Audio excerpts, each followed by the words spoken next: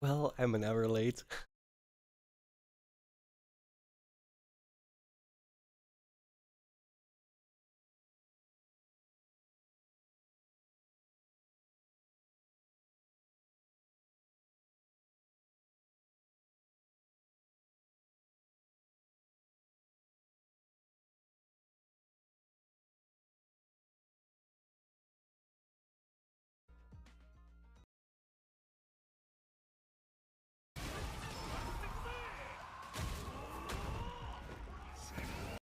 Now we take a look at the losers bracket of まずはグループ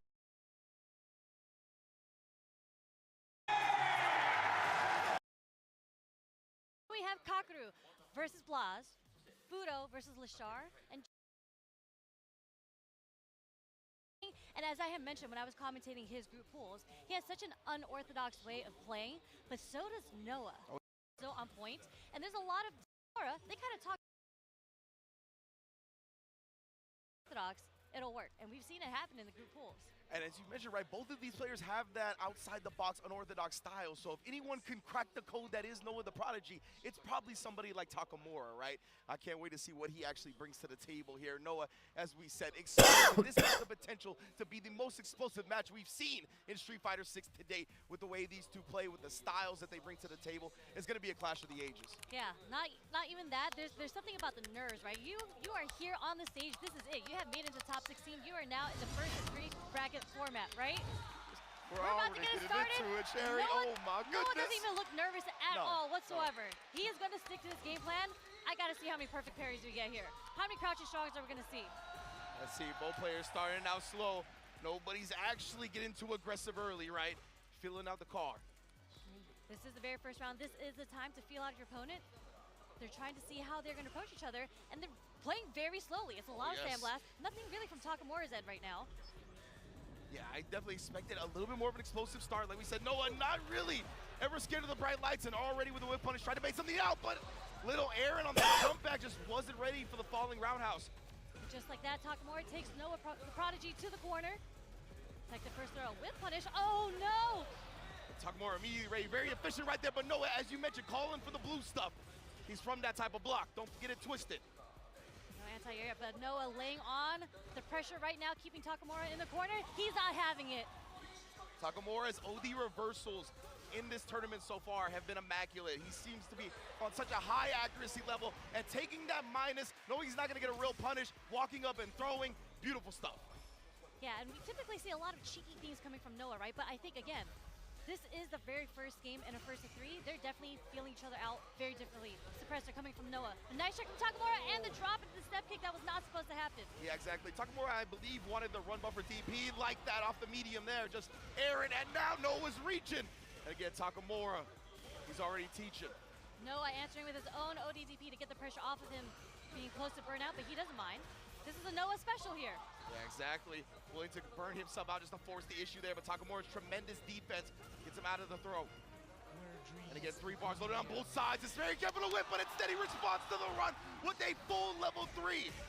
This is gonna be able to give him the life lead slightly, and more importantly, build up some burnout timer back. We're just gonna have to watch it. Nice throw onto the perfect parry attempt. One more time, had nothing ready for that. Nice block off of the plus frames, and Noah sending it to a round 3 in game 1. Takamura trying to fight fire with fire right there. I wonder if it was just supposed to be DP. No, I think he committed. I believe Takamura fully committed to that super because he wanted to take this first game with a bang. That would have killed, right? So he Yep. bet big, didn't pay off, but he's still looking very strong now. Takamura's got him in the corner, and he's running it. Oh, you trying to parry? I synced that already. Okay, Noah. Oh, you trying to parry? I synced that already. Takamura with a perfect to close out game 1. Very, very strong 2 rounds coming from Takamura here. Noah wasn't able to get one, but let's see if he's able to adapt to how Takamura is approaching him. We shall see. Noah definitely looks a little bit more timid than we're used to seeing him, right? And it's going to be interesting to see if as this game goes along, he gets a little bit more aggressive, a little bit more of that calculated recklessness. Okay. Baits out the DP again. Good damage here. Saving the bar. Another one. Back to back. I'm that type 2 Takamura. I get it. Drain the drive meter. Oh, and one ball again. Yeah, spinning that one bar to protect yourself there is honestly not worth it with how much of a life deficit he was at and still how much burnout timer he had to go. I mean, as long as you close out all the round, it's all good, Noah. Nice perfect parry, no punish there. The late crouch strong, no bite from Takamura. He does take the throw mid-screen. Back roll to get away from the pressure. Oh, it feels like he's kind of starting to catch on to Takamura's defensive habits. Yeah, Again. he is baiting out the ODDP. Knows Takamura is looking to try to establish something like that, and now he's reading, right? I finally got you to block. Not this time. I knew it was coming. But you know what? He had to because he was going to get burnt out regardless. He took it on his own terms with the wake up ODDP. Are we going to see a super coming out from Takamura here? No, backdash to get away from the pressure. This relentless pressure coming from Noah here. No, this is it. Takamura, he tried to cancel it to the level 1. That's why you saw the Tatsu. He just didn't actually get it. Unfortunate for him, he's going to be put in a very tough scenario and another game to Noah the Prodigy. Okay, it's making it 1-1. Nice adaptation coming from Noah. As you mentioned, as the game goes on, Noah's going to play a bit more comfortable. Oh, and you can see by the way that he's stringing his normals. It's going back to how Noah's playing, but the perfect parry is always there. He is ready with that blue perfect parry just to get his pressure started. Most definitely, we see it time and time again. He does it on wake up, he'll do it in the middle of block streaks. He'll walk up, dash up, and do a parry, right? He's one of the best at just parrying in neutral. He seems to have a sixth sense when it comes to people's button timings, and we've seen that all throughout his Street Fighter 6 career so far. We all knotted up in game 1. Yes, and I'm wondering if Takamura is going to, if he ever gets on the defense in this round, if he's going to change up his strategy. Because Noah did bait a lot of ODDPs coming out from Takamura. Ooh, and Takamura, you can see, he's been reaching a little bit. He's had these defensive choices called out a couple of times already. And Noah, look at this, his reads are getting really on point. Okay, Takamura fighting out with punish with the heavy knuckle. Yeah, getting the pullback of the hurt box like that, always a benefit for Luke, trying to get that overhead going, but he can't, but he knows. Takamura was fishing for a lot of crouch medium punch at the start of this round. Noah out looking good. Perfectly responds with a perfect indeed. Takamura not finding a way to read Noah's offense right now, and that's what we mentioned earlier, right? It was so difficult to have a read on Noah and to practice against him as a player. Man, that suppressor just didn't land, and another flub on the run cancel DP from Takamura. We've seen that a couple of times already. Noah taking the wheel on offense right now. We're seeing 3 throws back to back. No fourth, but he does no autocorrect on the DP. Noah, yeah, turn. he needed to walk forward a little bit. He was kind of shimmying in that range. Okay. And trying to get that parry. We talked about it before. Oh, and then Noah this time trying to pop off himself, but Takamura, these offensive reads from both players, immaculate. Okay. Back to the neutral. Oh, and yes, the light kick buffer. He committed to it off the drive rush cancel. Take the throw, as you say. Nice jump out the corner. Noah is able to get the cross cut this time. Yeah, you saw him walk forward just a tiny bit right there to make sure he was in the right space. The reversal crouch medium kick, and of course, the level 2 to drain the rest of that drive. But this is where Noah thrives. Ooh, the backdash, calling out the throw early, but no conversion. Thought he was actually gonna have to block the flash knuckle, but it came up short. Okay, didn't do anything there, just went for the parry. Okay, there's a low forward, went for the overhead. Noah the Prodigy not letting these runs go through. It's either gonna be a combo or there's gonna be a gap, right? So Noah's like, I have nothing to lose pressing a button in that instance. And with Takamura's execution errors on that specific sequence already shown a couple of times, it's even smarter to do so. Yeah, Takamura's gonna have to clean it up here because he's getting the opportunities, but he's just not getting the full conversion leading into his time to play. Yeah. And he's starting to get the right defensive reads, right? He's getting the low forwards. There's a run into the DP, okay? Delayed jab, Noah doesn't bite. You know, you see representing the backdash. He thought Noah was gonna pop off after that, but instead, being nice and patient here. Look at this, the throws. Takamura gonna do, overhead is there. Not gonna spin a more meter though. Noah just taking it now because he knows one more driver's cancel will win him the round. Oh, reaching! And he's a young man, but he can still teach some lessons. And just like that, Noah is sitting on the set point. Noah's so undeterred right now. Low forward counter hit does connect. He's gonna take Takamura all the way to the corner. Again, ooh, nice block at the crouch medium kick. A little bit of a delay, no response from Takamura. You can't jump out of that for free. Oh, and again, the run execution errors. They are plaguing Takamura this set. Maybe something out right there. Just in case he tried to go for the drive reversal, I feel. Okay, the lights is gonna go into the level 3. Noah, the prodigy, he Wow, committed to the drive that was cancel terrible. off the last light. Figured Takamura would try one of those reversal buy-ins. Knew it, stuffed it, took the game into winner semis. Noah, the prodigy. Qualifies to the top 8 winners. Or you never know. Is he gonna parry? Is he gonna press? Performers in our group stages. Well, so far he hasn't just That was terrible. as well.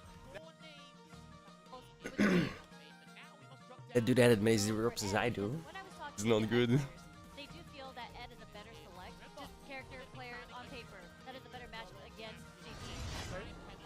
Flash or something. The run in. Let's see who establishes the dominance first.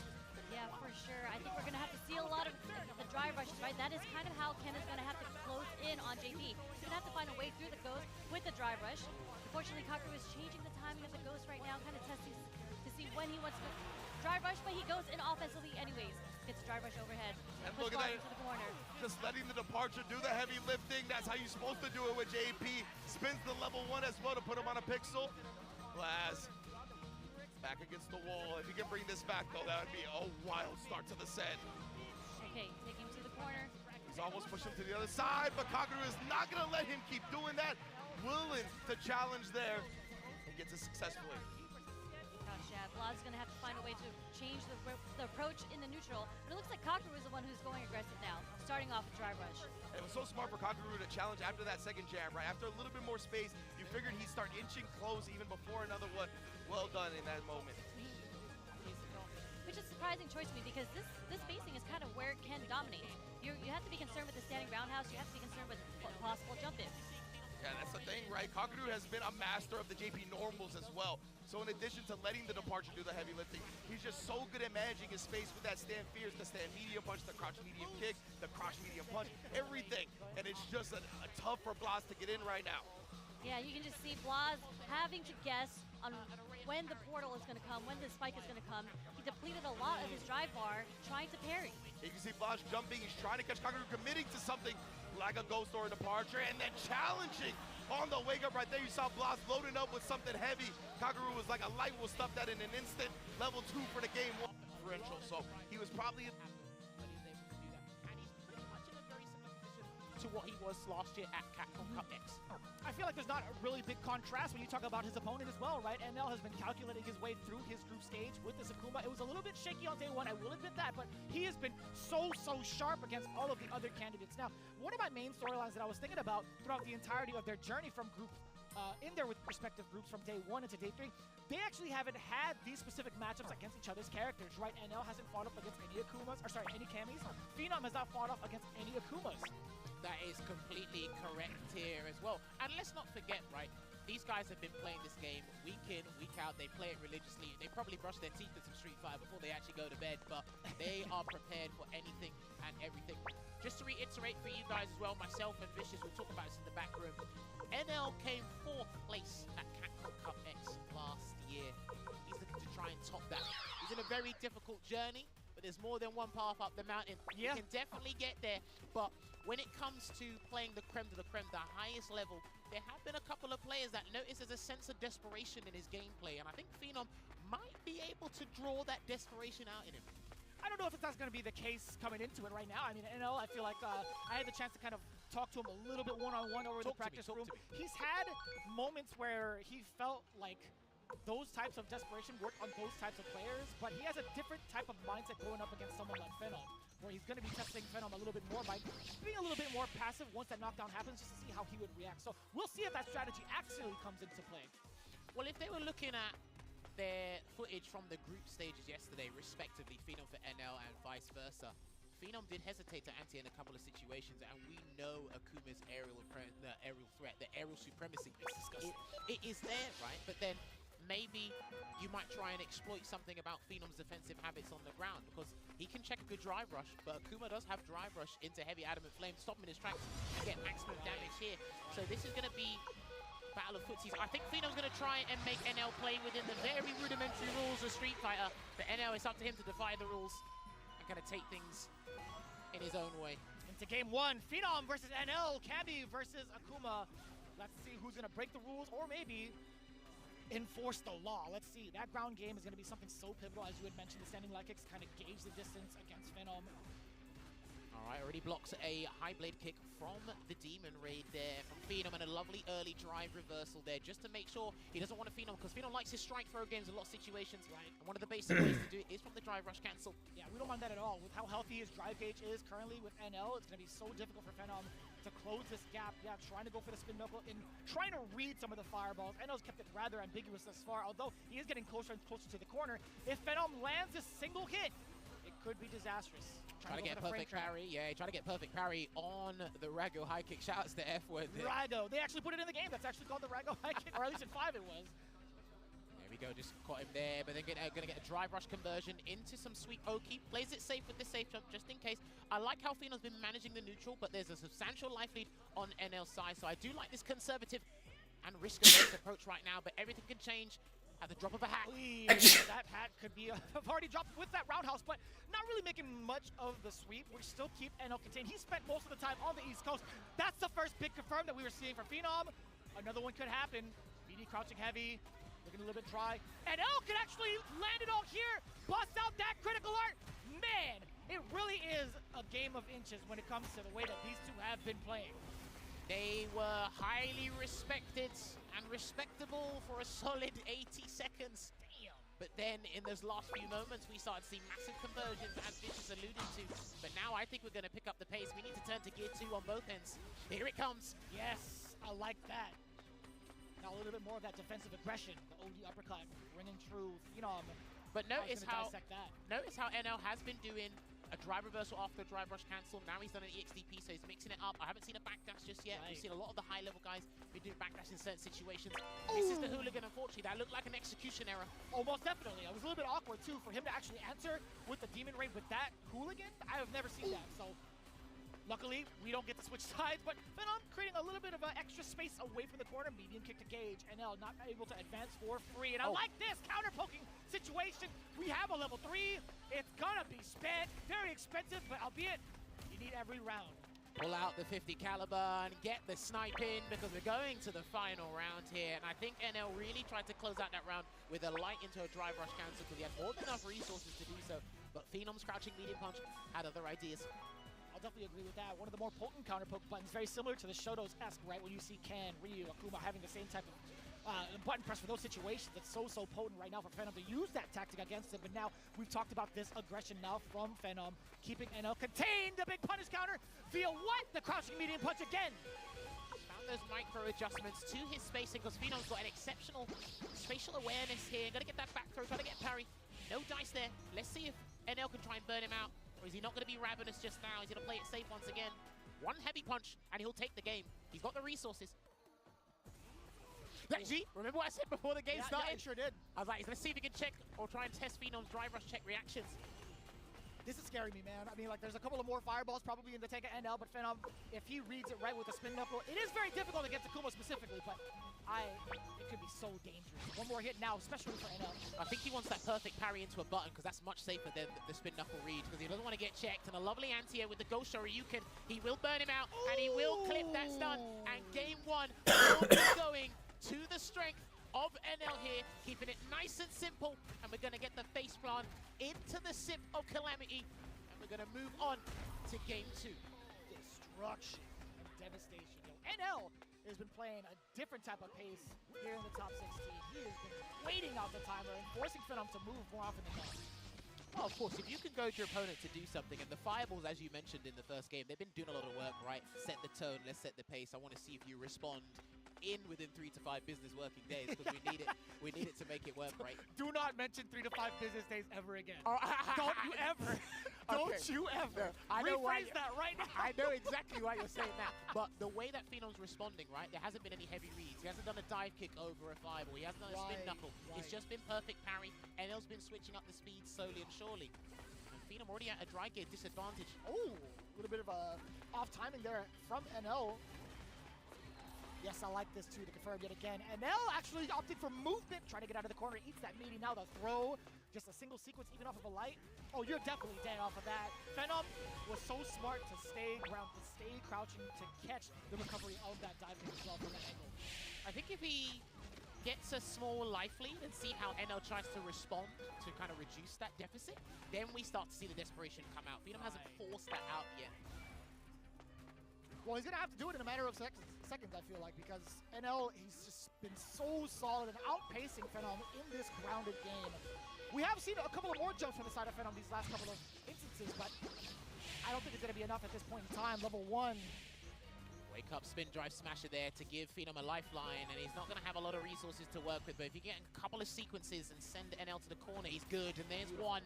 Got to watch out for the reversal. He's got to watch out for the reversal, and he did, and he's going to build a Killer Bee Sting. He will burn him out, but NL still has another executive decision to make. Not he's quite. Still alive with the drive gauge.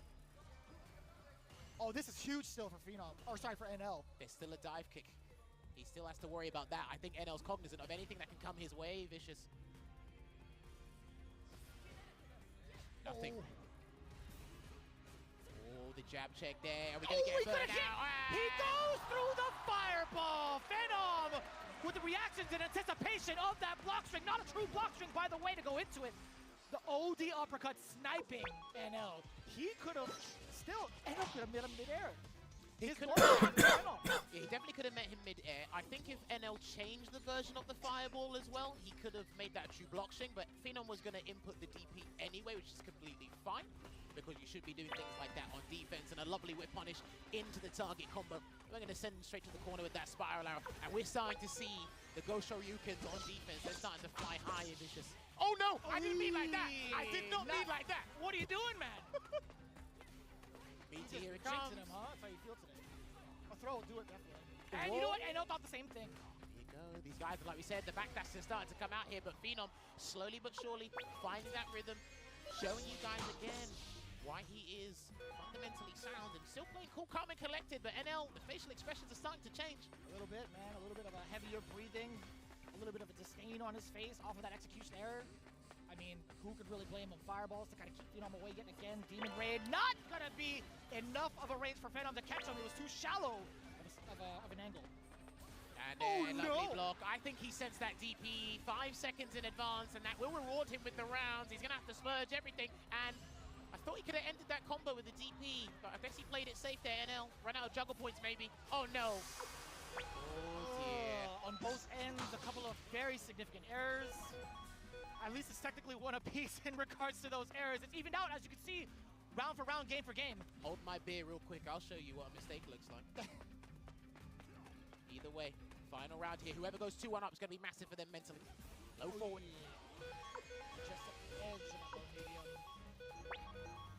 There you go. If Leon starts into the dive kicks more, because he knows NL, the strategy he's got, the grounded strategy he's got, is exhibiting it really well here. And these guys are going to start taking to the skies real soon.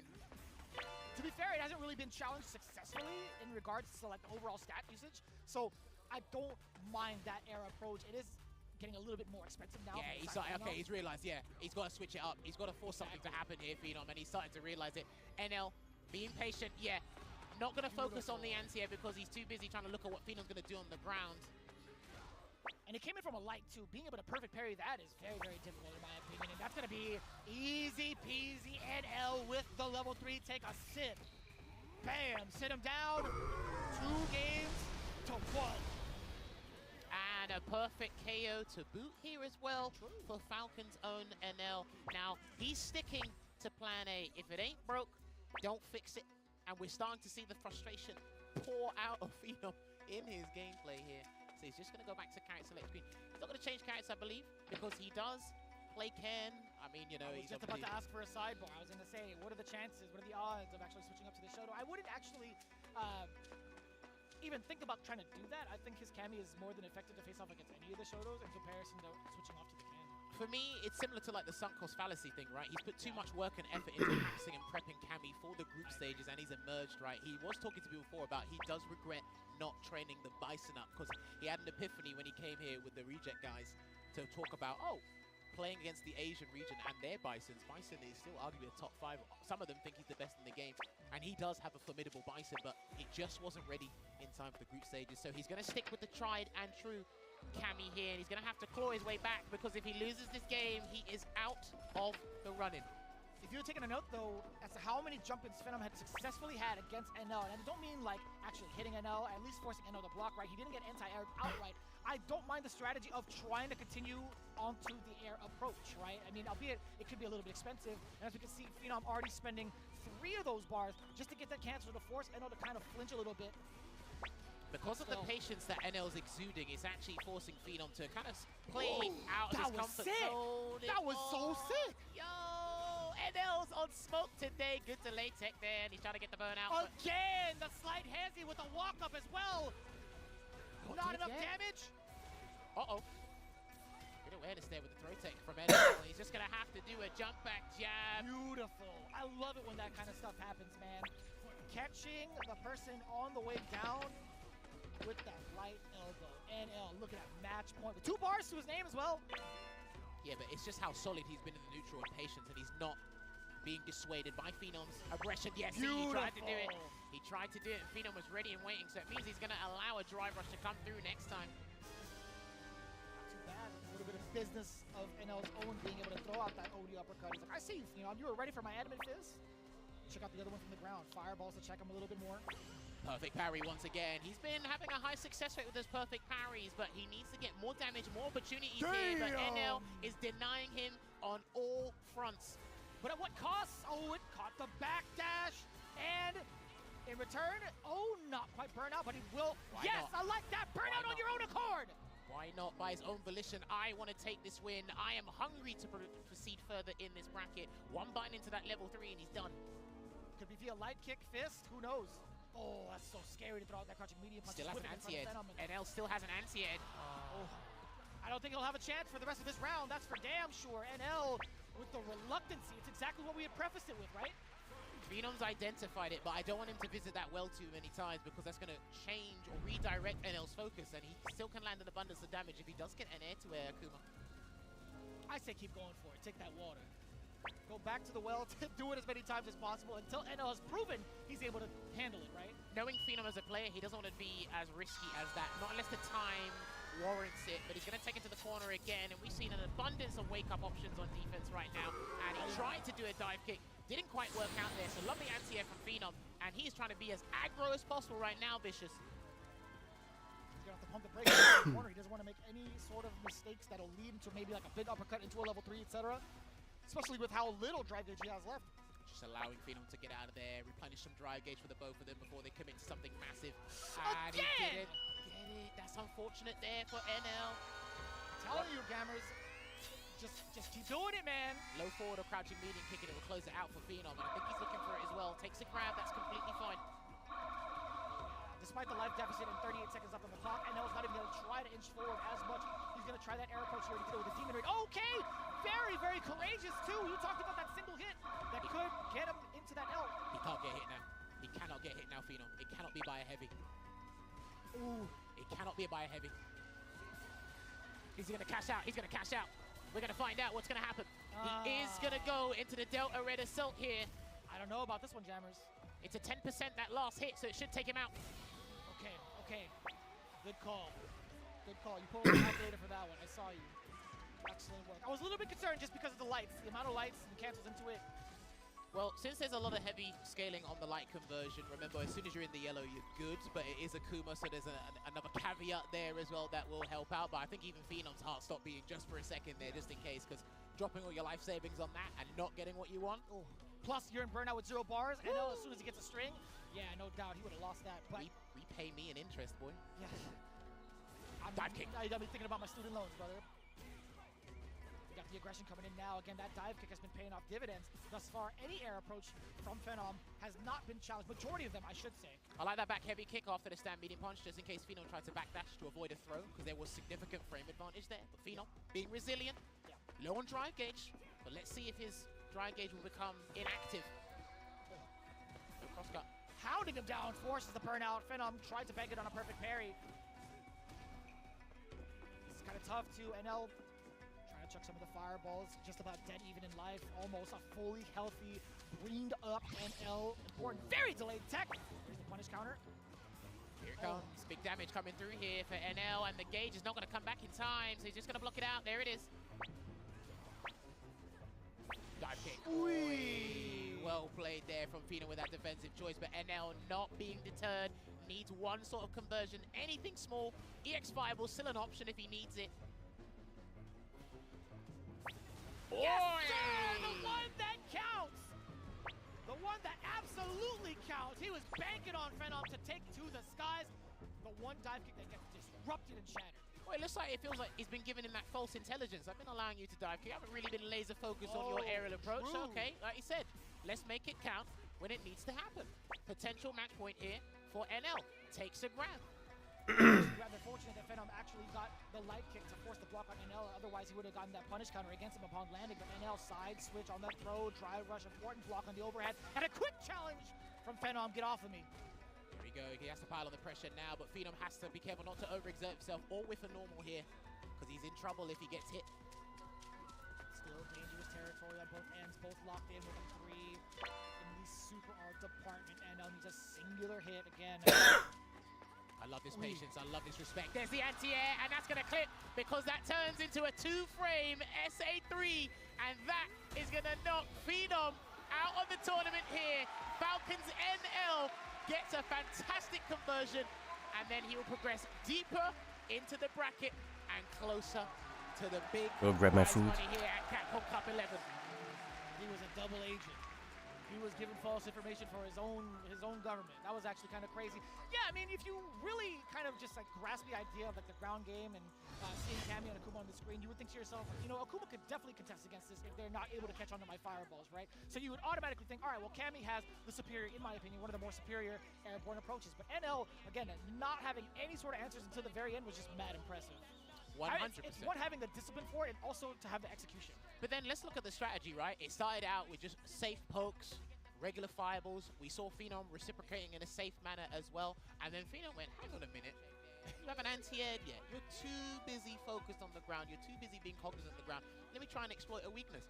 He did go to the aerial approach, and he did get away with a couple of dive kicks, but for the most part, they were blocked. Regular jump hits, they were pretty much blocked. But then NL goes, I'm gonna keep letting you do that, and I'm gonna note that for later in the set when it actually matters. And like you said, we started to see EXDPs come out, we started to see a regular reverse come out, and then just to close it out, the cherry on top of the cake, we did see that DP into level 3 there. So honestly, this was a fantastic set to kick things off in this top 16 losers side.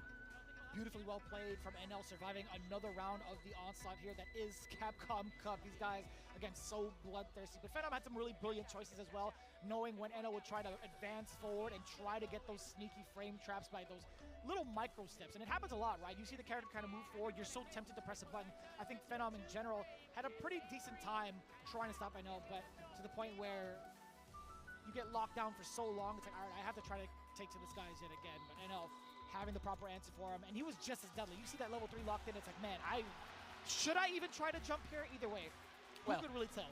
And now we'll progress into the losers side, round 2 of the top 16, where he'll go up against Angry Bird. But now we got dropped down into another match of the round 1 losers side, where it's going to be hometown hero, role model, in Japan, internationally, the murder face. He is going to be going up against the remaining UK representative here. Heck, the only UK representative, if you want to exclude Lex from this equation just for a minute. It will be Borowski, the great capybara.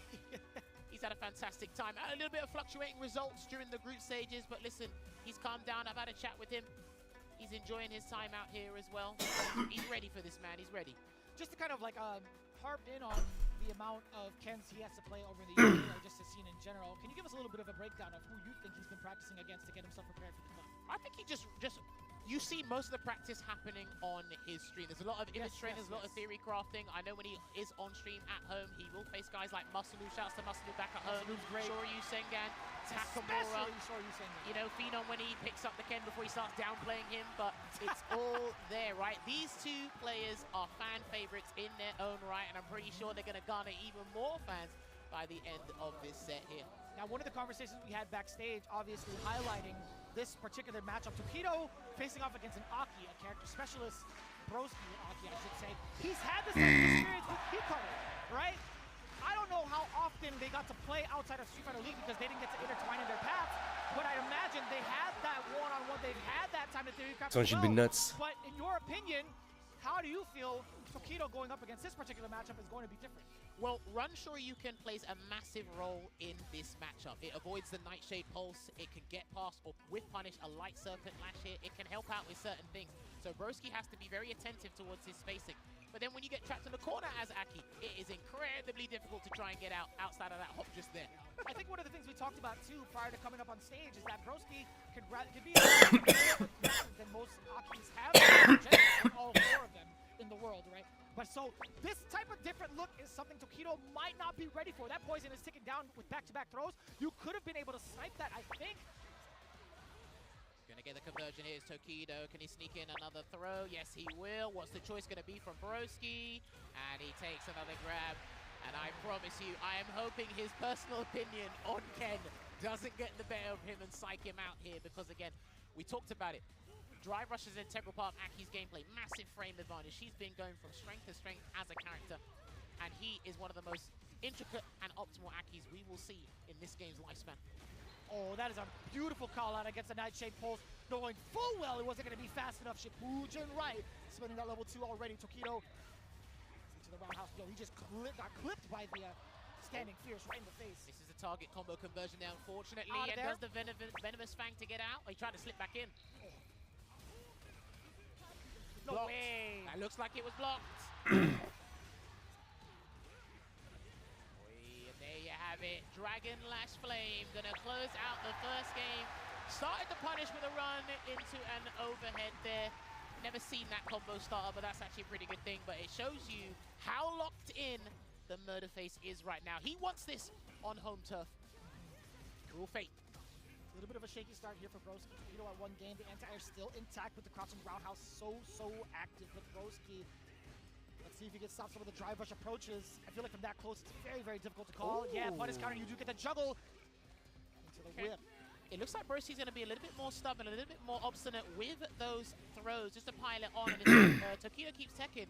There's a lot of defensive conditioning that's going to be exploited. Perfect parry. Can he get the grab? Yes, he can. Oh, neutral jump instead of a forward jump. I like that because he was probably going to get anti-aired, and Broski looked like he was ready for it. And this is going to be massive here for Tokido. Chases him down once again. He knew it. He was willing to double up on that drive rush just to get that burnout against Broski. You can see him.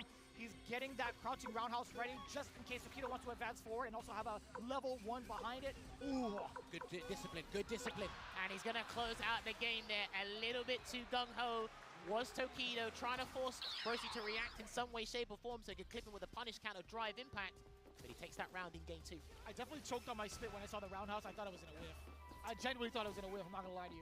Well, one thing I like that Tokido's doing thus far, great conversion into the heavy serpent lash there, and another throw tech. Tokido's got to be careful, man. Oh, because of the Tokido's got to be Venomous careful, man. Exactly that. He wasn't allowed to throw that fireball. He was still in that poison state. Safe jump, and now the barrage coming in from Broski. He is going to get that roundhouse. Luckily enough, it wasn't a serpent lash to anti-air. He wants roundhouse into level 3. That's what he's trying to check before, but he's going to get a different conversion into the claws of Yazi, and we're going to get a 1-1 here at the scoreline in this best of 5. Building up that magnum opus, Broski. 2 rounds straight with a significant comeback against Tokido. 1-1. I know the crowd's loving them some Aki as well. They don't get to see that character too often. Hey man, this is a character that's probably reserved for the loyalists and the specialists in Street Fighter 6, and boy, are we looking at one of the finest we'll see, as I said before. I think overall she's got the most sauce, man. She is so cool by design and also aesthetics. Yeah, crouching what? as An well. amalgamation of Fang and Gil from Street Fighter 5. Some people love it. Oh, get him out of there. And not too bad. Crouching heavy punch. Didn't have to suffer the mix afterwards too badly. Dude, these guys, it's just battle over a drive rush and who's more stubborn with it, because right now Tokido's got a substantial life lead here to work with. Drive rush again. That's the first check we've seen from Broski. Cool and it caught, yo, that caught him in time? What? I didn't think so either, to be honest. Yeah. Yeah, that sharp angle doesn't catch Ken's hurtbox in that way. But he wanted to catch Tokido teching. That's what he really wanted there, Broski. He didn't bite there, Tokido. One straight hit will do the trick. Got the serpent lash. The command grab is there. Look at the extra damage on top. All right, gets a grab again. Tokido, what's the choice going to be? Because if he rushes in again, and a good jump away. Uh-oh. Oh, he reacted with his own fireball, or was it preemptive? What do you think? I think he was going to come in regardless because of just how aggressive and tense that situation was. But Tokido is making sure Broski is on his toes 9 times out of 10 in this set thus far. He's making sure Broski reacts to things as much as possible, make him alert and divert his attention from what he really wants to do. Oy, Jesus, a barrage of damage going into Broski. Pretty close to getting burnt out as well. Extra damage on. Oh no, I lied. No anti. What in the world just happened? I got smoked too. Anybody in the chat said they would have blocked that? Ain't no way. That was like a 4-frame rollback delay from Broski's end. I'm actually not sure what he was expecting. Maybe he was expecting an empty jump to come and happen there, but he just got clipped. And he did another approval there, so he has to kind of shake this one off. But Tokido 2-1 up in this set here and opens the game up with a Nightshade Pulse. Oh yeah, Tokido's gonna throw him off now.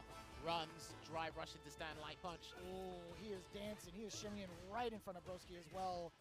We're just hoping we don't get to have a big whiff punish against him, but Tokido, with how great he is with his control in the corner and the reads he's had on Broski thus far, yes, yeah, it's gonna be huge. That was meticulous spacing there. Outside of the Light Serpent Rash range. I'm not sure if exactly that's what he was looking for, but hey, he got the punish, and he's locked Broski down in the corner before the positional advantage was switched up. Man! Is that the first one we've seen thus far from Tokido? Hey man, he's been unpredictable 9 times out of 10 in this match, Tokido, and Broski's trying to play catch-up here. Second best in most departments. Good block on the overhead. Punish, yeah, it's too close. It's way too close there.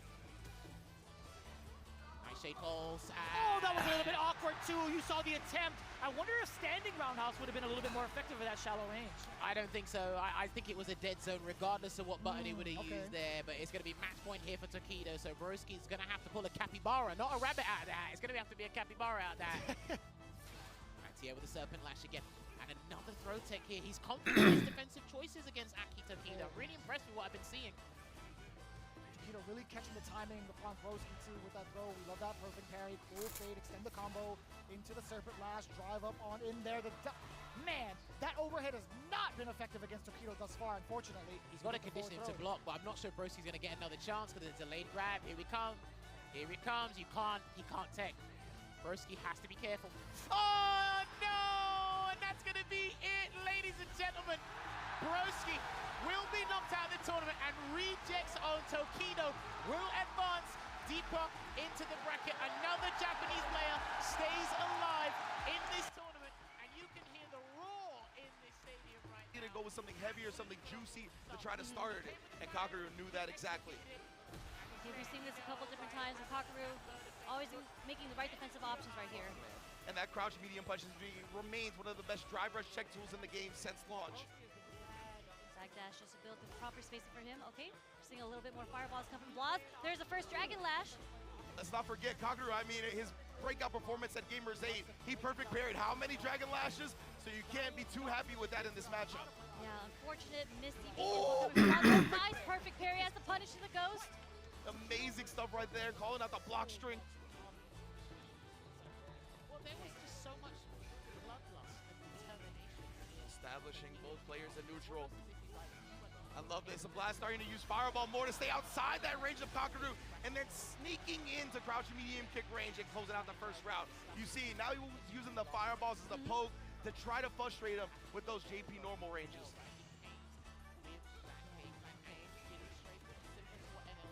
Blaz trying to establish his pressure, stay at the spacing, but a medium punch. So strong from Kakaru. How stubborn Tokido was. Both players poking back. I'm surprised there wasn't a driver's cancel buffer behind that crouch medium kick from Blaz. Oh, with a backdash, Kakaru spacing. Great position. Kakaru almost building up the level 3s. Okay. Another whiff punish into the level 3. Responding with a fierce right there. Kakaru willing to spit all the meter as well. And I don't blame him, right? He's going to put him on a pixel. He's this close to taking the round, and he's just been very convincing in the neutral. I don't mind spending those resources going into round 3. That's going to be an all Japanese. Just a crouch short is enough to take the second round in the second game. Blaz is going to have to figure out a different strategy on how to approach Kakaru. With how characters that NRD has really struck this Fainting the ghost now, trying to bait something out. Maybe a Dragon Lash, maybe a Drive Rush. Okay, But a go for snipe. it, disconnect. Taking Kakaru to the corner. Wow. Actually gets back thrown by Kakaru. He was trying to walk back, but maybe made the decision too late. And then, yeah, that's plus frames off that heavy kick. Can't forget that. Kakaru, the perfect parry prince, back to back with it that time. Yeah, Blaz trying to figure out his approach, trying to get the whip punish to low forward, not connecting right now. Kakaru's defense is insane right now. Yeah, of course, Kakaru, the plethora of Kens in Japan. He's got so much matchup experience in this specific one. Seeing him check drive rushes left and right. That time he got caught in the departure, so he still had to hold that, but he knows his Jinrai counter game is the best I've ever seen. We saw it yesterday against Tokido, now up against Blaz as well. He knows the spacing unlike anyone else. Blaz, yes. The block would have been much more comfortable, but the actual reveal of it all has led us to a different path, and you'll see in just a bit. Menard, I think he's finalized his character for this specific matchup. He probably knew this from the moment he knew he was going to fight Xian in the groups, to be fair. He probably knew what he was going to do. Had a little bit of a shaky start with the group stages, but hey, this is a double elimination. He's very good in this territory. He's a two-time Capcom Cup champion. Ambassador, and he's got massive fans here. You can hear them roaring in the background. It will be Luke going up against DJ here. Damn, that was fast. No context dash early there from Xian, just to set the pace. See how Mena tries to weather the storm here. Maybe delayed crouching medium punches. Gonna get a clean jump in there and flash knuckle his way across the screen, Vicious. Out of there as well. At least clearing himself away from the corner is pretty important. The delayed tech now from Xian, opting to go for the feints this time. Mena actually did bite from further on with that jump. Didn't really lead to much though. Sobot, counter hit now from NRD, flexing that medium. I mean, Xian's mastery of air slasher just in general, the feint, the heavy version, the EX version, you name it, just how he utilizes it and watch how his opponents react, whether it be at any sort of level here, is absolute mastery. When you're in burnout, good luck. My commiserations, honestly. Drive rushes in. Look at that, I like it. Just trying to avoid the danger right of that drive rush, or at least give yourself a little bit more leeway to react to it potentially. Well, look, he's got a considerable life lead. Why do you need to go forward? Not yet, anyway. Absolutely. It covers a lot of the options, right? You're able to react to the fireball, you're able to react if TJ goes green. I'm liking this pace that Menard setting. Yeah, even when it's not his turn, he backs away with an immediate backdash, hugging the corner a little bit. Oh, he tried to do a delayed parry there, and any hit will do it. Stand medium kick, stand light kick, you name it. Let's get the poke. DI! Beautifully done! That's the thing. Xian needed anything to kind of happen there. And Mena RD knew you weren't going to react accordingly, but he's going to get a back throw there, back to the neutral. And what a check with that crouching medium punch. A weaker combo since the early days of Season 2, because it did get hit with a damage scaling penalty. Anticipating that neutral jump was specifically for the Sobot, right? I believe so. Jump fierce. Good block. I can hear Cabba in the background shouting. That's I can literally hear Cabba in the Hey, background. how long has it been since we heard that, right? It's been too long. He's been nerfed season after season. There it is. I love it. All right, so again, this is the type of pacing that we're going to expect from NRD. He's going to hug this life lead for so long, and that's totally fine with him. A couple of fireballs from this distance. He doesn't mind it. The perfect parry, too, can kind of keep Xian in check. If he perfect parries, maybe drive rushes forward, but that's only if he really needs to. I think that's going to be saved for the very last of the rounds. Well, he's playing at the air slasher range, so nothing else from here outside of a no-context drive rush will help him, but Sandblaster is more than capable of handling this situation right now. 100%. But they're up close, and Mena RD is going to force some action here, and if he gets the next hit, he should be able to close out this game 1. Oh, Xian's taking a little bit more liberties with steps. Within crouch medium range, possibly. There it is. Okay. Still alive. Burn him out. He's got to burn him out here, and he's going to cancel into the weekend festival. Now, that actually, I'm not sure if that's going to burn him out, because sometimes checking it out. Let's find out. He's got a pixel. There's the pixel right there. Good call there from Vicious, but the air slashing is the trick anyway.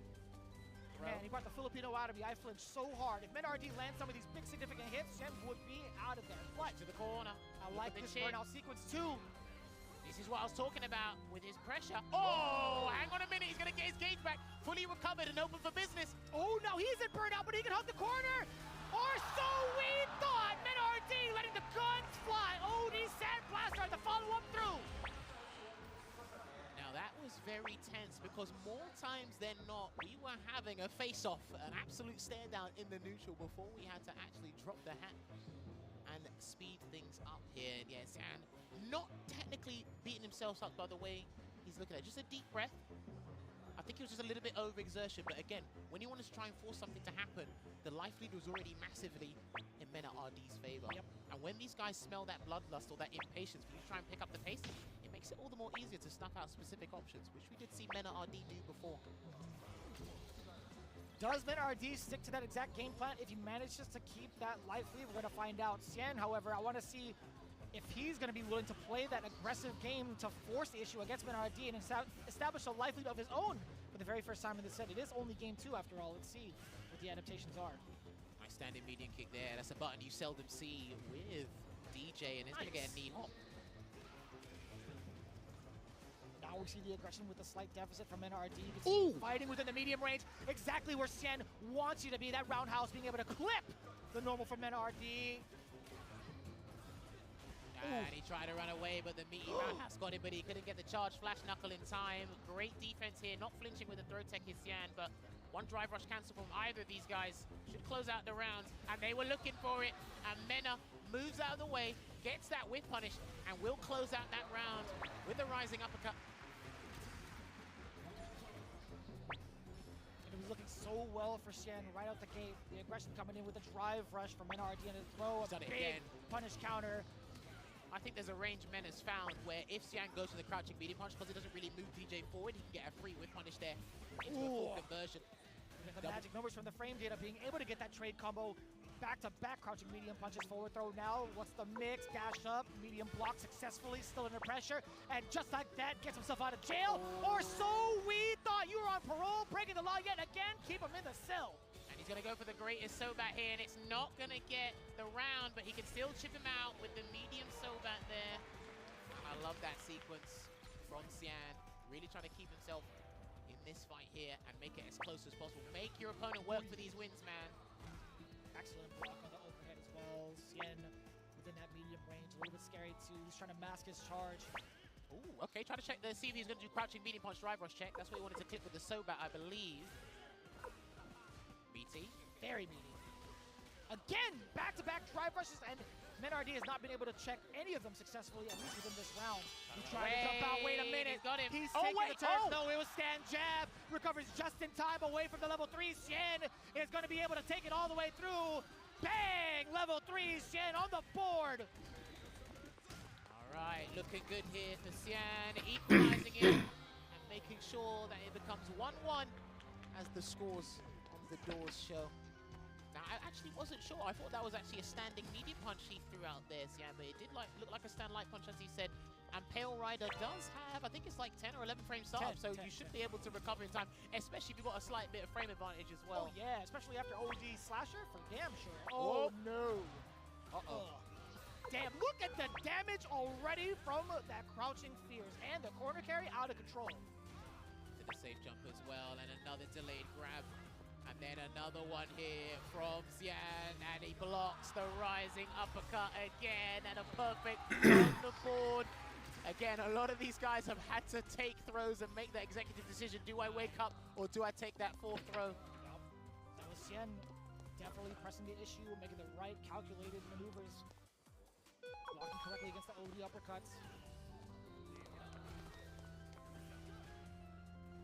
Defense, yes, and I like that. There's an angle where if he does the jackknife maximum, it's going to go the wrong way, and then Mena can chase it down. I've seen a couple of players try to exploit that about Cien, but he's just blocking and taking the sequence. Second time we've seen it happen, but now MenRD could spend the bar to dish out the rest of the damage. Level 2. All right, it's going to be a Razor that should close this one out here for Mena. Bam!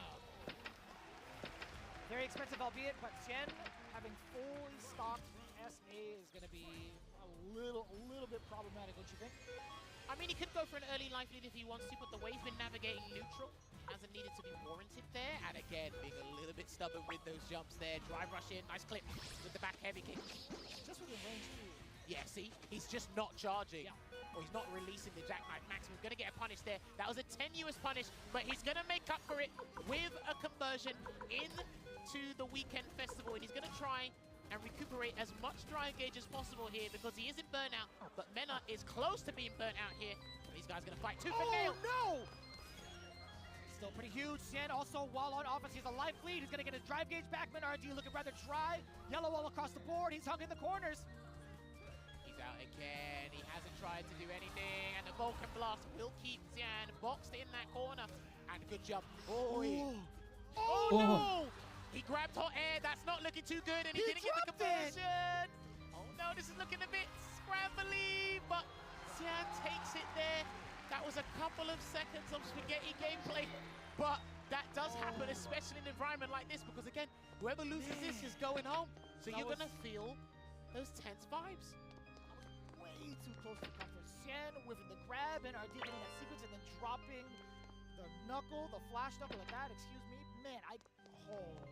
Dude, I've been saying this from Street Fighter 5, right? In these high-octane environments, when you have to play Luke and get a perfect flash knuckle to get like the wall bounces and stuff, that can throw you off a little bit. I know these guys are the creme de la creme, but sometimes that can just throw a guy off. The best, without a doubt. Yeah, it happens to be the best of us, that is for sure. When RD sticks to his guns, it's gonna be Luke. He believes in the strategy, man, and I think this is probably the best pick he has out of all the characters he has in the roster. Oh, the overhead does find success. That's the first time we've seen the walk back check with the sweep. Yeah, and he's not even trying to mask his charge as much, right? You can still see him pivoting forward a little bit from Sien.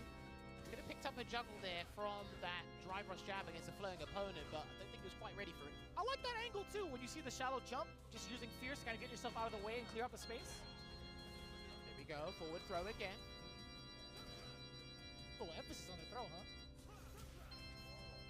Oh, he tried. That was mad unfortunate. The angle just was not right enough for the sweep pickup from the side of Sien. He had the right idea there, but very fortuitous for Mena, and he waited for any sort of option. A backdash came, and a delayed crouching medium punch punishes there, so he's looking to try and equalize it in this losers round 1 in the top 16. Air slashes in. It's too intense. It's way too intense to call. Sien trying to scooch on in there. Just get caught moving, a great conversion, and I like him using the light kick because of the ranges. That's plus enough to get that mix. Off of the target combo, the exchange, back to neutral. I like that he's just walking in, no arbitrary drive rush. He's not trying to do air slasher into a drive rush behind it. He needs to preserve as much drive gauge as possible. There, there we go. Caught the check. And that's going to be the game, I think. If he builds the bar and does the whole conversion, but he is close to the corner. All right, Hail Rider working its magic. Let's find out if that final hit does it. I think he might still be alive. Oh! You went against your own rule, Jammers. I was actually surprised you let him rip with that statement towards the end. Well, he started with crouch media kick, right? Yeah, he did. Actually, was it crouch media kick? I think it was. Perhaps. Hey, it's 2 apiece regardless. Mena's the one who needs the result. We're the backup dancers.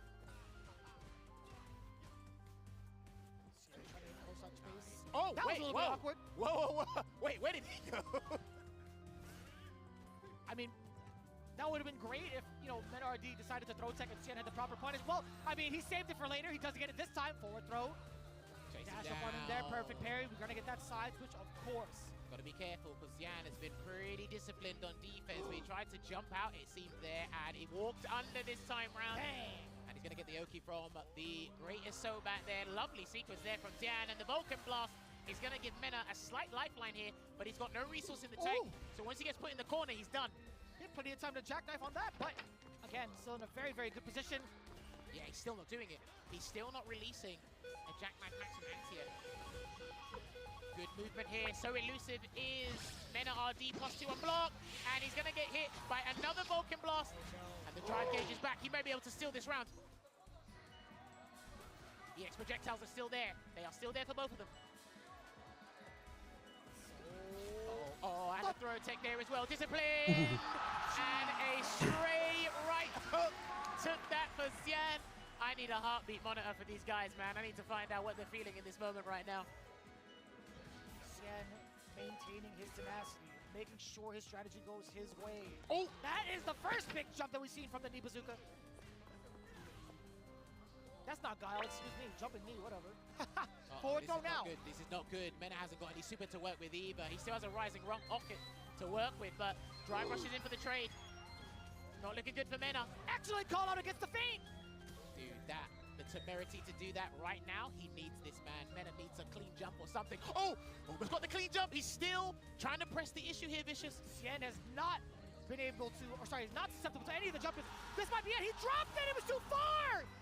Vulcan Blast saving him again here, but Xian still has the super to work with and any sort of EX move to work with here. He doesn't want to burn himself out for no reason. Drive rush is in. He's clipped him. He's clipped him. And there you have it. The conversion from the drive rush will get Mena Xian goes home. to proceed deeper into the bracket.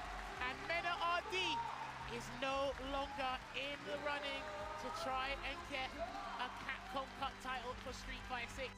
So he's just going to have to wait another year, man. Going back to the character select screen, I think he's gonna have to take some time to figure it out whether or not he wants to stick with Ken or how to approach his strategy. Like he's tried so many different things. He got a lot of success with the fireball game when he started using it as pokes, but he had to get within that range. You know, all the other rounds that we've seen Kakeru dominate in, he just was not allowing Blah to get within that range, whether it be a counter poke with a stand medium punch or a short interruption for the drive rush. Indeed, and Gloss has switched it up to the Goki Akuma.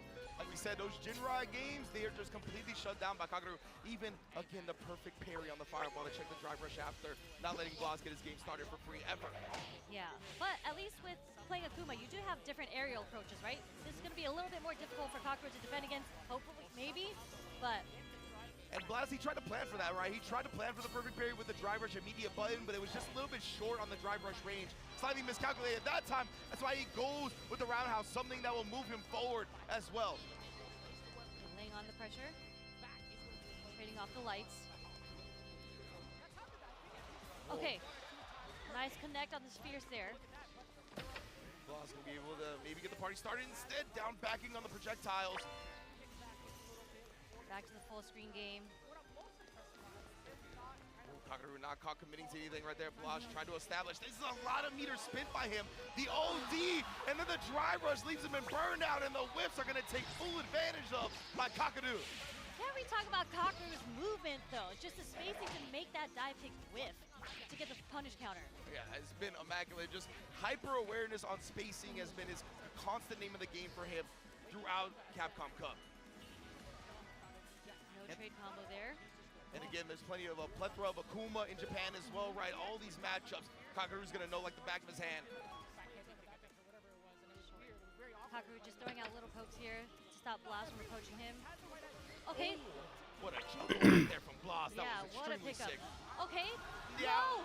I was gonna say that's gonna be too slow. I think he wanted the DP, Yeah. but it happens sometimes. You get the level 1. And because Kakeru was smart about doing an empty jump, he was able to block on landing and take full advantage. A very unfortunate situation for Blas. Not a good situation. You're about to get chipped out unless you're able to super. Level 2, yeah. Level 2 projectile invo right there does get him out of the situation for now. Will he be able to bring it back? Oh, he tried the DI, but he didn't get the whip punish. Kakeru stays crouching and punishes him for it. Oh, some heartbreaking moments for Blas in that one. But Kakeru, much to the delight of Ryu Goku Gikan, will move in the top 8.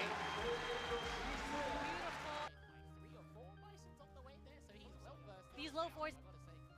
I mean, if there's anything that we've seen... But our next match is going to be... Xiaohai has three other characters to exercise if he needs to, right? People consider him a generation. As well. He's shown off the We saw and he can do thing here. He's He's feeling confident enough. He has a solid read against Shuto, but Shuto, if you're looking at it, he has three Sprinkling the neutral. He likes playing it fast. Yeah. Whereas Lashar likes playing it slow. You mentioned very high level Lashar's specialist with that in mind, but might be color as well. if need be, and very interested to see if that comes out. Well, Xiaohai, I think he said earlier in the week that he actually praises the character pretty highly. Thinking that a top 5, maybe a Just in top case anyone wants to know. I don't This is particularly live, personal and what we were just experience. I seeing think is the hour that I missed because I woke up late. I think it's a little bit annoying, but obviously the character's just come out. We need a little bit more time time for the characters to marinate and flesh things out. But hey, listen, Xiaohai is your EWC champion. No, I wouldn't say put it on the map, but I think he made people reconsider certain character combinations. We saw it in Season 1 with Meta RD, with the Luke and the Blanca. Yeah. In Season 2, probably the most prominent pairing was Bison and Ken, because when you saw him do it, you're like, hang on, he might be onto something here. That's right, and he's been a veteran of a multitude of different games where you have to balance multiple characters in a moment's notice, right? Being able to manage 3 at a time is what he's been doing since he was a kid, quite literally, right? So, I think he'll be just fine being able to exercise all of these options if need be. It's really up to Shuto to manage them all, and it's so wild. Technically, he has doing? under his belt, which is Marisa. Hasn't really had that type of limelight throughout this entirety of this season in particular. But mind you, he did start off with Modern Marisa, if you guys remember that. But for me, it's the character journey from the start of Season 2 till now. Investing, really sinking in that time and, you know, meshing with Akuma's toolset. Trying to utilize everything that My biorhythm is broken. Tokido and thought he was going to pick Akuma for a little bit, but he stuck with the Ken.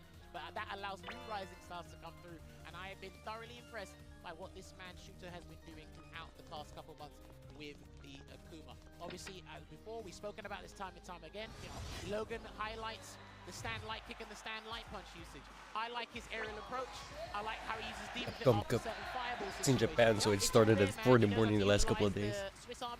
And today. I'm still stuck on Shuto's And tomorrow. Beginning journey with SFL, with Goki, or Akuma, excuse me, him trying to take advantage of the Demon Raid all the time. He was so obsessed with that move, it looked like. But here we go, Xiaohai versus Shuto. Game 1, Bison is the choice for Xiaohai. Shuto trying to manage it with the Akuma pick. Oh, that's a punish right off rip there. That was a poorly spaced light knee press there, and here it is. The momentum's coming in. Unfortunately, he didn't get, I'm not sure what that was. A good light kick, but I'm not sure he wanted to touch or something there. Not sure that would have worked, but with punish. Beautiful. Nice buffer, actually. Like how often, I mean, buffer or not, it still happened to catch Bison's medium kick, which is kind of like crazy to think about. It's such a great tool to kind of space out the opponent. It's also a great tool in the footsie department. Okay.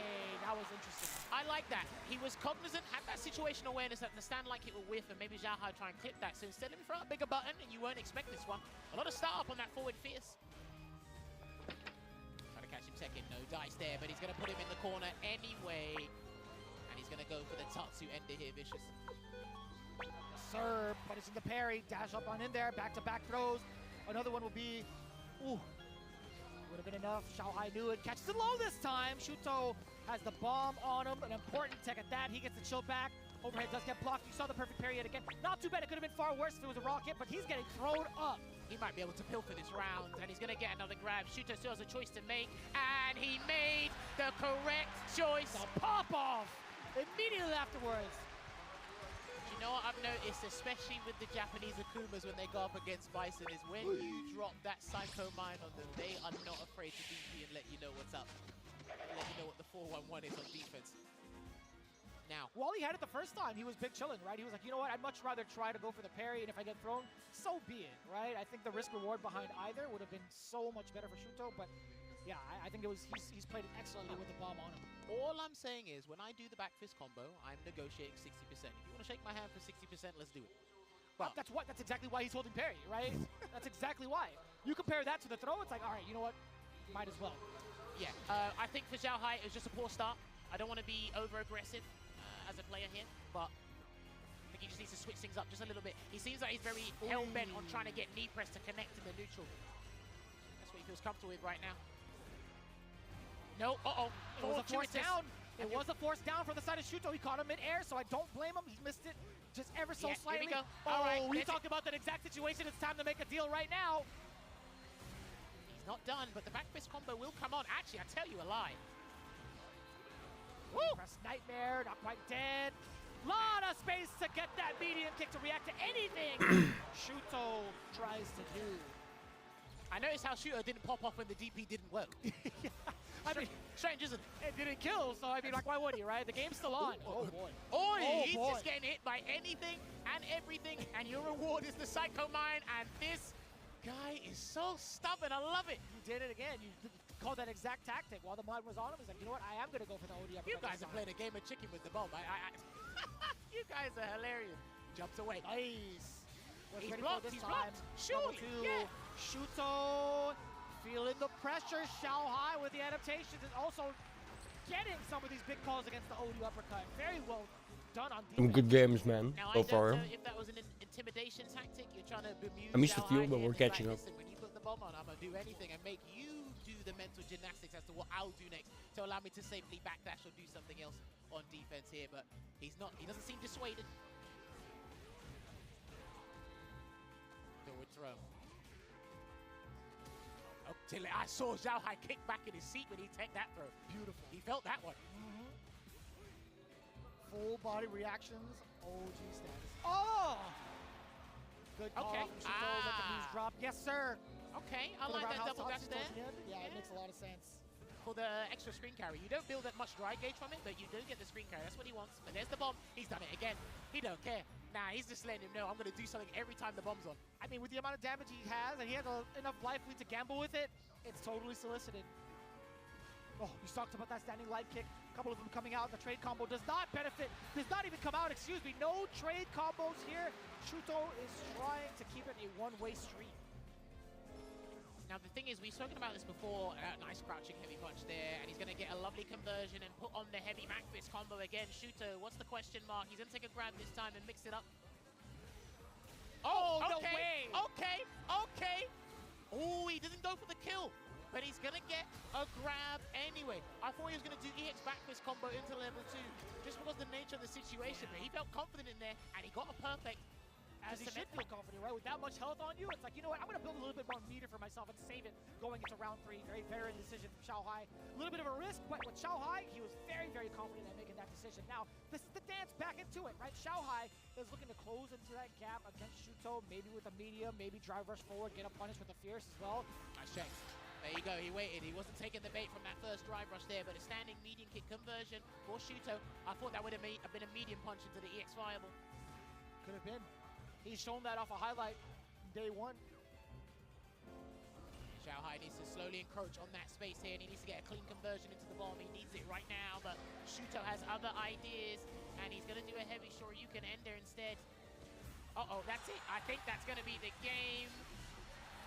There you have it. Sip of Calamity will take game 3 and award it to Shuto to give him that 2-1 lead.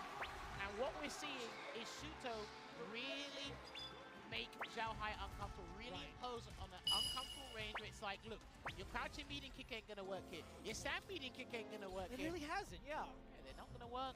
And I got a crouching medium punch, it works really well. Punish. Oh, that looked like it was punishable. It was rather close, wasn't it? It looked dangerously close. That's the first Psycho Crusher we've seen. Hell attack, yes sir. Okay, no, he dropped the rest of the juggle. Try to get into tech there. Xiao Hai's not biting, and he tried to do a head press there from the Shadow Rise. He's looking at him, he's pumping something. What you pumping, good sir?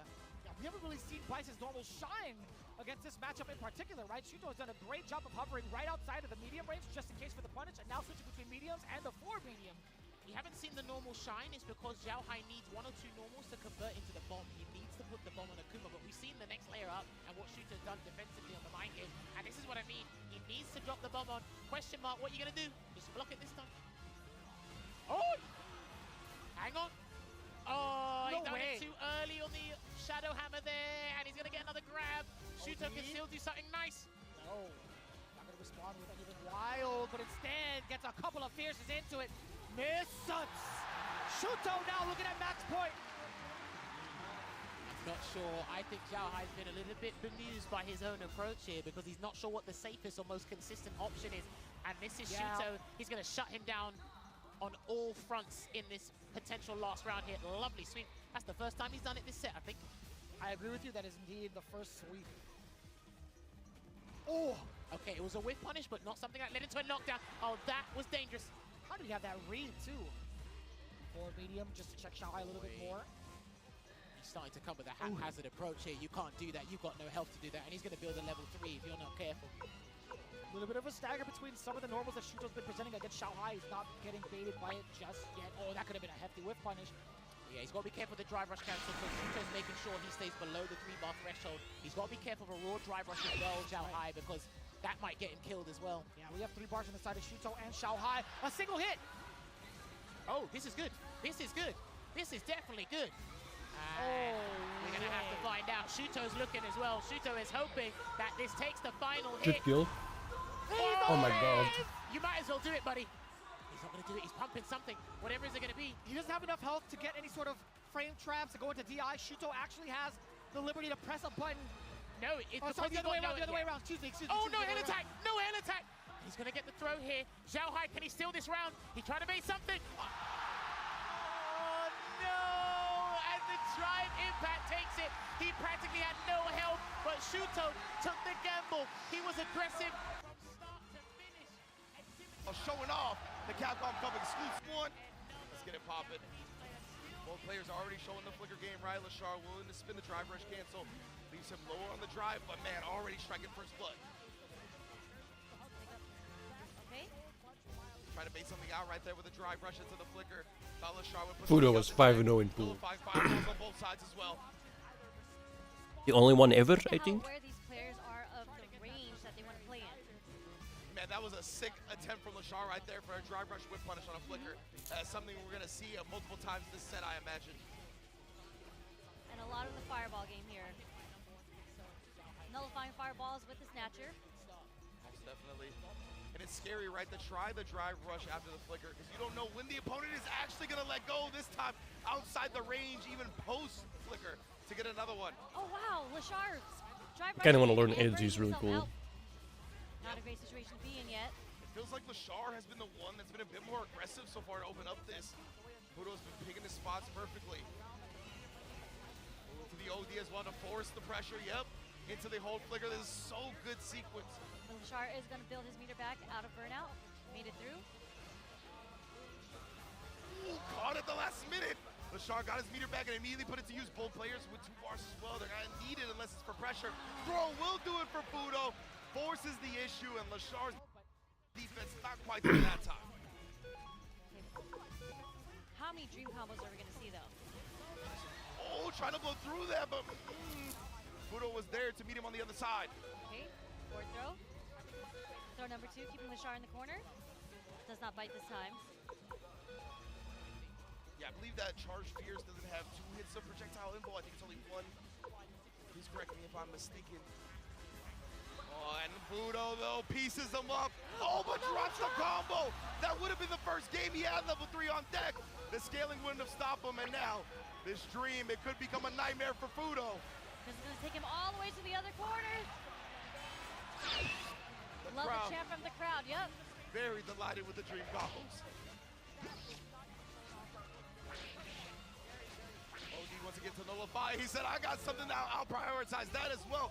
Using the level 2 to try to lock him down. Fudo is on the verge of that. The perfectly timed drive reversal bypasses that, but it does burn Lashar out in the process. Oh! So smart. Okay, conversion off to the level 2. He's bringing it back. There's still a lot of burnout time, though, and Fudo, cool, calm, collected, walks out and catches Lashar for the first game. Okay. That was incredible for Fudo. Lashar's looking a little, I don't want to say shook, but he's not finding a way to get his game plan going.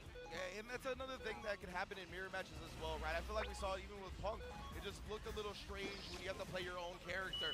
Usually you're so calculated, you know how everybody's gonna go about it, but the mirror is just a different beast. Oh, What a perfect. way to punish. Look at Fudo, man, he's being so on point right now. Now playing back a little bit to let his drive meter come back. Faking Ow. that out, but the kill rush forward still gets clipped by the jump. Nice whip punish on the snatcher. This should be it. That's what we saw Lashar look for in that first game, right? I mentioned it. They're going to be trying to whip punish the flickers with the drive rush. It's tough to do because of the charge time and the variation and when it can be let go, but Lashar finds it there. Okay, it's Lashar who finds the whip punish once again.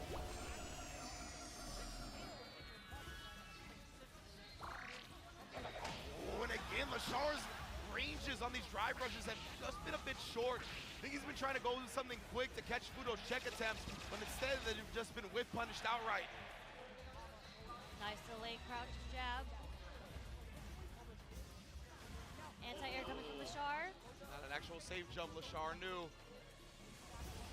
Ah! Again, so hard to predict the time of when he's going to let go of Snatcher and does catch the Shard drive rushing at him. Precisely in the throw right there. And from that distance, right, the jump is a huge threat, so a lot of the time they'll cancel in the kill rush back. I think that's why Lashar risked the drive rush in the first place, thinking that Fudo would think he would jump, and now getting in there and putting a stop to any nonsense.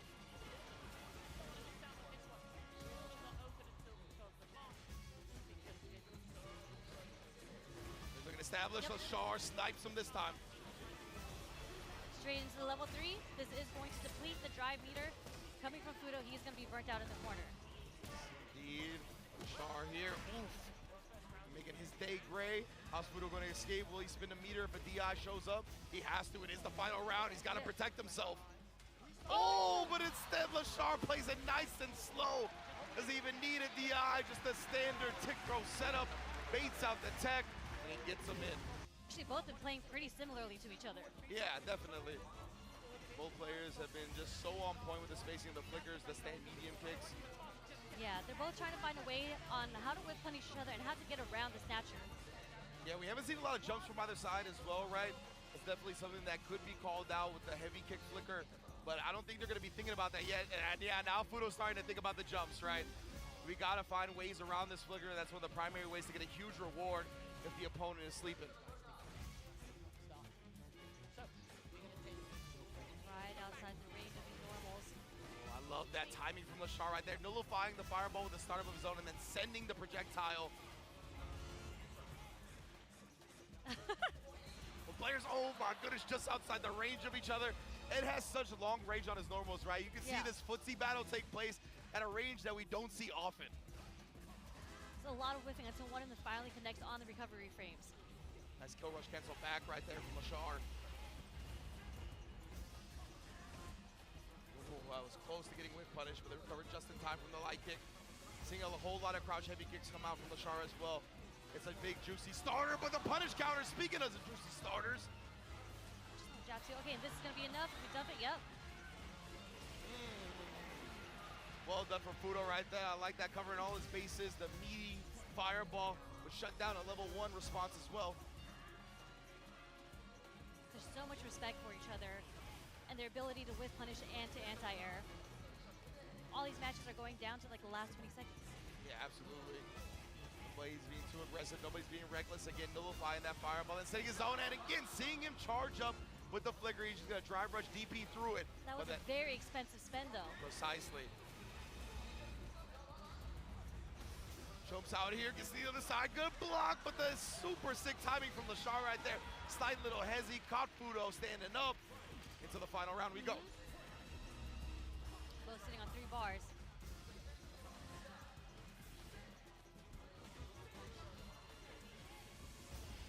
Ball pressure, okay, Snatcher to nullify. The fireball's first jump coming from Lashar does get checked. You can see both players not reaching their hands in the cookie jar whatsoever. Instead, Fudo once again picking his spot perfectly with another clean whip punish. Those stand medium kicks are deadly. Into level 3. Okay, no check from Lashar there. Yeah, he's in burnout, right? So he definitely is a little bit more hesitant. Knows there's more plus frames. Knows Fudo has a bigger advantage. Ooh, the DP still reaching on that side. Fully charged Snatcher. Forward throw, just to build some space again. Lashar makes it through. What a DP anti-air from the drive rush. Forward throw. Holding here, and now Fudo is in the danger zone, right? Any double drive rush cancel combo and a CA kills. He doesn't even need the double drive rush cancel now. Going for the lows. Oh, he's going for the burnout. He gets it here. Yeah, he's not going to go for the DI just yet. He wants the advantage from the burnout itself. The level 1 will get shut down by the flicker projectile property. Lashar, such a calculated way to break down the end of that round. Beautiful setup, just for the correct spacing for the Snatcher. There's absolutely nothing that Fudo could do at that point. Definitely. Right, Fudo was doing his best, because if you just let Ed go from there, he's going to chip you out. Yeah. He's got such great ways to put chip on the table. Punish, he just took the throw, though. Interesting. Okay. Nice check from Lashar, knowing that the second hit from Flicker was going to whiff. Yeah, Ed, I believe, doesn't have that great of drive reversal punishes, so maybe we just saw the throw for that exact reason. Drain some drive meter that way. again.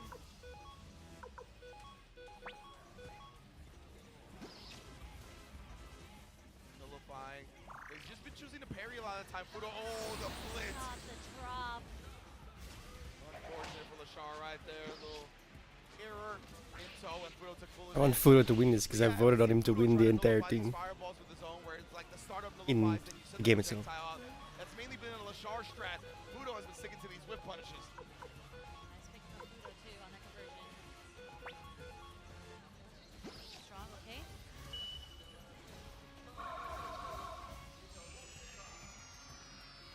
These players, man, so punched them each other. Yeah, nobody wants to commit to the kill rush that time. In the flicker. They both did drive rush. Okay, Lashar, drive rush with the DI does connect. Straight into level 3 to burn Fudo out. Throw some bar back and to even out the health. That's such a big reward right there, right? We saw Fudo using the drive rush DP to go through flickers earlier. Lashar's like, I'll use drive rush DI. Make sure I spin less meter and get a bigger reward. Smart move from Lashar. Nice conversion. I'll send him into the corner now. He's got meter to defend himself. The backdash.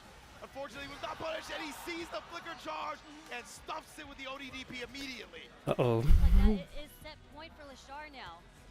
Due to Fudo being in the corner, there was no space for that kill rush to actually help him escape. Lashar knew it and shut it down immediately. This really is a situation. Oh no, the anti-air does whiff. Fudo gets the punish. Shut down this time though. After the tech throw, we tried to get aggressive. Lashar smells the victory, right? He knows he's on set point, but maybe that aggressiveness might cost him as Fudo has established a giant lead here. Oh, the backdash after that. He charged the flicker to bait him into DI and then kill rush back. Amazing stuff. He said, I know you got reaction, but I know what you want to do, so I'm going to do this. Incredible backdash from Fudo. That was so clean, man. He saw, right, after getting DI'd before on that flicker in the last round, he's like, okay, I see where your head's at. I'm going to use that against you. I feel like a lot of this match has relied on who's getting the first whiff punish. Yeah, 100%. That's where the snowball starts. It's just about building it from there. Oh yeah, willing to let it rock right there. He saw that he was kind of already holding parry. There's the whiff punish from Lashar. Those crouch medium kicks from Lashar have been so on point.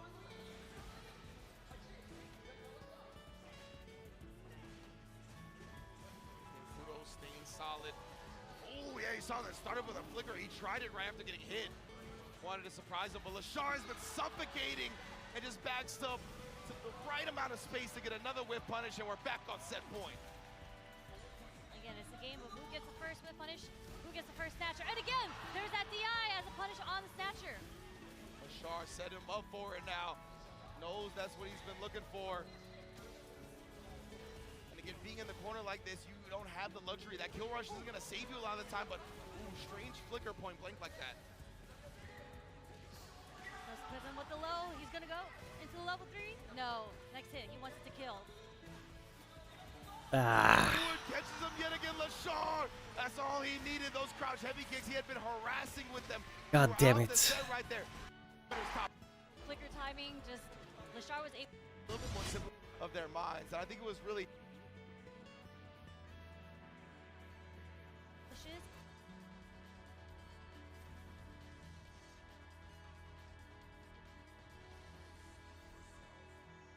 In against Juicy Joe.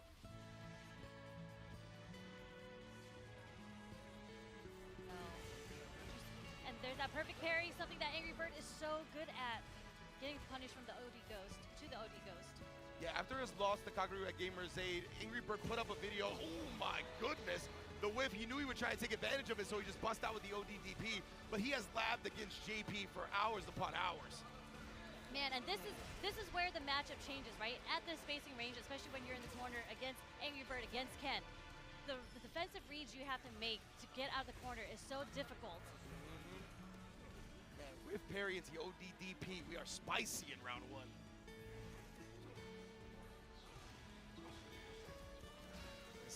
Establishing, like you mentioned, that roundhouse range is going to be big for Ken. Yeah, step kick is also an option, right? Yep. He was negative on blocks, but was caught pressing, got counter hit. And Now this is where it's gonna be tough for Angry Bird. Already, oh my bad. I'm sorry, I forgot who we were dealing with he right heard here. you say that. He's like, watch this real quick. I'm gonna do a full screen drive rush. And stand I love, medium kick. yeah, I love the stand medium kick too because it gets a little bit of offensive momentum forward.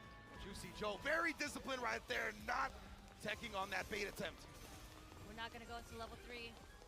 Doesn't want to spend the meter yet. We do teleport and it does connect. Saw the start of the fireball. Angry Bird, I believe, wanted a DP right there, but because the teleport went on the other side, the execution got kind of mixed up. Ended up getting the startup of a fireball, which gets completely stuck. Yeah, I wonder if he's gonna. A lot of players have been doing that neutral jump to counter the teleport through the portal, right? I think I might just So use the talisman. that might be an option that Angry Bird decides to implement later on. Run forward stop, interesting. Let's try. Even off of the plus frames right there, still not afraid to get the reversal crouch medium kick out. That could have been dangerous for Angry Bird. Oh, Spikes is gonna catch the neutral jump, sending him full screen again. Well, the stream said, yeah, I was gonna say, even with the drive rush from that distance, it's still gonna be punishable. And Angry Bird burnt out. Okay, can he block this? Gets the low after initially blocking that first jump in. Juicy Joe, big reward, and Angry Bird still got a whole lot of burnout to work through. Oh, but he finds the run Dragon Lash. Pick this spot perfectly. You best believe CA's coming out. That's gonna pause Juicy Joe's meter and allow Angry Bird to get that government bell out. Shout out Logan Sama. Uh-oh, this is kind of where Angry Bird's gonna shine, right? He has him in the corner. He has no bar. Ooh-wee, and just like that in a match where it looked like Juicy Joe was gonna be able to take Angry Bird in an instant, steals it right back. The run Dragon Lash is where everything changed. The punish counter into the level 3 that put Juicy Joe in such a bad position because he had no meter. He was gonna get burnt out. He had no super. And now you're in the corner against Angry Bird, who is fully stocked on drive bar. And Angry Bird outspacing that stand medium kick perfectly right there to get the whiff punish. Just knowing the type of tendencies that the JP players have, knowing that the buttons, which buttons are gonna come out in which instances. He's just been studying this for a long time, man. Yeah, man, and so cheeky to do a run Dragon Lash because, you know, you see the run coming at you, you want to press it normal to stop it, and then you get clipped by the Dragon Lash. Yeah, that's the thing, right, is that you have to be a little bit careful about what button to press. A lot of the crouching buttons might get low crushed on the way in by the run Dragon Lash, so definitely have to pick something that's a bit more standing with a higher hitbox.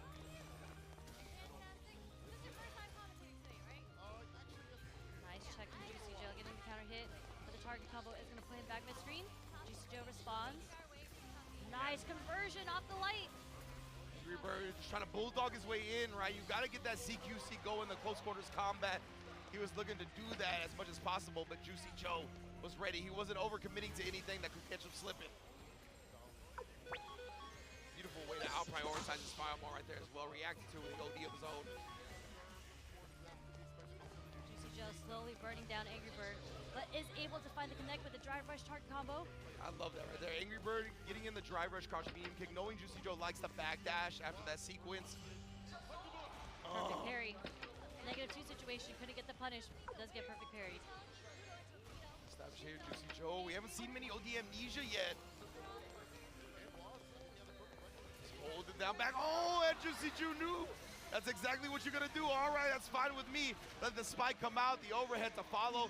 And the thing is, too, Juicy Joe timed that drive rush really well because I think in an instance like that, right, where you're sitting waiting for the spike, you're gonna try to parry the spike. But the screen freeze from the drive rush can mess up and eat your drive input. So because of that, I think Angry Bird's parry input might have got E in there, so no parry to protect yourself, and he had to actually block the overhead, which was not blocked in the end. Nope, he was not ready. That was the first drive rush overhead we got to see from Juicy Joe. Dumped out all his meter, was able to catch in the second game, making it even 1-1. My goodness, he's put it on the plus frames as we talked about earlier. Angry Bird showed that he was willing to press crouch medium kick after that, and Joe has been establishing a new adjustment. We're getting caught pressing right now. There's a lot of counter hits going on. Angry Bird, he's willing to slug it out right there, right? He embraced the scramble and it paid off. Caught him holding up. Yeah, just taking the low combo, trying to catch him pressing back right there. What a check. Oh, reset into the DI, gets the wall splat. That is the Angry Bird special right Yep. there. Crouch medium kick into DI. Oh, and the OD amnesia finally comes out. Thwarted the very first time. Unfortunately is red though, so Angry Bird with the punish. There we go. Gets it off of that pressure. Now we'll see if he starts upping the frequency. Yeah, nice usage of it just to escape the corner, but what a whiff punish coming from Angry Bird.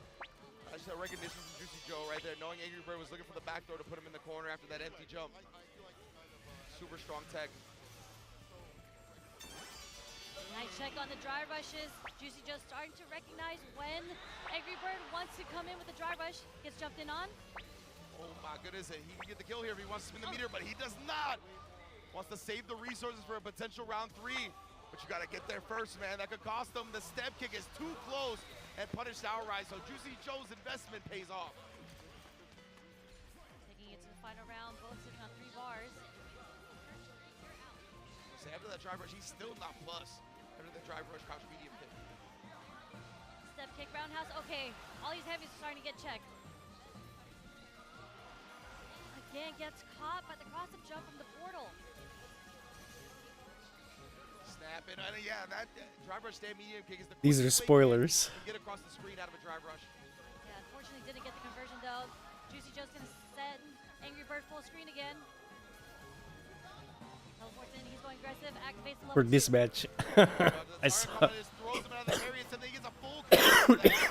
Oh, and dodges the wake-up ODD. Angry Bird's gonna lose this one because he's playing right now. Well, but here we go. Angry Bird versus NL. Wait a Of this second. star of this block. Let's go. We're seeing a mirror match here. We're not gonna see a Ken versus Akuma. We are going to see the mirror match. You know, to be fair, during EWC, Angry Bird said, I'd rather play the mirror match than play the Ken and Akuma. It rings true right now. Okay, so this is gonna be tough. I thought it was button check for a moment because Angry Bird's not moving. Yo, that's a real deal. Like, usually he's very aggressive, very active around start. Sometimes he'll have those OD fireballs to kick things off, but he's cool and he's chilling. But he shouldn't chill too much. He didn't dog walk to the corner. The perfect parry was there. And now taking a page out of Angry Bird's book to put his ass in the corner. What's the next sequence? Okay, nice, like DP actually counters against the Demon Flip dive kick, and it is now NL who is in the corner with Angry Bird on the offense. First throw, are we going to see a throw loop? Nope, same thing, they both jumped out of the corner after the second. Burnison trying to take the guess of the throw in the corner. Adam and Fist, get the heavy kick Tatsu right there. That's why the corner's so deadly. Extended combos from Akuma. Another toss. No, he goes for the OD fireball for the plus frames. Strolls on in for another grip. One more hit will be it. It's another grab. Doesn't help they both have the same costume and similar colors. That was a nice counter hit coming from NL. Perfect stuff right there. NL. First round to him. This time, let's go for the throw. He goes for the sand medium. Drive rush right back in, gets a grip. A lot of throws that's going to be conditioned for later on. We go for these medium punch buttons and things like that. Give with the opening, heavy kick Tatsu. That's literally the same starter on how NL got Angry Bird into the corner last time around. The perfect parry on the fireball, into the punish, into the corner carry. Wake up DP. Okay, what a throw onto Angry Bird's drive rush. Perfect parry. NL being standing at the perfect range where they're both pressing their heavies right now. Angry Bird, drive rush, actually, wow! What an interaction. My man is DPing his demons. There's nobody there. Interrupts the drive rush. That's Oki. What needs to go for? Back rise. Angry Bird backs off. I do like that. Not a lot of health or life to give right here for Eno. He does have bar. Maybe a period in, or just the jabs to stop the oppression in the approach. Round to round, pound to pound. There's 3 bars at the bottom. Yep, nice chain of lights coming from Angry Bird here. NL starting it off with a low forward drive rush. Back throw, putting NL into the corner. Forward heavy punch is able to hit. Not a counter it though. Now a punish counter. Something bigger on the way. Tatsu, DP, level 3. So he doesn't go for the safe jump setup. He splits the damage. Lead in the bar as well. Angry Bird in the green. NL not looking so healthy. You have the huge life lead here. I would just back off for a little bit. Do something super safe. Don't want to get perfect parry thrown into the corner. Like that You OD know what? fireball, as you mentioned, do something safe, something plus that OD fireball. Very able to trap him up in the corner. Put the buttons along that. That's why, again, Akuma is so good in the corner. As long as you have resources, people without resources, it's nasty. Yeah, and with this being a first of 3, Angry Bird having the first game, I think we might see a little bit more defensive options here, maybe reversals and whatnot, or just maybe a bit more aggression, the typical Angry Bird we see, right? Yeah, more activity. Good working out. We saw the suppressor try to ring out, didn't work out. DP does that against the dive kick, does get the anti-air. Whip punish, such a good establishment tool to leave them outside the corner of that stand here, so NL, he knows. He's like, I play this character too. Perfect parry, over the ground, he tried to press a button, ODTP. Oh. OD right after, a little bit too aggressive with 2 actives. Yeah, great. Again, this is Angry Bird is up a game. He's able to take those risks like an ODDP after, you know, the perfect parry on a safe jump. They're both in a he's in a -2 situation. Right. Decided to let it rip with the ODDP. Up a game and around right now. Angry Bird is up in the corner. Beautiful anti-air on the guillotine. Short, again, dive kick to get out of the corner. Aye. Gets punished with the trip guard. Yeah, way too much recovery on that dive kick. I get the attention, but it's been catching both of them. Just like that, what is going on? They're showing brain cells. Satsuki no brain cells. Unfortunate. Drive rush. 4 fierce. He almost got it. Thought he was going to pick up the conversion there. Okay. But they are doing some mediums right here. Sammy block. Flip. Drive reversal baits it out. Big punish on the way with that -6. Yeah. Hits a heavy kick and in L. Puts off the pressure for a little bit longer. Yeah, unfortunately, the drive reversal there was just a little too slow from Angry Bird. NL was able to recover into the -6 situation to get the round. Okay, walking forward. Trying to stop him with the stand medium kicks. They're both doing mediums and heavies right now. I think a light might come out soon, or maybe a walk back stand medium kick. Who knows? They're trying to get a lot of whiff punishes, it seems. It's like that, you have that stand medium kick, and also like the fireballs to hide that attention too as well. Oh, the stand light kick. We see him do that stand light kick. Hit an adamant fist. ODDP is blocked out. And now we pop up with level 3. DP level 3. Oh my God. 9K help. Smile. In-house. As if it's calamity. Bow. Look Not enough. at the damage. Can he come back? He is sitting on critical art. The Dash dash up up. demon. Oh, Oh, what the hell, and now said, Perry? please. No, He said, not please. here. Not on the stage. We're not doing that You're here. not gonna put me on high five. Relax. But Okay. that was a hell of a read coming from Angry Bird. You might as well go for the Hail Mary. Wake up, dash up, level 3, demon. Especially like the demon just in general. Rather than like the normal level 3, I think that's a good idea of just, a step ahead. There's a classic NO with the reversal ODDP. He is not scared to present that. Especially now they're even matches now, right? Even Yeah. game. So very smart. The shimmy, the finesse and bless. On the wall, Udi fireball, the DP, perfectly done. Gets the extension again. Have them up in the corner. That back heavy kick in these conversions and combos becomes a little bit more strong. Take throw off the medium. Yep. Back roll. Back roll, Overhead. drive rush forward, overhead. Up Okay. and getting thrown. A little too far for the medium kick to connect there. NO with the whip punish, using the low forward. Perfect parries. There's Can't the anti-air. jump. Yeah. Dog kicks have not been working out, whether they beat to try to leave. the Yeah, corner I went to or bed try for a get an couple opening. hours. Try to crouching medium punt. Empyrean's in. It might be the Empyrean end of in now. We're gonna get the pick. Fudo lost his match. Hold on now, level 1. He's still in losers, It's not though. enough, man. See, I miscalculated, but Angry Birds look at the throw. He's still got a shot. With Angry's the Birds. Just a little too late from NL to check the drive rush there. Unfortunately, I got counter hit from that drive rush crouch strong coming from Angry Bird. Enough to take the second game. See, so many throws. We see the shimmy now come through. Conditioning we talked about previously. Yeah, see, even NL knows to back up a little bit after these jabs, looking for an escape option. Again, the DP lost so much help trying to leave the corner. Cha-ching! Thank you for the biddies, Yoji. We see Angry Bird doing a lot of drive rush Much overhead. appreciated. I think eventually he's seeing that NL is blocking high quite a bit because he's not getting hit by these overheads, right? We might see like a drive rush slow eventually. Angry Bird sees victory right now in the sky. Bro, I'm missing somebody in this That's point game. for him. It's driving me Look nuts. at that bar at the bottom at level 2. Can't figure out who. Fireballs if need be. Double the damage if he puts it over the corner. We've seen that Imperium's end be utilized to kill some of that drive gauge. Might even kill in the corner, or I'm sorry, mid-screen. Stand fierce to the fireball. What are we buffering here? I see them both buffering. Maybe that level 2 also on the NL side. Possibly. Another block on the overhead. Oh! Sweet punish on the stand medium kick. There we go. You said in the combo. And now puts Angry Bird in burnout. Doesn't get the pickup. That doesn't work. Okay. Throw. Go back to it, but that's fine. This character has such fast-ass fireballs. That stand fierce fireball. So good. The stand light kick against the fist. And that's enough.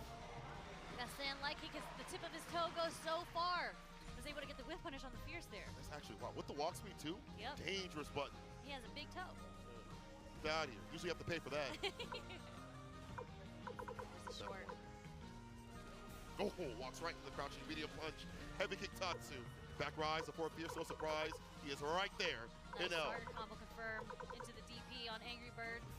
Holy is it. staggers it. Crouching medium kick able to hit.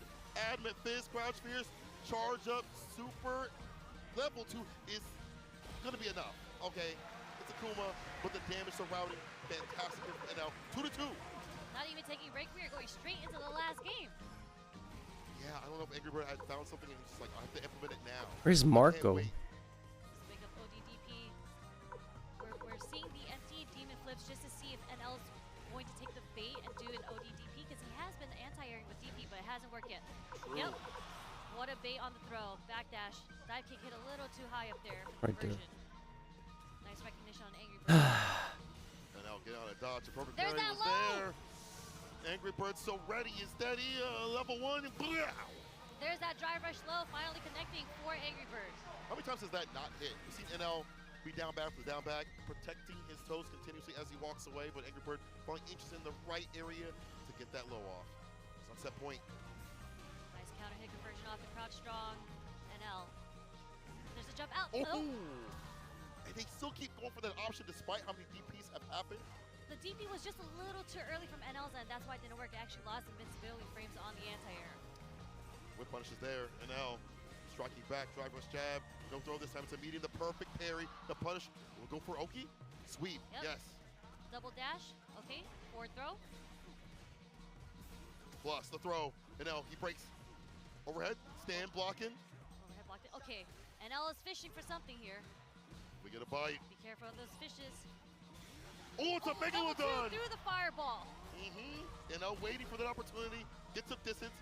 Kind of harassed with the fireballs. The OD as well. Big Bird, Nice. or Angry Bird taking a big mistake right there with a dive kick. He tried to go for the dive kick against the fireball to call that out, but finds us the final game, final round. Crouching meter kick able to hit. Round start. Back to that button. Oh, Crouch Fierce, okay, taking those plus frames from the guillotine. And now spending a lot of meter there. Two drive rushes, burns himself out because he got punish count there. it's a one-touch scenario. The Adamant Fist continuously harassing Stanlock in the fireball. He's chasing him down. He has a hot pursuit, and it's rated R for a ridiculous amount of damage and a big gulp, a sip of calamity. Angry Bird 3-2 over NL with a perfect KO. So that means he's gonna lose here. We already know. Kind of annoying. What a read on the wake up ODDP coming from Angry Bird. Juicy Hey, Joe. who the looking fuck am I at that missing, dude? Got all of these. I swear. Crouch beam kick drive rush is +1 on block, my mistake. Nice punish from the perfect parry into DI, okay? Meaty as hell. No bite from Juicy Joe. Nice and patient.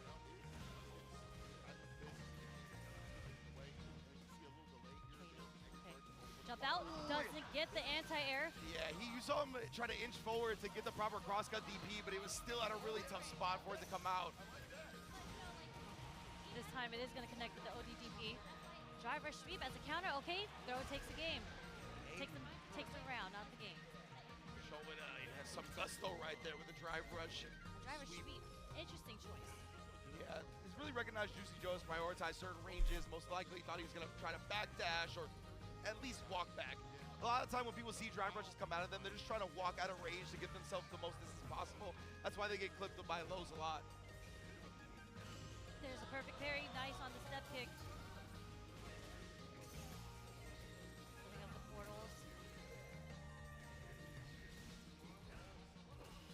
Faking out some ghosts just to see if Angry Bird will perfect parry it into the punish. Steps in his corner game. Ooh, the tap parry, not recognized in time, but Angry Bird looking like a Stand Fierce merchant right there. Was just staying at that space, looking for Juicy Joe to whiff something, found exactly what he was looking for. It was so active. There was 3 Stand Fierces in a row, and eventually one of them connected. So he was a merchant right there. He said, I'm farming this button. I know as long as it connects, this man is dead. And when you're just seeing the Stand Fierces whiff in front of your face, you're so tempted to like press a button to stop it, to whiff punish it. And unfortunately, it was so active. The third one was able to get the punish counter. Exactly. Yeah, I mean, Kengi could just kind of abuse that range, right? And then you're blocking them, and you see your drive gauge getting chipped down as well, right? They're heavy buttons, so you're just getting shaved down on the drive gauge. Your resources are whittling down, and it's tough. You know that you're going to have to get active, and Angry Bird knows it too. We're into the last game for both players here. To establish who's going to make it to the top 8 winners. I love that. Juicy Joe has been really on point with those plus frames and then the stand medium kick to catch Angry Bird trying to get the crouch medium kick reversal, but punishing the string outright. Yeah, so consistent on getting the perfect parry on the OD Ghost into the punish. Perfect parry again. After the Jin right there, new Juicy would be looking to turn his turn back. What a check from Juicy Joe with the crouch strong there. Angry Bird was trying to base something out. Wow, was that cross up? I think that was a cross up spike right there due to the jump timing. Tried the sweep that time. He's gonna get a full combo off that because the spike was there. It takes the round. Imagine getting your sweep locked and losing 20% of your health for that. Yeah, usually you just get knocked down, you know? You don't lose the round outright. There's a drive rush through the Ghost. Stand medium kick, okay. Angry Bird having Juicy Joe in the corner. OD Amnesia. The back throw, Juicy Joe. He's got 2 bars as well. Plus frames from the portal with the Ghost. Jumps out, but yeah, neutral jump gonna be covered by Angry Bird in an instant. Again, covering himself from the back throw. Juicy Joe has been so smart about that. Wake up ODP, burning himself out against Juicy Joe. Yeah, and being burnt down up Oh, against no. JP is never where you want to Wow, be. Fudo versus Taquito. God damn. Oh, and he does open him up on the cross-up jump. Oh, and the overhead reset. Juicy Joe with that will take the game and set over Angry Bird. And the Shard, I think, In the first place, and just go back. driver to the eyes as a punish to the 5. Something that Tokido, I think, is probably going to be very, Here we're caught up. he's going to recognize that pattern. Oh yeah, I mean, he's definitely been able to recognize that pattern. We saw he actually beat the Char in the Japan CPT, right? Like that was how he got his win and how he was out here. Oh yeah, I love when they cheer. I have no idea who I'm missing. The arena is hype. Arena is, You bro, can the hear the arena is crowd behind bumping, us. bro. It is packed out here. But also, real deal stuff. Taquito understands that matchup. He's played Lashar for millions of hours, but Fudo presents a different sort of, at a very more active end once he hits that mid to close range. Won't be strange to see him get a little bit more with the drive rush jabs, things like that. Yeah, I mean, Tokido started the round off with 2 driver stand jabs, so that's clearly the answer here. But Fudo answers with his own. Oh, it's probably a double medium. Crouching kick is able to hit. Enhanced Tatsu to the corner we go. And the empty low, I like that with the crouching light punch, excuse me. Yeah, I think Fudo was caught just trying to jump out the corner like he just did. Got couple of Whoa, plays, there's the empty low. Yep. That's the button of choice when you try to walk away. Stop That's trying to get framer. away from me. Tokido's going to chase you down. That's what he's saying. That's 7 framer, man. That's good. Crouching kick up the gods, Evo Choice Awards. No punish on the sweep there. Yeah, surprise, but Fudo does get the throw. Tokido's in the corner. Okay. Early parry on the charge snatcher. Boy, stand fierce in the flicker. Drive rush jab. I talked about this. When he gets close, he's willing to do that drive rush jab just to initiate, to get a hit, or even go for that strike throw. And we saw a little earlier too, something that the jab. Oh, Oh! wow! Don't try to step kick me. They don't add here. Drive rush jab again, meets him in the middle. No Malcolm. Good With stuff here the for Fudo. perfect. Yep. Whoa. I was about to say something that the Japanese players have been doing really well, especially since Ed's DPs aren't that great as an anti-air, is that when Tokido did try to jump at that angle Yeah. to get the jump fierce, they dashed under Oh. just to avoid having to do a DP. Bring out loud. Tokido, starting it off strong already. Doing what Ken does best, corner carry. Does get blessed though. Knocked out the kill rush. We get the Oki. Tries to go for a possible backdoor scenario. Tokido catch that. Yeah. Next sequence might lead to a level 2 if Fudo does get the hit. That's how we anti-air here. Step Well, kick. actually, we have critical art now. Anything a low, a throw. It'll be at the throw. Tokido calling it the tap parry attempt. Yep. Unfortunate wrong guess coming Oh, from I thought I Fudo. I fucking recruited her. Gets What the the? punish counter. Did I say no? Throw on his parry attempt. Oh no, I didn't have it in my inventory at the time. Really is, I mean, Wow. like, at that point, It was like 10 hours ago. Low that could come through, even stagger pressure. Tokido's so good about erasing people's life in the corner. Now I should have 90. 5, Street Fighter 6. As he's evolved that gameplay continuously, he's obviously picked the right character to do so. There's that dash under that I was talking about. Unfortunately, this puts Fudo into the corner. He might try to up back just to get out of the pressure. Crouch Gets caught here. reaching. Like that starter. Double Jin Ride. ODP still off able to of get the me. hit. Tokido's You know what? like, no. I'm not minus anymore. Yeah. Am I Still really not, minus what? if I have meter? Uh-huh. You only minus if you a buster. He said, I'm no buster. Okay, nice check again. Takes the trade, step kick. This time Fudo does get the counter hit there. Again, Tokido is negative after the step kick. Yeah, you see that he's trying to take back his turn. Maybe some of these spacings, it might work out, but it's not working out right now. Pin. Pulls him close. Real strike though, but he's able to tech though. That's too close. STB kick the hit, the punish counter. Fudo inching his way in. Nice recognition from Tokido to get the perfect parry between 6, the 28, normals there. 29, Triple jab, 31. stand fierce. Crushing medium punch with the throw after a slight little delay. He almost caught that backdash. Fudo having Tokido in the corner, okay? What? What? The Man, third was able to hit? He believed. He believed. Are we going to see an overhead into the level 3? I believe we're going to see a level 3 regardless. Can he land it though? Shipping out with the Jin ride. Pulls him close with the strike though. Back throw. Oh, Fudo waits.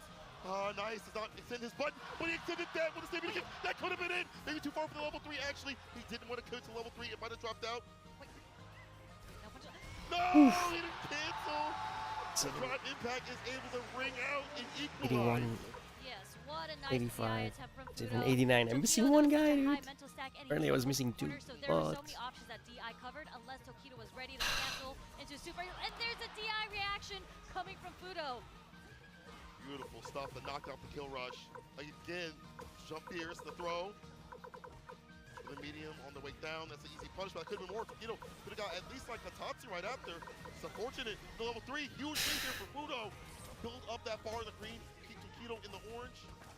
It's not your color. What's the next sequence? Are we going to try to do a sequence to burn him out, or are we going to play a little safe here? We're going to play a little safe here. Yeah, flicker, nice and easy. Throwing on over to the corner. Dog walking. Tokido. Let's go outside. Oh, the back dash cross light kick. Gets the punish counter, and that's it. What a read, and what a follow-up. Making it Fudo, tying it up 1-1 with Easy. Tokido. Easy, right? Oh, It's okay. Tokido got a little frisky with those step kicks, you know? yeah. See if he's going to dial it back a little bit. Nice check coming from Fudo on Tokido's drive rush. Nope. Like the close range fireballs to intercept. It connects with the drive rush, stand fierce. The knockdown the kill rush. Now he goes another neutral jump, but Tokido meets him up in the skies. Baits out the ODDP, drive impact, side switch incoming. Yes, sir. DP doesn't expend any bar, wants to hold it for the drive rush, like that. We're going to try to sprinkle in some damage first. Nice check with the delayed jab coming from Fudo. Delayed cross short, actually. It's good against that go right kick. Throw the legs up. Pass up for him. No! Too obvious for the drive impact. Surprise, Tokido usually waits for a little bit. Fudo takes advantage. He just missed the meaty timing actually on that. Okay. Taking the trade. Fudo with more life. Takes a round. Look at how active Fudo is. What a scramble. Not something you typically see from Ed players. Putting Tokido. off his game, right? Oh. Tokido's trying to see what Fudo's trying to do on the defense, but Fudo just waited there. Oh, the neutral jump is going to work as a shimmy as Tokido wakes up throw. Drive impact, not like that. Tokido does burn himself out. Go for level 3 here. No, I think he holds on to it for maybe one more interaction. Nice meaty jab. Not just Keeping it. yet. Fudo ready with the reversal timing on the medium. Wake up super! It's not going to work. It's so unfortunate. It's like, when do I use that level 3? Do I use it now? Am I getting my bar back in time? The second interaction is so scaled. There's not a lot of damage behind it. But it just was too late right there as a reversal. Fudo waiting and baiting. He is up 2 games on Tokido. Yeah. I mean, now we're down to the last game. I think Tokido might have felt a little bit more comfortable doing a wake-up super there because, you know, you have another game that you can come back from. It's true. More time to grind.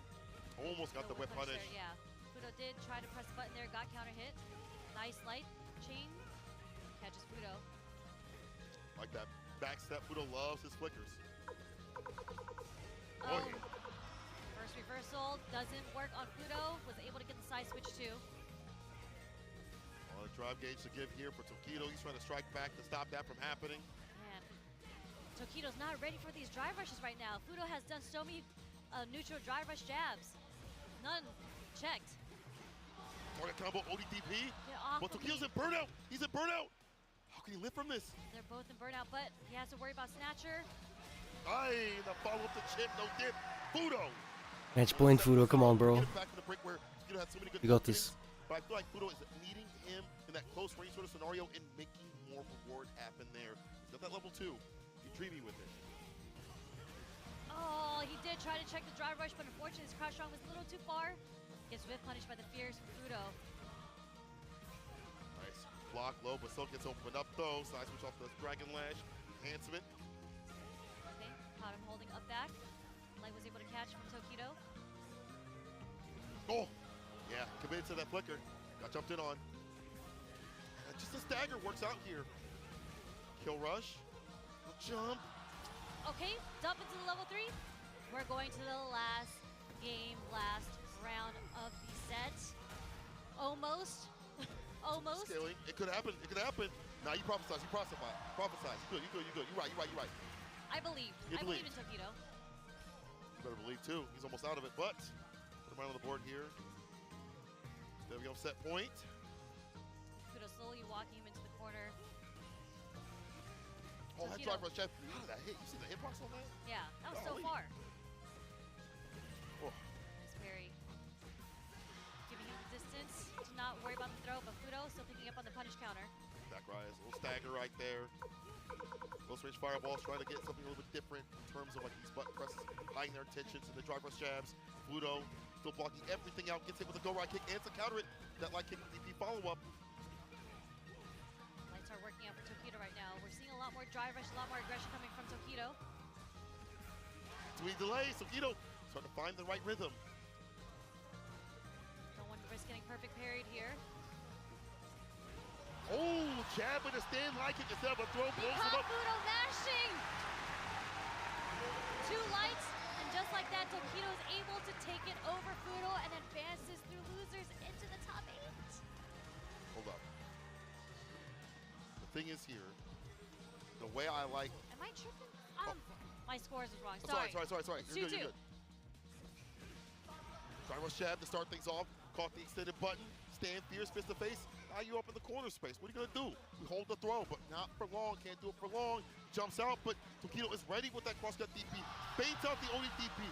Back, drive impact, and that should be a wrap. He's got the level 1, doesn't even need it to get it done. 5-pad, very optimal. Tokido, set point and put away. What the perfect. He's running hot right now. Momentum, right? Oh, but the perfect parry, It yeah. was the first Dragon Lash he ever did. Fudo was ready with the perfect Get parry. that out of here. Nice backdash punish. Not gonna throw loop him. Inching his way out. Oh. Oh, a little too late with the DP anti-air attempt there from Fudo. Play around those reactions. These top players like to see it. Fudo just outside that distance and not get hit with that crouching medium kick. Stepping just far enough. Tokido drive rushing in now. We have to worry about one last strike because he will dump the meter into the level 3. Ah. Oh, you knew it! And it's coming off the heavy kick, Jimmy! Ooh! Jiryu Ripper! He has only fireball he can throw out right now. He can stand heavy kick just as you see right there. The bar's almost gone into the ODDP. It's my turn, and I Tokido. 3-2 over Fudo. I just 5-0, and then he goes 0-2. A little early, but it's a little bit of foreshadowing. Yeah. Tokido, with that ODDP, he just felt it in his heart. Especially in a situation where it's so intense, and then you're plus after the snatcher, you're like, what is he bringing me in for? Why would he do bet that? it all on that ODDP, and it worked out in his favor because he is moving on into winners. Sorry, losers, top 8. Honestly, he might be a winner of that, Billy. The way he's playing. I will say this, it's like, you mentioned that momentum and being able to hit that ODDP is a very fantastic point because I feel like after having that perfect, it's like, I know I'm in the driver's seat. Hands at the wheel, hits the ODDP, will take that sort of risk. And we did see some risky things like that. Dragon Lash kind of threw out. Fudo was ready for it, but overall, you're starting to get better about drive rush jab, switching it up. I feel like there's a lot of conditioning that was happening as Okay, drive this rush is jab and 40. throw, drive rush jab and the button, stand light kick as we saw previously. Or, I'm sorry, 16, later 18, on. 20. I did like the way that Fudo started to 23, space things out, 5. back step, have the flicker out, but so as you see right here, 29, getting that 31, mid-range, kinda 32. walking up and then doing drive rush jab to catch the recovery, 38. or if you try to press a button, whatever it may be, Fudo was always in the 44. right areas as the match went on. 45, 47, 49, What a 51, goddamn match, bro. My heart. 6, Truly, what an adaptation. 7, because I felt like 8, the use of 6, the neutral drive rush jab 61, came back towards the second and third 7, game. But the rounds that 69, 71, 72, in control, in 86, neutral, Tokido kind of finding a way and just allowing 29, Fudo to get away with the drive rush jab. You know, sometimes you can't check it. Sometimes when he did try 81, to check it, he got punished for it. True, 80, true. 84, 85, Buttons 86, moving 87. Yeah, so Tokido is like, 90, I'm what going the to fuck? establish the offense in the neutral. I'm going to start it early, and I'm going to start it off with my own dry rush jab, causing Fudo to have to guess on the defense. Times flipped the coin wrong. More coins in the pocket of Tokido as he moves on and losers. Gonna be having Blas versus Xian. I was hoping, yeah. But again, this matchup was super sick. Tokido moved through the bracket as expected, but shout out to Fudo to get. Why is my shit not uploaded? Sticking with the Or character, updating. I always love seeing people, despite what happens, you know, bad or good. Love seeing that. I'm never gonna call Ed Nerf. That's not a Nerf character. Come on now. That's just a different character, but he's not really Nerf. You're right. He's still very strong, and we see it out here. We see some. Should show me the level 4 headquarter team. Coming up, as mentioned, Blas. I have 90 people. Blas with the rotation of I have everyone. We've already seen the Akuma, the Ken, the Ryu. Who knows what we'll see against Xian? I think if those 3 characters are on paper, me personally, I'd probably play the Ken-ish. I don't know if I play Akuma. I think that's a very annoying matchup for Akuma. But some people think differently. We'll see what he plays. For sure. I mean, when you're playing against a character like DJ that dumps all that damage onto you, right? Like, you might want to play a character with more health, with more vitality. And Ryu hits like a damn truck, so he might just go Ryu. Yeah, that's true. I do think that the anti-air approach is really good for DJ. Back heavy kick, slide, the DP that reaches at the top of the screen. Yeah. Is so good. And look at this, Blas already having fans out here. That's what I love about the Japanese community. I mean, we all are fans, I think, at this point, the way he played yesterday, and I'm with you on that. But it feels like the Japanese community immediately has become fans of him. You see people out there just swarming the players. It's like they're celebrities out here. So I have to give big love to the Japanese community for approaching him like a, oh, you're an amazing player and things like that, giving him the proper love and respect that he deserves. Yeah. You got it 90, right? This kid was undefeated yesterday. Imagine going undefeated in a Capcom Cup group. Look at that. We are going with the Ryu versus DJ. As you mentioned. Versus Cien. All right. Shindo, the mad scientist. Let's see what combos with space traps. Oh, the walk forward. And you see him now trying to get hit with a crouching medium kick as he inches his way forward. OD fireball for the knockdown. With the back throw on the wake up will switch positions. Oh, the space trap. We talked about that. We are talking about the mad scientist coming from Cien, right? He's played this matchup so long, but nice backdash coming from Blas there. Oh, gets the pickup. Yeah, because it's counter hit. Oh, create a brain cell, but Blas hits that crouching medium punch. Is it with a DP? He's in burnout, so don't get back though. We'll just get the overhead. And Xian is dead. First round to Blas. Overhead is all he needed. And you saw how aggressively he started walking down Cien from round 1? The confidence in this kid. Oh, the way to bait. I like that, the sway play. Lean back with it. No Fat Joe. Yep, he indeed did this way to beat out that OD DP. Nice counter hit. Jump out the corner. Oh, really? Gotta So jump on the donkey kick. And maybe that's like a good call at that range, right? Like they're looking for that. You just hit that. Crouch fierce, collects the rest of the health. All tied out. Moving to the last round. Nice whip punish with the sweep. Some shorts here and there. He loves his sweeps. Get this man a broom. Look at the donkey kicks. Nice check on the drive rush on DJ's drive rush too. So ready with the crowd strong. Engine. Oh, the drive rush jab is the entry point. 15 frame with the quickest in the game. The drive rush is DJ.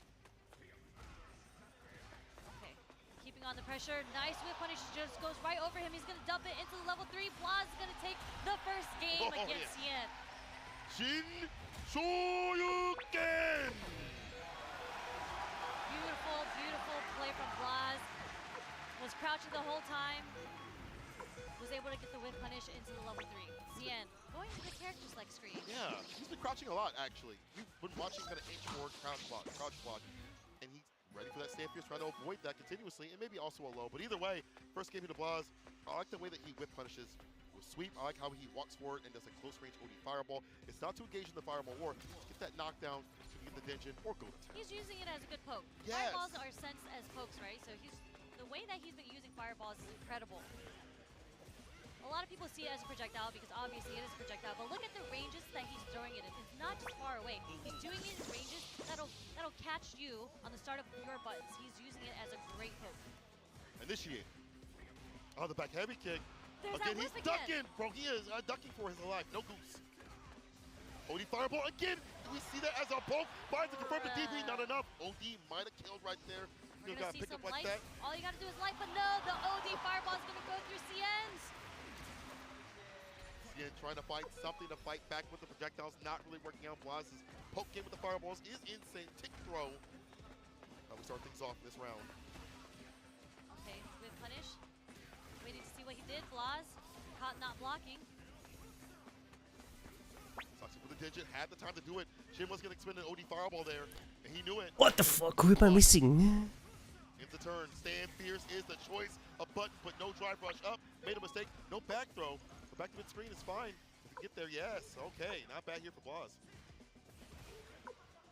Blaz poking, so ready with the anti-air. Next hit's gonna get dumped into the super for both sides. Unless Cian gets burnt down, no. Low sway.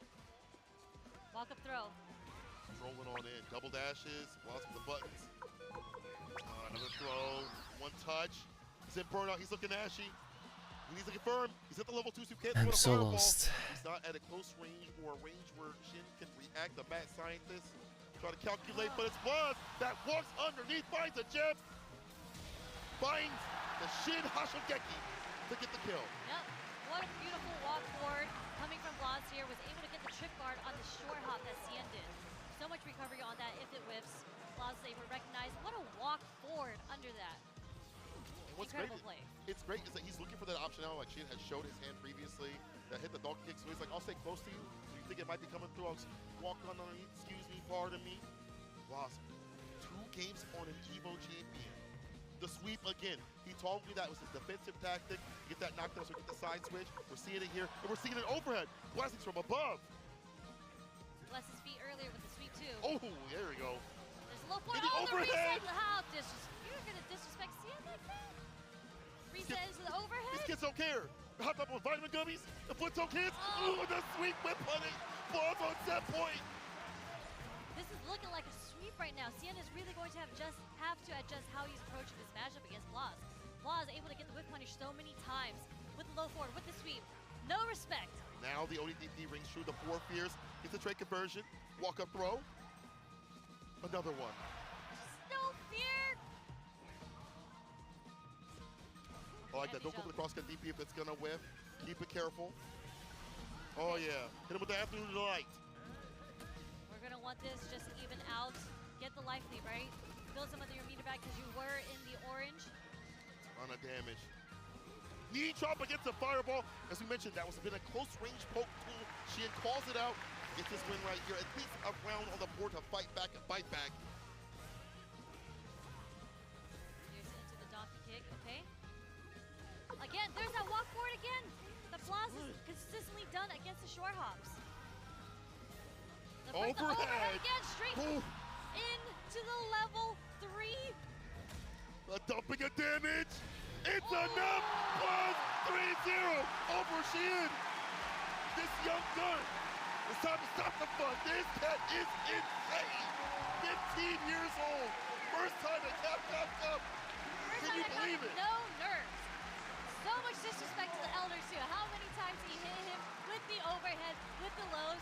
He was just playing so on point, like literally didn't drop it. This kid's crazy. Yeah. The energy kids, they don't gotta pay taxes. They ain't gotta worry about, they back hurting. They just worry about what's His on knees the cracking screen. when he gets off of bed, you know what I'm saying? Yeah, exactly. All he has to worry about is the Shoto level. The level that he has played Ryu, Ken, and Akuma on, it's insane how strong of like the fundamentals of a Street Fighter player are in this kid. And it's such a variance from your typical Ryu player. You know, we see a lot of close range fireballs, as we mentioned, only fireballs. You're talking about like the ranked Ryu players that we see. It's very, very clear difference, yeah. True. If you're watching this as a Ryu player, you should be taking notes. Sweeps as a whip punish you as well. I wouldn't say do sweep in the corner, you know what I'm saying? I think that's a read that he understands that it's going to land because they're stand blocking and things like that. But Blaz rotating those defensive options properly so he's not caught up in the corner, getting dumped out in terms of like OD fireball. That takes away all the drive gauge. It's just him using his bar to go far. Look how far he's come from Chile, the blink where him and his crew were standing out, group stage, killing it out there, and then out here against Sheehan, a former EVO champion, 3-0. Blaz moving on in the bracket. I'm just rewatching. This is just beautiful. I swear I should, according to the, I didn't miss anyone. What? You're worried about that crouching medium kick and the fireball. I should be able to recruit the other 2 guys now. He's like a dash ups or whatever it may be. That's why these overheads kept happening continuously. And the wherewithal to say, I need to reset the kill. Good stuff, Blaz. Good stuff. Well earned. Yeah, and like he was so consistent with the anti-airs, and I do think DJ is one of the more difficult characters to anti-air, right, because of the short jump. So instead of trying to go for the DP consistently, the walk under, I think, was incredible awareness coming from Blazer to get the trip guard using lights. Well, we have Takamura versus Shuto. It's our next match. Solidify our top 8, and the crowd is going crazy for Shuto. And of course, Takamura, as well as getting some cheers to this guy, has been nothing less than the Bob Ross of beatdowns as he creates combos on the fly. I almost said something else I can't. But Shuto himself, though, just presents such a wild Akuma. I was told that he has been talking to Grand Todokai and such, and he's like, I fight people on a rhythm type thing. They do maybe like dash, dash, throw, or they might do dash, fireball, whatever. It's like a beat type thing. And that's how he is able to kind of like align himself and fight people. Takamura doesn't really play to that kind of rhythm. I feel like he's like freeform jazz, if you feel me. So I'm wondering how Shuto's going to approach this matchup. Well, the unfortunate thing is Takamura, if you watched his match in Winners, unfortunately against Noah, he was kind of shook. Like he had a lot of, like when you're playing at this level and you're getting the hit, you really have to optimize the opportunities that you get. Unfortunately, he had a lot of execution drops in Winners. And I'm hoping that doesn't happen in this. Hopefully he's able to shake it off. You know, he's still in the game because Shuto is playing on point. The way that he kind of dissected, how Shuto dissected NL, there was a lot of, not NL, wasn't it NL? Who was it? I'm sorry. There was just a lot of OD DPs that you really wouldn't expect. I have 90 guys. This makes no I don't want to sense. say that he's playing with a lot of disrespect, but that's what you meant by him finding the rhythm and the flow of how the other person wants to play it, and he's able to counter that.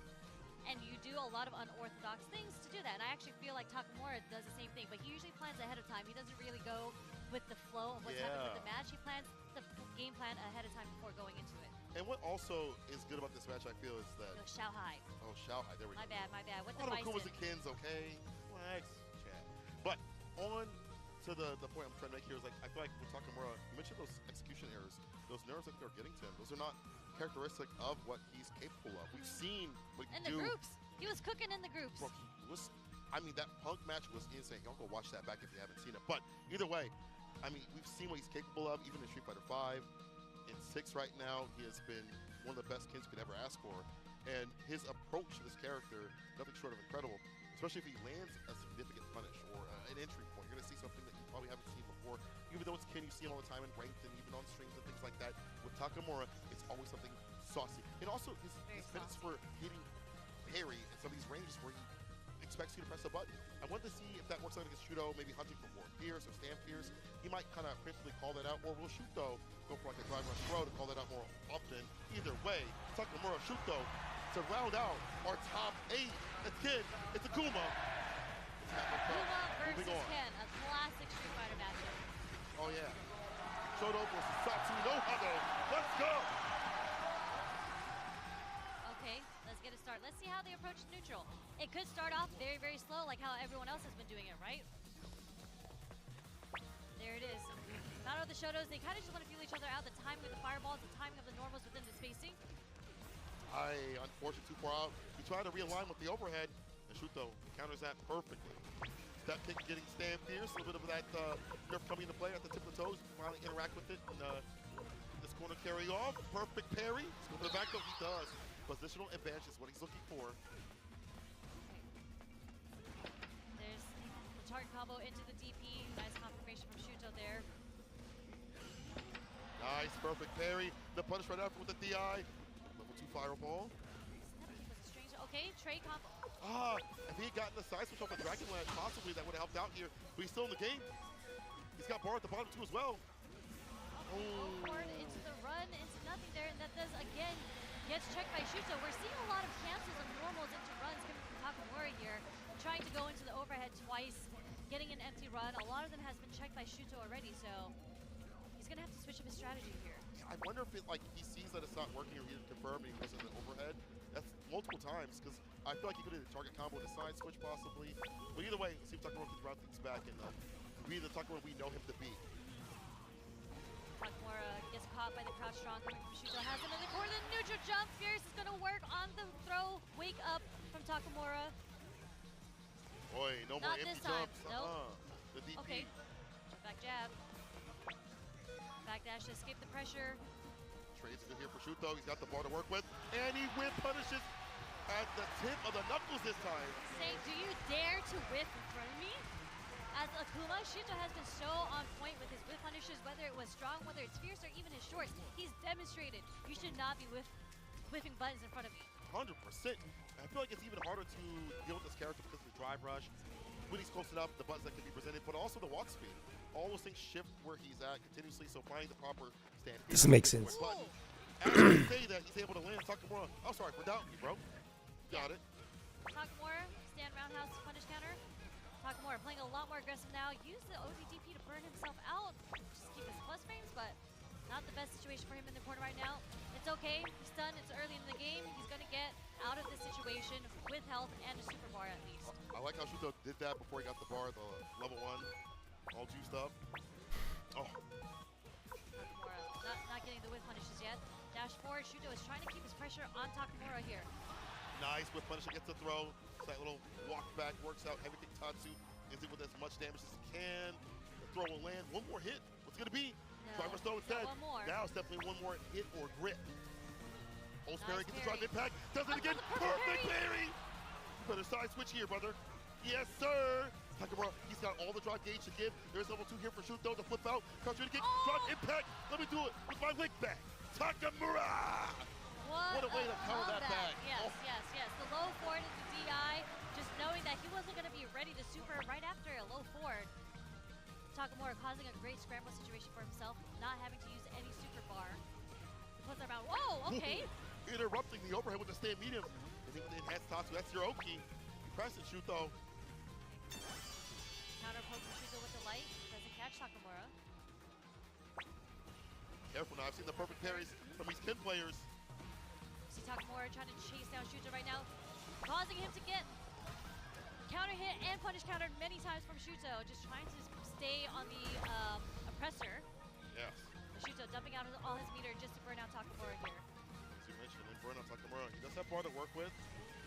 Won't go to level 3 just yet, probably until he can get it back. Perfect parry and the punish right after. It's my favorite book. I read it every night. Well, we are getting the critical art. Ooh.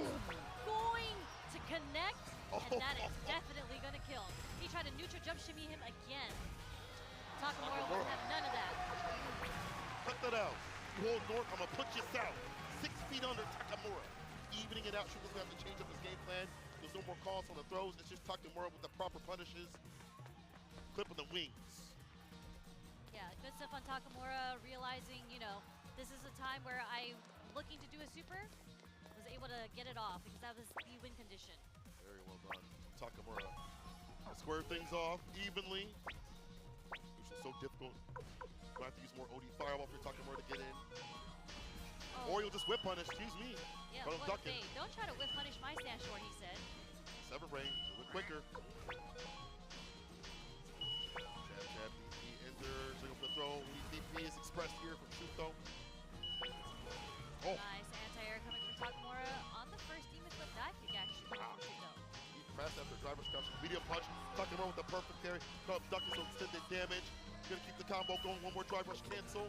Yep. Level 1. High enough to fly. Yes, sir, Takamura. That's a weird thing about Takamura, right? Like, he looks for the perfect parries in neutral situations. Right. Like, not off of cancel, not off of -2 frames or anything like that. He gets it in the neutral.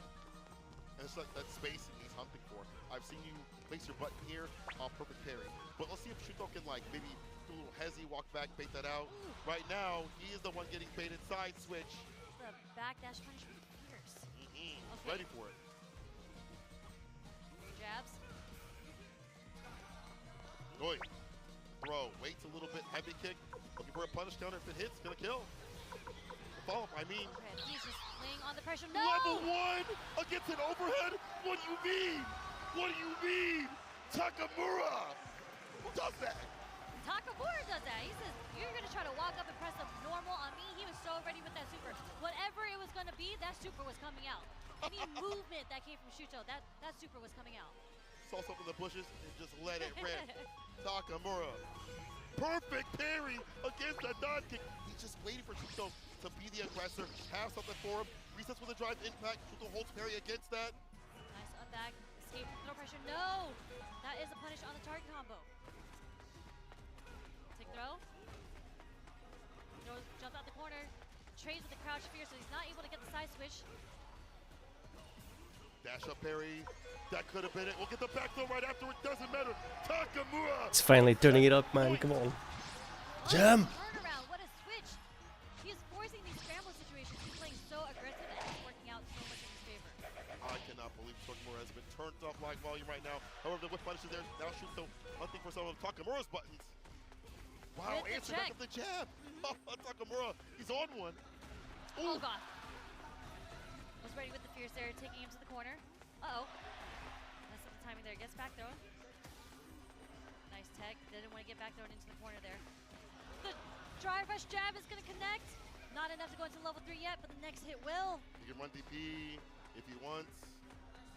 Shuto has to be so careful throwing out these buttons, these fireballs as well. One bad interaction will lead to success. That could have been it. The drop was there. Takamura's down in burnout. He tried to enforce the jab to try to find an answer. Heavy kick, We're gonna get the Tatsu. Drive, impact, roar. Wasn't ready. Battle? And Hello? he didn't even have to spend his super meter. He's going to have his 3 bars going into this last round. So what does Takamura do with the bar at the bottom then? Does he go for an early level 3 to get the lead? End it off with it? We'll see. He gets a chance, drive rush jab. Yeah. Both safe, but wasn't ready for a follow-up. Maybe to hit the OD Jin ride that distance, not sure. And full. Yeah, if he's going to get a hit off a punish counter from medium or fierce, I think he is going to dump it into the level 3 for sure. Oh. Just to get the damage and to get the drive bar back. True. Also, he's holding parry. Okay. The drive impact right after He that. said he didn't need that. He didn't need his drive bar. He's got bar at the bottom. There's the level 3 as you mentioned. Nice and early in the morning. Gonna get that lead, but more importantly, build your drive gauge to save yourself from being in burnout as much as possible. You're still there, but it's gonna be closer than what you would if you didn't do it. Exactly, and he's further away from the corner. He's able to establish some space. Oh. If he had dumped all that meter there, he would have taken the game, but it's okay. Looking for another opportunity. Burns himself out again. Okay, Doesn't Noah, matter. the Belgium Noah. Drive reversal on wake up shoot though. Drive rush DP. Will we see a demon? Oh, we do see a demon. Turn off the lights. It's bedtime. It's Not enough. dead yet though, but still in burnout. Okay. Using the animate flames. Oh. Try to dash up. That's it. That's shit. That's it. That's it. Shuto's on demon time right now. He said, wait, 11:30. Back. 2-2. Takamura. Shuto. We're down to the final game. I like these sets. Grindy matches, grindy games, sweaty games, all for $1 million. Incredibly sweaty games. Beautiful play from Shuto. Having the mental capacity to just stay focused, stay in clutch. Close range fireballs again. Gets a jab, but too far for that crouching Mido kick to hit. Yeah. Kind of throwing normals out at this point. See if they. Oh! Don't try to check me. The animate flame is going to push his hurt box back so he can get the whip punish. Yes! Only DP does ring out here from Takamura. OD Shoryuken. He thought it was maybe going to be a walk-up throw. No go, Bozo. Interruption. The overhead hit. It's a counter at this time. Finally, Takamura is able to reset and find what he needs. Oh no! Bet it all on that ODDP. Takamura. Set point. Okay. We're gonna have to figure out how we approach here. Trying to slowly walk Takamura into the corner and see how they fight for their space. Shuto getting his drive rushes in. 2 drive rushes with the OD. Tatsu. The wake up super! Look, he spent so much bar that now Shuto is on the back foot in terms of the drive gauge. Oh. The dive kick hits low enough to interrupt the attempt, and the ODDP is waiting to bait it. Well, that health is decimated. One more touch after this is all he needs. You can play it nice and cool. Shuto doesn't have to overextend. I said don't overextend. You don't have to do it. Instant overhead on the wake up though, Shuto. Final game, final round. The fuzzy, incredible clutch play coming from Shuto. Drive reversal to start things off. Shuto trying to get his bar back by getting aggressive and active. It builds your bar back faster as you get aggressive with buttons and whatever you can, really. Walking forward. Okay. Doing a little more fireballs here. Hey. We might see a raw drive rush coming into. ODDP, get off of me, okay? Level 2. You mentioned that anti-fireball play coming through. It's going to kill the drive gauge. Drive we rush get the wall medium. bounce, Yep. Put the DP isn't it. He recovers. He recovers. Oh. It's not over yet. betted all the ODDP, and Shuto was able to find a fantastic punish and put down Takamura and move on in the bracket.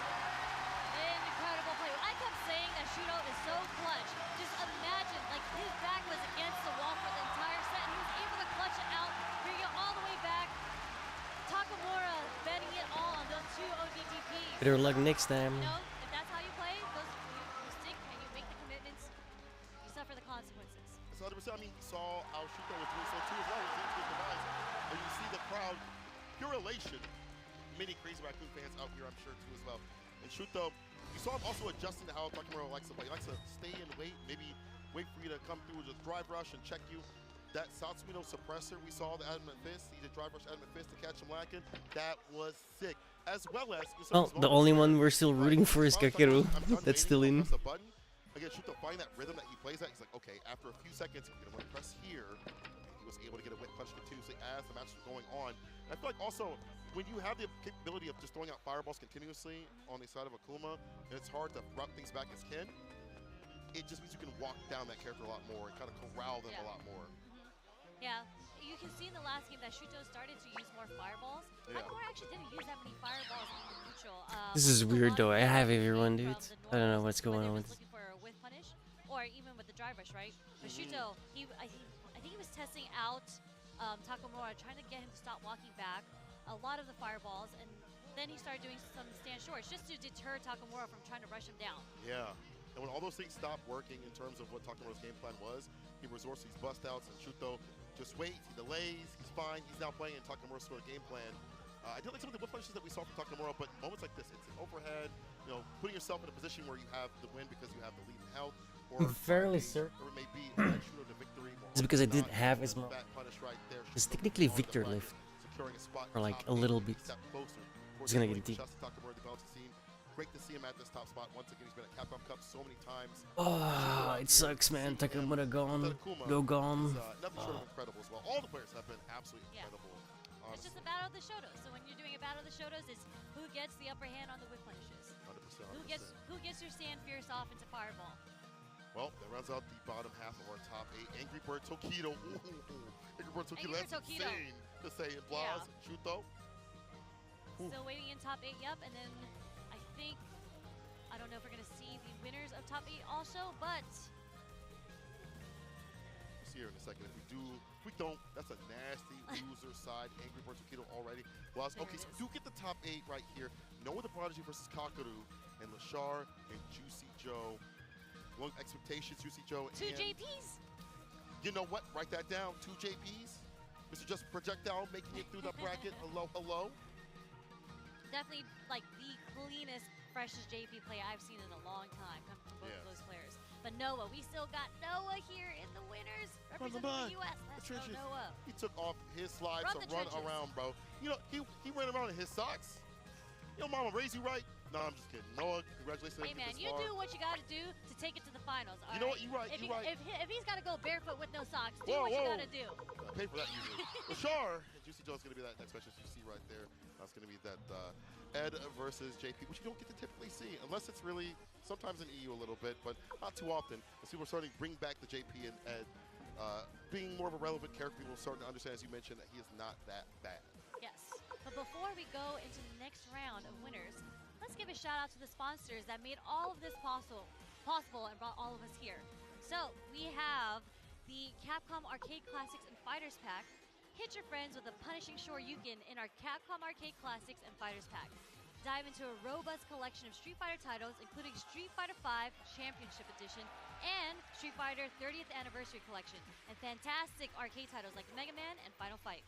Get hyped for tournament season, test your skills, and help support the Children's Miracle Network hospitals with your purchase. Shout out to the support here from Steel Series, the homies over there. Whether you're on PlayStation, Xbox, PC, or mobile, Steel Series has you covered with unbeatable software and hardware options so you can pursue glory at the highest level. The Steel Series Arctis Nova Pro is an official headset of Capcom Cup 11. Premium high-fidelity drivers and sonar software makes the Nova Pro ideal for any fight you take on, especially when you have to fight Noah screaming in your ear after he pops off. Yes. And you want to hear those interviews, you know, crystal clear through your ears, right? Yeah. But what we have next for you is the 2 matches in winner semis, and we're going to establish who makes it into winners finals. But before that, just a quick break, so make sure you don't go anywhere.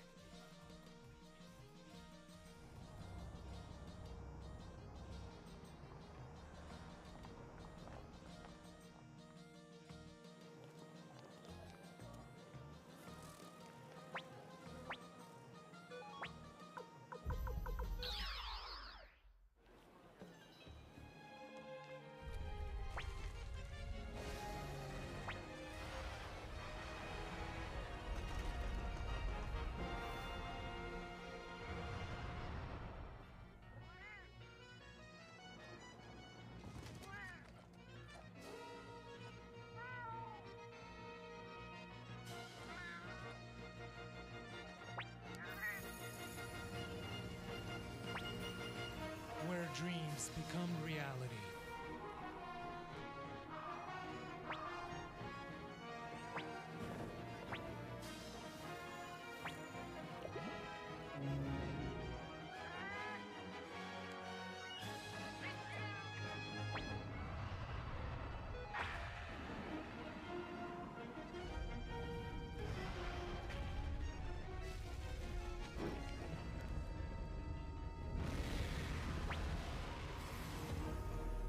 Monster Hunter Bridge.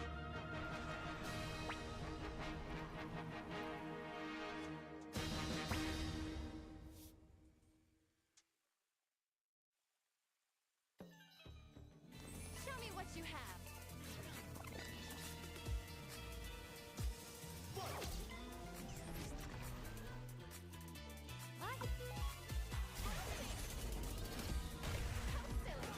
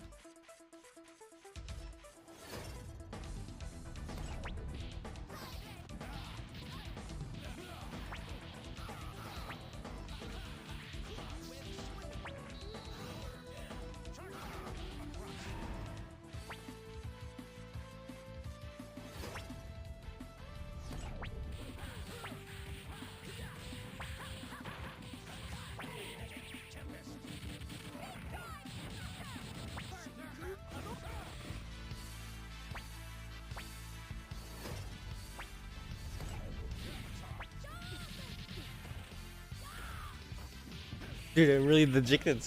Oh, and Takamura out. Fuck's sake. That sucks. No more to.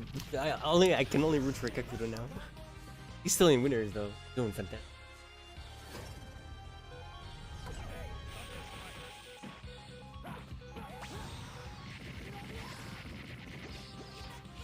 It's kind of dumb how invested I am in this. For no reason, right?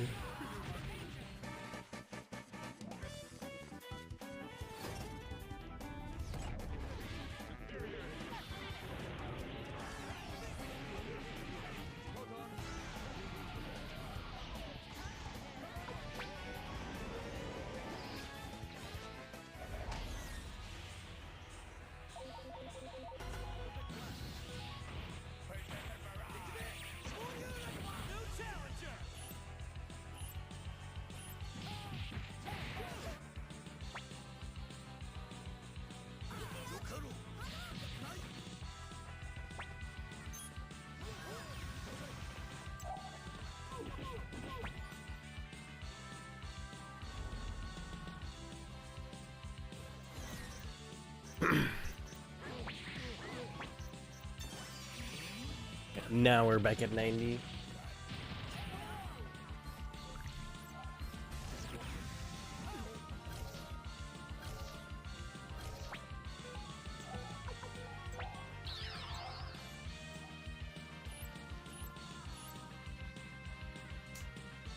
I gotta go pick up the coolest guys in the game, right? So we gotta make sure we're at level 4. Need to see the damn fucking cutscene.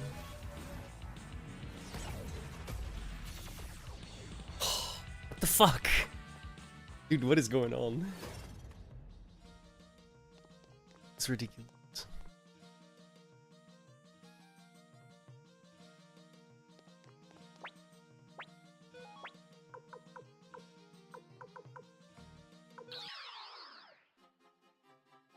Fuck.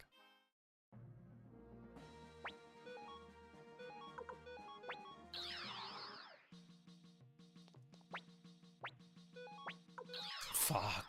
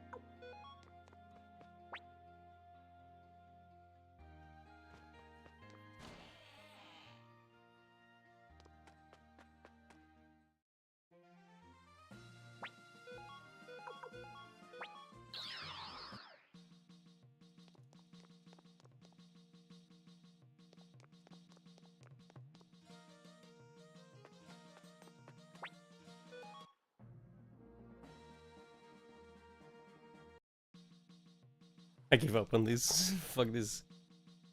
I have way more than 90 now. 92. Fact.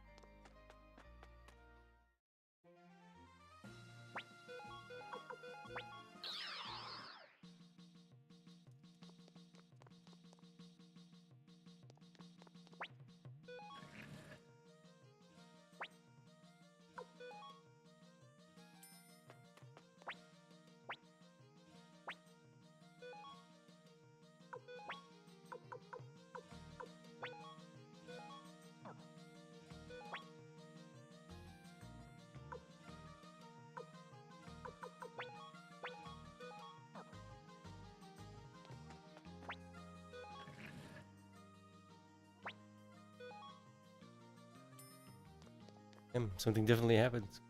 4 fucking police things, police ambulance, whatever, just drove by.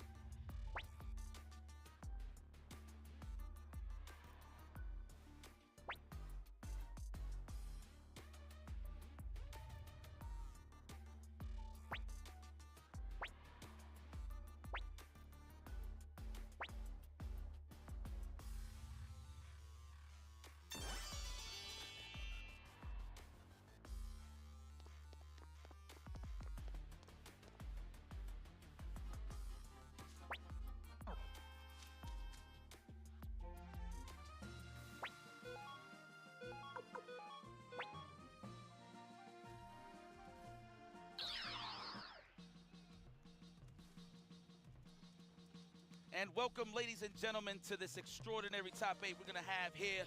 We officially running down to the winner semifinals all the way to the big shebang to see who's going to get those M's.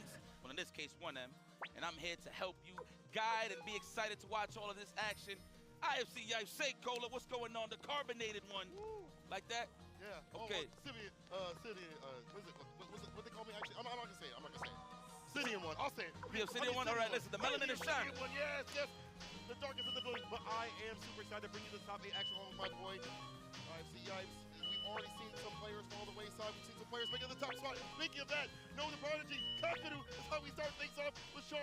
Lucy Joe right after that. And the loser side, Angry Bird Tokido, Blas versus Shuto. Round things out. It's going to be bangers upon bangers. And we start off with the man that took off the shoes and paraded around when he got that top 8 spot, which was well deserved, but now has to fight an absolute villain. We saw how Kakadu walked in, had that narrow eye, look at his face, and he was just like, I'm going to come kill, take care of any opponent that he sees in front of him, get the light power too as well. We'll see what happens though. You were talking about how Noah might be good in this matchup though. All right, so this is how I look at it, right? Just to break it down. Kakadu, we already know a defensive monster. He sees all the gaps. Let's hope Kakadu doesn't fucking lose immediately as well. Oh god. The one guy we're still rooting for. The rip in a matchup. 3 out of 5, sure. You got time to figure it out, and that's why we're here in the top 8 for that simple matter. But you need time to really fill out Noah on the first game. Now, Kakadu, I don't know how many Lukes he's been playing at the highest level. It might be safe to say that right now, on paper, Noah might be the best Luke in the business at Capcom Cup. I think at this point, might as well be the best Luke. Yeah. Period. And then on top of that, so back to the point that I was trying to make, if Noah can't open him up, at least the pressure of just walking down Kakadu as great as possible, as best as possible, he'll have some good chances to open him up. But this is going to be a banger for me only because this is definitely going to test how Noah the Prodigy is going to approach on the offensive. All of my point. Said those lights don't affect him. The stage don't affect him. Let's get even the price that's sitting, that could be in his wallet soon if he hits that million, don't affect him. He's about that combat. However, when you're fighting someone like Kakadu, who is pinpoint precision, who is Mr. Perfect Prince, it'll be very difficult to enact that pressure that you like to with the stand fierce fireballs and stuff like that. We'll see what the switch up is. One thing again I like from Noah is that when he knocks you down, he'll jump back and do something. Or he fireball stand, medium kick. It catches people off guard. They're like, okay, you knocked me down, you jump back. Now I get to dash in or walk up to apply some pressure, maybe get a back throw, whatever it may be. But Noah stops that and holds that continuously. Been a pain point for a lot of players, except for Grand Todokai. We'll see if Kakadu watch that match. But comes down to this. Top 8 starts now. Noah, Kakadu. Let's get it. You want those ends. That's a good point that you put out. I actually forgot that Noah did lose to Grand Todokai in the group stages. So, and this is a different beast. But you know what? We warmed up, and let's get it. Yeah, I like how they adjusted the camera. No, I know. I'll be looking at the minute details. Here we go. Back to the match. This is the dance-off that we need. Ain't nobody taking nobody to dinner here. All right, going for those faint ghosts already. No parries from Noah the Prodigy. Looks like he's been watching the tapes. Okay, he's in. There we go. Nice punish. Very nice. On the recovery with the drive rush. Perfect stuff there for Prodigy. Nice.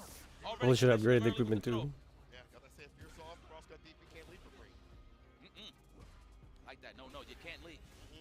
All right, here we go. Charge up again. I'm wondering if Tucker's going to hit that drive impact. For now, he just goes for the drive reversal. Perfect parry. Try to drive rush up for the throw. No one text. That was back. Fierce connects. And that proper distance where you. Well, this ain't looking good already. That suppressor is there to stop it. Spend that. Spend it. It's all right though. Noah's confident. Oh my God, this is when it's gonna get ugly. Don't even say it, Ryuji. Easy, my boy. It's all right. You know what? You're the professional here. Nice. That was a delayed tech. You gotta watch the shimmy next time. At least he's almost touching the drive gauge. It's cool. The veggies is back on his plate. Nice sand blast right in between the eyes. From downtown. Downtown. No, I just took a deep breath. I love that game. Totally understand. Switching a little bit more this season. Better of a neutral tool. A stand medium kick. Now is the poke. Kakeru with the crouching medium punch. Backs off this time. Looking for a reversal. But Kakeru not really wanting to go for that amnesia so early in the match. Drive impact. Able to hit at least to get some distance. No one burnout. As long as he's got bar at the bottom, he can back himself up. Kick back and relax, Noah. You've been here before. Just watch if your spinal cord is on that wall. You do have some meter to play with here. However, no, my man Kakeru has been 100 for 100 on those anti-airs. Nice. The jabs into the level 1 survey says not dead yet, but we still touching the green and we back alive. The question is, does Noah have what it takes to open this man up? Gonna have to walk him down and fight the stand fierce. The splat. All right, what do we go for? If he goes for level 3 here, just to freeze the dries. He doesn't. Drive impact right back, and Kakeru answers resoundingly. I'm surprised that he's in the level 3, keep him in burnout, and then work from there. But Kakeru, and with drive impact right back against Noah, proper reactions. Bar at the bottom for both, level 3 here for Noah if he wants it. Kakeru, might hit that level 2. I actually cannot believe he tested that out on Kakeru out of all people. Nice block on the overhead. Yup, that is the offensive sequences. Noah loves to snipe out. Immediate level 3. That is a wise choice. Very wise choice. Rearrange that face. You're gonna get a backdash in here. I'm pretty sure he does get Oki. Hit a fierce Oki. There it is. Back throw. Switch it up a bit. Drive rush overhead. Kakeru with an immediate stand block, but gets hit with a crouching like punch starter. Tap it very too much. Kakeru's just trying to find every option to just get out the corner. That's why he just busted out the level 2, just to regain some control here. And look how he chased him now. That forward heavy kick with the level 2 behind him. Departure teleport. Woo! That was robotic. Rush to autocorrect. I ain't going front. That was robotic. Go for the drive rush. Hello. But it's still enough here. Kakeru first blood. Let's go. Showing good signs of life here. Noah the Prodigy side. But in terms of winning the tit-for-tat match was definitely Kakeru.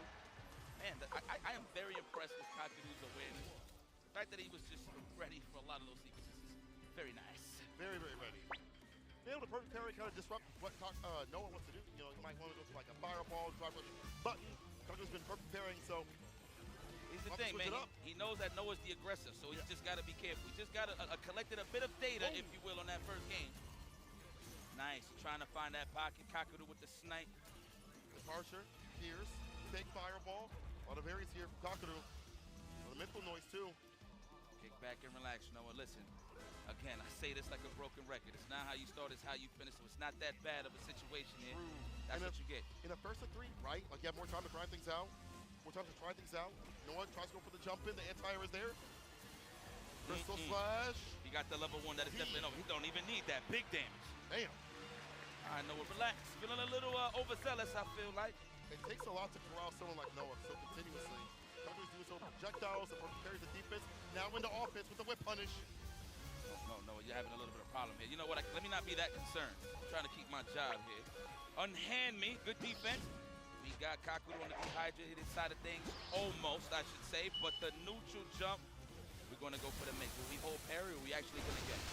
Now he's going to make all hits count. No, he panicked. I understand. All right, I will go to the practice. And the reset Odin command grab.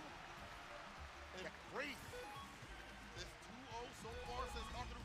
Now, I feel like... You were saying? I wonder if you would agree with me. Noah's kind of playing a little more offensive than usual. I understand that Kakeru's kind of corralling him with the buttons, perfect parries, and then walking him down.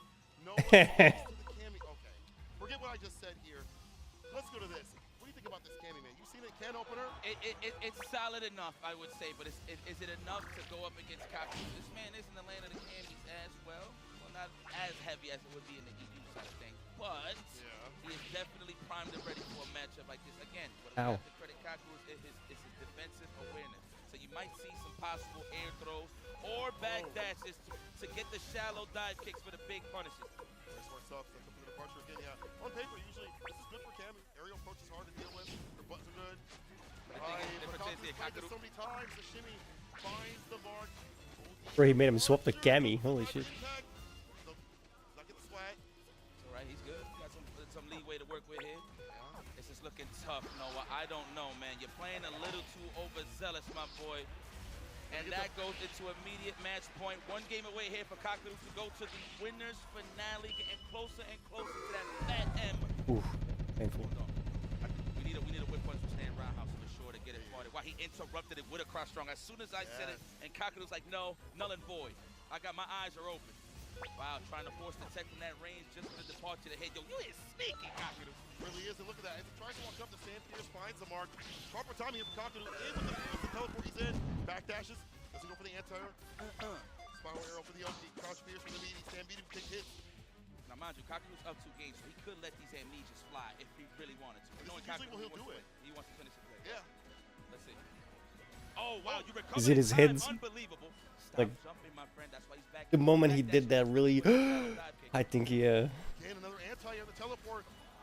And now Kaku in burnout, but he's definitely not out of options. He got the level 2 at the bottom, level 1.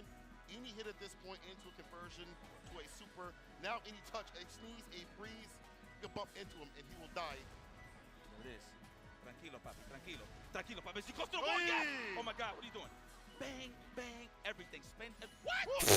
That is a brain fart and a half. My goodness. He doesn't play the character so consistently, so in these clutch moments where you need to be absolutely perfect. This is it, and it's burnout. It's over. He's gonna go for the He tried to drive by shop. Yep. Got to take it down. 3-0.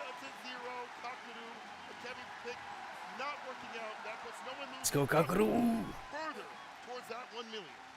Listen, man. The usage of that stand strong at max distance and just backdash to just body those dive kicks. That already took the option away from no other prodigies. You can see he wasn't even throwing dive kicks to begin with. Right. So Kaku ran the blueprint perfectly against no other prodigy. And I'm pretty sure in the back of Kaku's mind, he didn't even expect the pick. But no other prodigy still in the loser, so it's okay. America's last hope is still in the business and I didn't in save. the building, so it's cool. I'm a little upset just based off of not because that he did super bad. It's just I feel like he took too long to really get it going. But I mean, I can't blame him going up against a guy like Kaku. So it is. I mean, he only got round 1, and then he lost everything else. We saw throughout this match were so good that it felt like Noah couldn't get aggressive, get active like he usually does. And in this matchup, generally speaking, drive rush medium punch, something you want to do more continuously. Like that was sick, but Kaku's anti-airs were so on point. Locking down with the departures, every chance that you got, you saw every crouch pierce, or most of them at least go into a departure right after, or most knockdowns in general.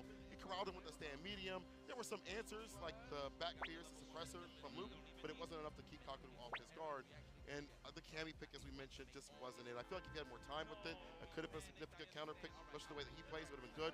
But Kaku plays a million Cammys over in Japan, and this one hasn't really had that time to grind out on a big, big stage. That right there from, yo, he should have definitely ran it again with Luke. I'm pretty sure everybody and their mother is saying that in Twitch right now.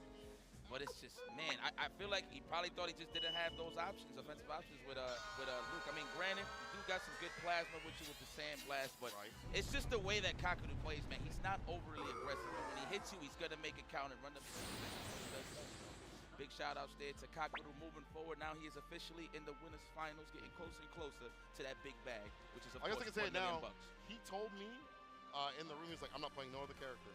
I'm just playing JP, no matter what happens. That's what he said, right? Matchup, he is down for just the JP, and now we see him in winners finals, as you mentioned. We go up next to Lashar versus the you got the juice, Juicy Joe. I ain't going front. All right, I'm going. I want to see a good match, no doubt about it. Yeah. But for a winners final situation, I would love to see a JP mirror match. So let's see if Juicy Joe, hailing all the way from Sweden, could go up against Lashar, one of Korea's finest stars. This man has been posted up in Japan, just kicking everyone's ass. Yeah. And here he is today, of course, showing his prowess, his consistency. here in the Capcom Cup. So I just want to talk to you, not even match specific. Do we actually get to do this match with Angry Bird and Tokido? Yeah, we do. Oh, yes. Yeah, come on now. Come on now. And you know, I'm from the bodega, so I know a little thing about Canon too. You know what I'm saying? I've been playing a little Kuma, so it's going to be perfect for us. But Losers. He's just losers. The Lashard Juicy Joe should still be a fantastic battle. You get to typically see the JP versus Ed, even though it happens, it should happen a lot in Japan. I don't think they're really watching the CFN that much. You know, some JP players are coming back to Kakadu. A few other ones still exist out there. There's like a young one, his name's Taki, I think. But I don't get to see them run into the Eds. And there are still Eds out there, as we mentioned, Fudo, Star, who's been taking residence in Japan for Street Fighter League. The Golden Finger himself, this guys. And Juicy Joe out here on the JP, fully well-rounded with that character. Took down Angry Bird. Very significant win for him to be out here. Oh, the crowd love Lashard. This guy has been learning all languages. He knows English, Korean, and Japanese. Absolutely. I mean, think about it. He posted up here, he dropped his bags, and he got comfortable on somebody's couch. And he's been kicking everybody's ass here in Japan. I already told you, said it earlier in the broadcast in day one. He pulled up to Japan, obviously, for SFL. Right. Spoke to Tokido. He was like, listen, we got him on the team. We already knew what we was getting into in terms of how good he was, but that's all they've been doing was just playing. He's been just playing everybody in long sets. Well, look, we all know how great Lashard is. Yeah. Let's talk about Juicy Joe. Again, not to sound like a broken record, but he was never in those big stage situations. True. And now he is here at the Capcom Cup. So, guys, please be familiar. And I got posters for sale of Juicy Joe if you need one. I promise you. You know what I'm saying? You know, Juicy Joe has been grinding out in the Salt Mine Leagues continuously, put us wherever he can. Facts. We've seen him continue. He's been on fire as well, dude. Juicy Joe. Here and there in terms of like EU tournaments. He's had a really good tournament so far. In Street Fighter League EU, this guy is clean with his character. I feel like he puts his points everywhere. His defense is good. His offense is good. He doesn't really overextend too often with his buttons. His projectile gameplay as second to none, I feel. I feel like in terms of like fireball gameplay for the JPs, he is the best. And I think that's because he played this character even when the nerfs happened. He was like, no, I like playing him no matter what. Adjustments. You know, I'll say this though. This guy's a freak. He's like, I don't mind playing bad matches like him. I think it's like, you know, not too bad to play. I mean, listen, at the end of the day, when a character gets a little toned down, Yeah. I mean, to be real, character gets toned down, no doubt about it. But I mean, it's Eddie. Still gonna have his toolkit. The fact that his flicker is still the same, it doesn't really change as much. Yeah. So When both characters got toned down, and you're absolutely right. If anything, if Ed got toned down, it's just to help everybody else out to beat guys like Lashard. So it is what it is. But man, how are we gonna play this? I actually want to see how Juicy Joe keeps Lashard. Wait, is this an actual match? Oh, I'm about to say. No. All right. We look up. I saw Juicy Joe's face right there. I was like, hold on now. They were button checking just to make sure everything is ready, prepped and prepared. But yeah, I want to see how this goes down. I want to see what the approach is here from Lashard. If he's gonna go from like a more flicker fireball sort of standpoint. He's got the buttons to contest against JP. So if you're throwing out stand fierce, crouching medium punch, that stand medium punch as we saw from Kakadu, you'll get clipped and hit. I mean, you don't have to overextend too often. You have stand medium kick on your side that outranges JP from Ed, but it's a fireball play. The fireballs that could do justice out here from JP. Get in and a press right after that. And Pierce too as well. What am I talking about? You try to go for like the flicker stance, it's an immediate Pierce. Let's see how this plays. It's a big bag. Yeah, It's a big bag, man. Listen, I don't want to sound dusty here, but never in my life I thought I'd be in this situation. playing for $1 million in the Sumo Stadium. It's pretty much a big MM match here. For those that are cultured, you know what I'm talking about. 3 out of 5. Oof. This is how we get it done, man. Yes, sir. Oh, everybody gets those jitters out quick, and these guys are definitely comfortable right now to take it all the way through. This will be a great win for Sweden EU as a whole. Yeah. And if I had to pick somebody to make it out of this match right here, right, I'm gonna go with Juicy Joe, man. I'm gonna go with the what was it, the White Knight Magician?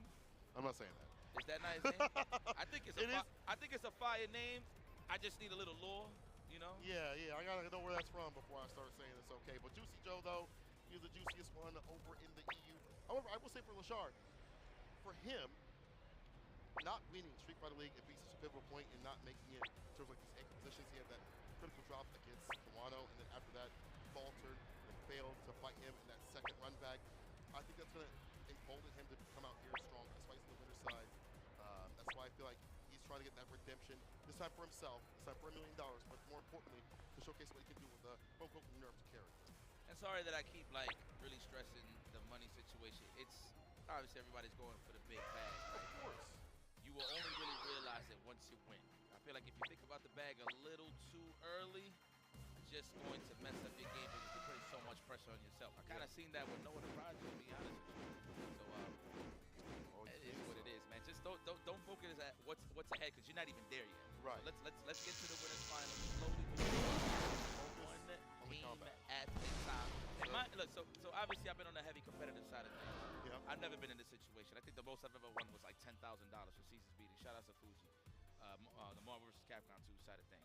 I wonder what's going on in the mind of Juicy Joe. Lashar, I can't even tell. He's a machine. Yeah. He's golfing. He's literally on WASD. It's kind of nuts that he's playing on a stick. Like, I never thought I'd see the day where we're using that preference as an actual tool to play fighting games. But it is what it is. I've seen people use accordions.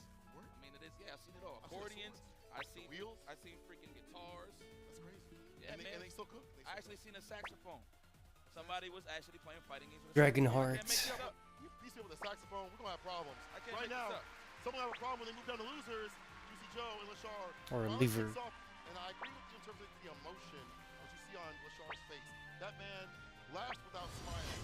However, in the game, I feel like he's a lot more emotional. Whereas when he's hard on the stick, he's a technician, he makes more emotional choices consistently. So on League, let's see what happens here. Lashar, Juicy Joe, let's get it! Juicy Joe, the MR Goblin. I'm hearing in the streets of EU, he stay on the online side of things. He's gonna have to deal with Lashar. This is it. We sharing this oxygen. Offline play, cut the meat to their cords. It's about to get nasty. Yes, sir. Lashar's on fire today, though. Right here from Lashar, the throw already conditioning Juicy Joe. The perfect parry. That was nice on the flicker. That's a rarity too, right? Like perfect parrying flickers is kind of a different thing to do so continuously. And Lashar put up in the corner, Juicy Joe able to switch positions, get that distance to put down projectiles, some miasma, this plasma. Out from now, there's that low, that crouching light kick opens him up. Departure set out every knockdown. That's what you're looking for. Okay. All right, Fake Ghost, we are trying to wail at the drive gate, even if he's not landing no physical attacks. Lashar's not giving it to him. He's aware. Nice. We're seeing the gaps. Now we at that range where we're waiting for the stand medium punch or the stand fist. Lashar is doing an excellent job just smothering Juicy Joe with all of this offense. I thought he was going to hit him with the fadeaway. I think he did it. Juicy Joe clipped him on the way back, possibly. Yeah, good core frame. Ready with it. Departure locking down. You see the fake ups every so often, trying to get in the waist to drive gauge. Okay, even if he's losing right now, all you need is one hit at this point. No reaction with a parry. Unfortunate. It's okay. It's okay. Confident, so walk him down, hit that drive impact. As mentioned, one more hit to do it. OD to start things off, so against the projectiles. Using OD flicker, I see Lashar in. Meaty stand pierce delays a little bit. Allowing Juicy Joe trying to get some pressure off on his side of things, or so I thought. Gave him a lot of looks right there early on. So we started the match like that. Okay, Lashar. Delay lows. Defensive Joe is looking good. I'm pretty sure he's trying to find that space to hit that departure, just get out of harm's way. Is that going to be a backdoor? No, he wasn't even in range. However, Finally. he activates that level 2. And I like that. I agree spending that cash. He's going to get that back regardless. Yeah. Back on drive gauge right there. Departure. Stand fierce, OD. Teleport when the anti-air is there. Cycle uppers is such a good tool to do so. And chip him out as much as possible. Side switch drive reversal with Juicy Joe. He's in burnout looking hella ashy. Man said, ref, don't give me the tech. I snapped that thing. I love that song, by the way. Wow, whoa. I don't know what Lashar tried to do there, but definitely an input error. Pierce. Kick back and relax. He's just trying to eat his veggies again. Juicy Joe know what it is. Are you serious? Drive rush DP as the anti-choice. Perfectly done. I really want to check out Id's a little bit better, man. It is really cool. Same distance as like a kid. Loving the walk blocks right here from Juicy Joe. It's terrible with him. Right, don't do nothing. All that real estate, that is a lot of acres. That's a lot of carpet you got in your inventory right now. All right, there it is. Oh, he's able to hit. Target combo level 2, it's on the way, I'm pretty sure. Are we gonna do it? We're gonna close out the back dash, the proper read. And of course, Juicy Joe was trying to preserve that meter to take it to the next round, so he was confident in his approach to open him up. But I think he should have just let it rip, man. Yeah. Everything counts. Everything counts when you go up against Lashar, man. So it's all right. Don't gotta worry about it too much going into the next round when it comes to the meter side of things. But it's not looking too bad for Juicy Joe. It's not looking terrible. It's not looking terrible. It's just the damage proportion right now is better here for Lashar. He's been more consistent landing what he needs. Juicy Joe's been only getting some errant hits like fireballs here and there. Starters have been mostly off the lights. We'll get the pick up off of this. Forward heavy kick's able to hit. Forward heavy kick, again, that new buff helps out. The extended combo. And this is what you want. Looping, the departure, the pressure. ODP is able to reach you. I'm surprised Juicy Joe didn't block that out. Kick on them ankles. On over here. I right, let's set. That should be enough. Level 1, hell yeah. Never on the first stage you're holding on, but it was not enough to finish the job. LaShaw is looking like a ghost walking right now. One-touch scenario. No. Juicy Joe just needs one hit. LaShaw has his character in burnout, one of the best in the burnout business. The flickers continuously, plus Rain City. Come here. Where you going? I'm not talking to you. That's Tipping him out to definitely level a 2. chip out. Psycho Canvas. Oh. Are you kidding me? He killed him. It was a pixel. It was a touch. That's nuts. A tap. My A goodness. tap. It's all right. You're still in there. I'm a little biased. I ain't gonna front. Loki. I'm a You little want biased. You want us to. I want him to do well. Right, I'm a big fan. I kick back. The Parcher's out there. LaShaw has no problems navigating through all of these traps here that Juicy Joe's throwing out there. Gets the confirm, and we start again on the parkour toy. He's looking good. And mind you, notice how Juicy Joe ain't really stressing the main ghost. LaShaw is definitely not falling for those. But he's just trying to keep the pace in the match in his favor. Approaches and baits out the DP. The DP is kind of whack in certain instances. Yeah. Not the fastest of reversals. Or anti-airs, I should say. True. Fastest one's like 10 frames. In terms of like an anti-air approach. Strike those real good for this character up in the corner. We mentioned the flickers. Mid screen, also in the corner really good. That's why Juicy Joe tried to lead. LaShaw hunts him down with the hot pursuit. What a choice from LaShaw. Instead of anti-air and a fadeaway jab, he goes and kill rushes under or dash. I'm not too That's sure. it. That should be enough. And LaShaw at a commanding 2 to a pottery donut. I swear these guys aren't showing up. LaShaw is just looking unfazed. I will go to the character select screen a little bit and just breathe. Chill. Just take a second. But you know what? Sometimes that does kill momentum. So you know what? Again, I don't think Juicy Joe is doing too bad. It's just in terms of who's keeping the league consistent and just not falling for the shenanigans is LaShaw already with the immediate with punishment. And we mentioned that, right? The stand, medium, stand fierce, crushing medium punch, all these buttons can be whip punish. LaShaw proving that right. Round start, leads Juicy Joe to the corner as a resounding lead right now. He's staggering, and now he's able to find that crouching medium punch to find success. One more touch. This guy's playing out of his mind, bro. Significantly will seal it. Here we go, Joe. It's your espacio. The part is there. Shaw's just gonna back up. He's like, you know what? You can have it. Yeah. You can have a little bit of my life ball, but trust me, I'm coming back in with this green. With a vengeance. As he blocks it out, he gets the bar back even faster. Someone up in the corner. Can Juicy Joe make something of this? It is. Backdash overhead. Fireball. Whoa. No. He thought he had enough time to punish it. He thought the starter was just enough. Drive by shaft. He's right back in. LaShaw. Aggressive. Active on set point. Tough here for Juicy. I ain't even gonna. This is a steep hill, but it's not impossible. Okay, just setting the tone. Slowly but surely. Knocked that out of there. The flicker. Counteract the fireballs. Close range against Juicy Joe. Dash in. Stand medium. Oh, big Really? run starter as well. And we have all the cash in the world. Next hit wins here for LaShaw. What's it gonna be? No technicals. Don't even try to counter poke with the crouch dab. There it is. We got a lot of meter. And there you go. Speaking of counter pokes, that is enough. LaShaw moving forward into the 3-0. finals. Getting closer and closer for the cup. I don't know if that's going to fit in your bag. But I know there's a bag closer and closer coming in your pocket. And Joe Coolest guy in the game. to the loser's side. Oh, man, Wow. what a performance from LaShaw. He just didn't give His him mitigat. no footing to get anything started. Again, when you fight a top-level player like Juicy Joe, Oh, it doesn't work. Right. you know, he's going by your emotions. Man, I'm getting frustrated. What do I need to do? And it gives more Juicy Joe of an opportunity to just get the plays going from the departure, the anti-airs, and just holding down most of this real estate right here. But LaShaw was like, listen, man, I don't got to overextend nada.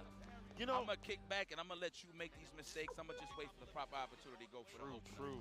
You know, it's going to sound kind of crazy, but honestly, you see a lot of level 2 come through from the side of Juicy Joe. A lot of bar usage at the bottom wasn't being utilized. On the reverse of things, though, LaShaw was doubling up that level 2 continuously on his side of things. And even the idea of having a level 1 put Juicy Joe off game. I also feel like, you know, the meter usage on the OD flickers, preventing the fireball game that you would typically expect here from Juicy Joe. Need to get Crowley still. Put him Just off get his game. Miss Midia. Typically, Who else? most There's one ad more. players wouldn't use that bar. They might, be in burnout. You don't want to use too much, and still might harass right after that. LaShaw Leon worked with Silverberg that as well. continuously was such a good idea. I do feel like, you know, LaShaw just so comfortable with the character at any point, any place in the screen. We saw that whip punch with the stand medium kick, some of these buttons. So Juicy Joe couldn't get a handle on what to do in the neutral overall. Yeah, man, shout out to that minion, man. I just thought about this watching. A word? Yeah, LaShaw played it out. That's it. It's that simple. Okay. He played out the matchup very well. I really do have to like look into it a little bit more serious. For sure. You would slow somebody down, right? So definitely getting out those Dude's like areas where you really can hard to get deal with as well when I play definitely against give him. an advantage, but that's here no there. We're not gonna talk about A little the bit past, more we're talking about the present. Yes, sir. My Habibi. Angry knowledge Bird would be will nice. be going up against the mother face Taquito. And mind you, you know, shout outs to the organic and authentic feel of knowing that you just made it to your group. You saw the reaction from Taquito. He didn't think he was gonna make it. Yeah, So cheering this in the is crowd. this is what I like to call destiny. But Yes. unfortunately, these guys are teammates. You know what I mean? Freshly acquired Angry Bird, Big Bird. Shout out to the Reject Boys for picking that up. Those are True. some great picks, and they definitely never ride on the bench. I'll tell you that. Oh, yeah. So you're gonna see them in a lot of tournaments, but we're gonna have to throw that teamwork, enthusiasm out the window because somebody gotta go home. Now I'm gonna have to pick somebody. Yeah, go ahead. What's your pick? Love Tokido, man. I feel like with every, Tokido. I feel like no, I love no, I ain't picking this up. I Oh, decided. my bad. I Sorry. love. No, you good, brother. I love Tokido. Okay. Seen him for years, all the way from the third strike side of things. Started with Urian, and him taking this craft so seriously, moving forward. I'm so proud of this guy. To be honest with you, Hall of Famer Tokido. I can't count him out. I feel like the momentum of how he plays, the more comfortable he gets in hell. This crowd alone. It's just giving him all that he needs in terms of what he needs to represent. He's doing it in his backyard, and he's usually the one doing all the traveling when it comes to Capcom Cup. So Right. it's kind of cool to see that he can actually kick back and receive that love from his people. But I'm going to have to go, and I'm going to say it. I'm going to put it on paper. I stand on it. The best Ken in the world, Angry Bird, is my personal pick. I know he has the Akuma in the back end, but I feel like for 3 out of 5 setters, we're going to kick it off with the Ken Masters mirror match. Oh, word. This is going to be exciting. And mind you, these guys have played numerous sets. This isn't something that it's going to be like a first dance-off, a first date. Oh, no. None of that. They've been well acquainted. These guys was definitely warming up in the back in the green room. So that's unfortunate because that's how it happens. You know what I'm saying? But that means that you have to have something in your back pocket to show at the grand stage, right? I think both players will do so. Taquito is such a good player about breaking you down as a player-to-player sort of aspect. We've seen the Gen Rise comes leading the drive cage. In a similar fashion, Angry Bird does that as well. More Hurry the action, fuck more up, Clyde. aggression. I'm expecting more optimability in terms of combos from Angry Bird. But in terms of optimability, in terms of taking you to the corner, putting your drive gauge, or putting some doubts in your mind from Taquito. So to pick who's going to win this, He's supposed to be standing here, to Angry Bird. but it's random. Win in the loser side after getting knocked down there. Got to reset his brain a little bit. Says, wait a minute, I need to be here, be on point more continuously. And I've seen him be really well in the mirror match. So with that being said, who knows? This has been a big shakeup out here in the top 16 all the way up to the top Here we go. 8 bracket that we are at right now. I could have never called even the likes of Juicy Joe being in the top spot. Second coolest character in the game. Being on point. Let's show some love to the people that are holding it down here. I'm going to give a special shout out to this. Okay. Of course, shout out. Oh, actually, no. Yeah, no, this is yeah. Okay. Well, shout outs to the. Do we got it right? Okay, there we go. To the Mag. Is this it right? Okay, to the Mag 271 QPX. I'm so sorry, guys. QD OLED with a high resolution of WQHD in a 26.5 inches panel size, an overwhelming refreshing rate of 3060 Hertz, and a response time of 0.03 ms. Provides a clear image without ghosting on your gaming experience. In addition, MSI OLED Care 2.0 provides enhanced panel burn-in protection for safer use. Now, mind you, everybody has been loving these monitors on the stage. Everybody has been pretty much saying that has no lag, no complaints this tournament, thank God. So shout outs to MSI, excuse me, for holding it down. Yeah, shout outs to them being the official partners of Capcom Cup 11. The MSI QD-OLED series enables users to experience outstanding aesthetic visualization with QD-OLED panel that combines quantum dots and OLED rather than LCD panels. That's fantastic. I'm glad they can play at their highest. Actually, we're going to be playing at our highest after this break. We're going to have even more action coming soon. Don't go anywhere.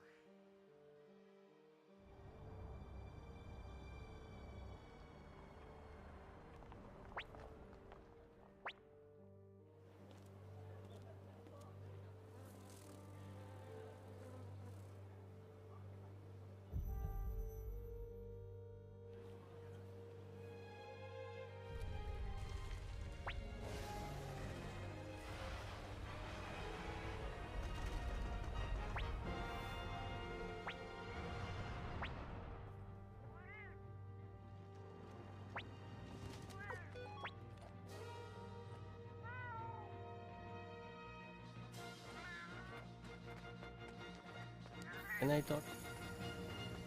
Gonna give me a letter? Where dreams become reality. Perfect.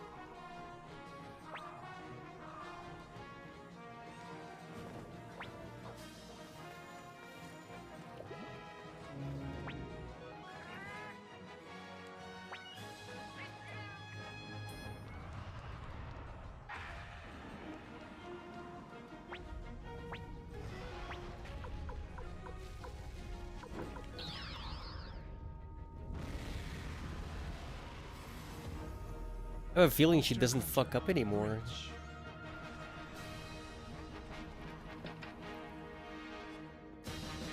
hasn't fucked up a single time.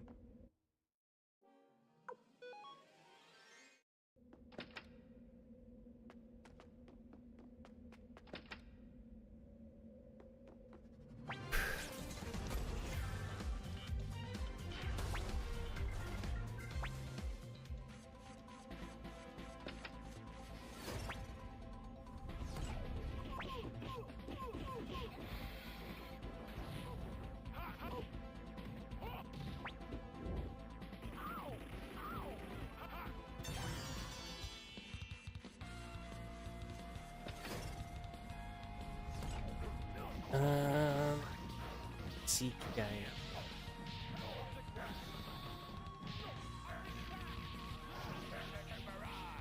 Protective barrage.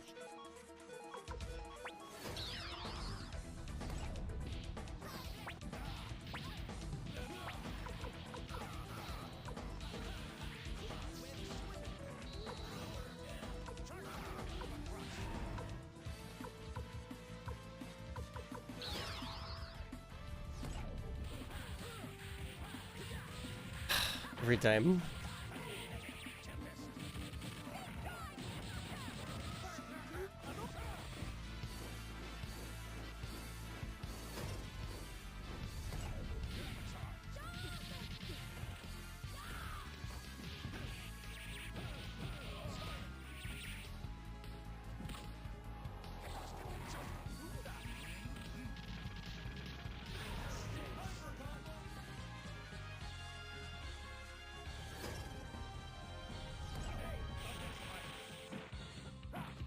Oh no, I fucked up.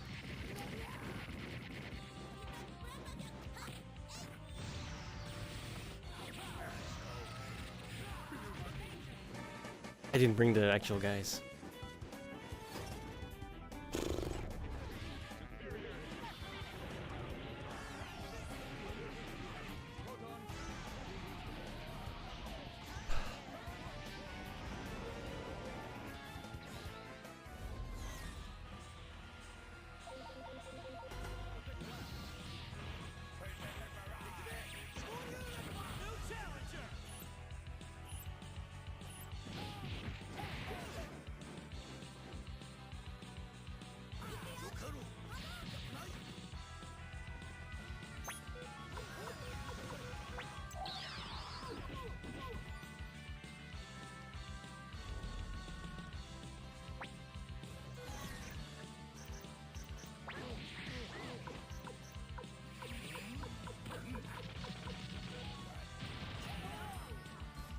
Oh no, it was fourth floor.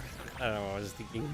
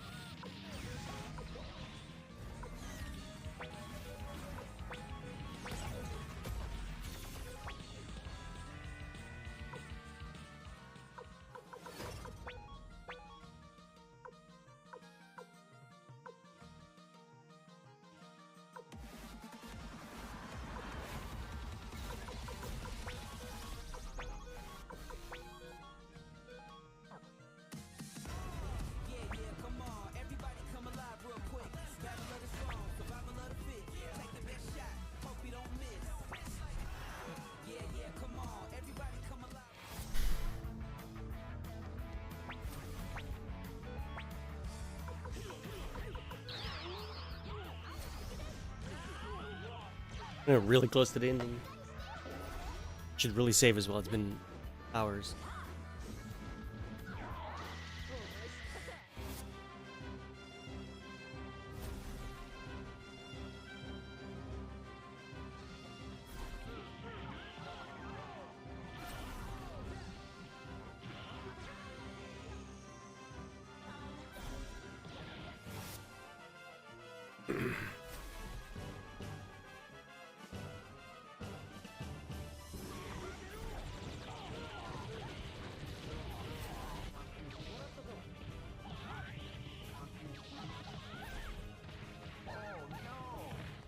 Oh no.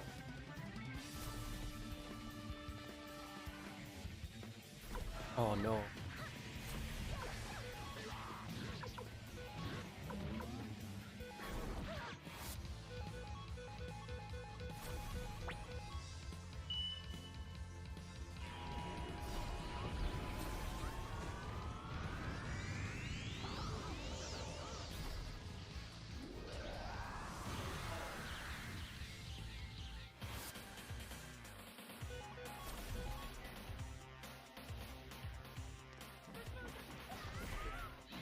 It's a pretty good rune.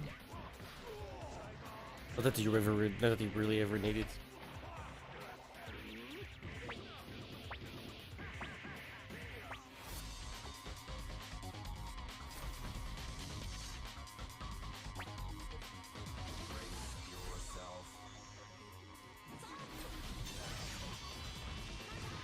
Yay. I think we're at like 100 now.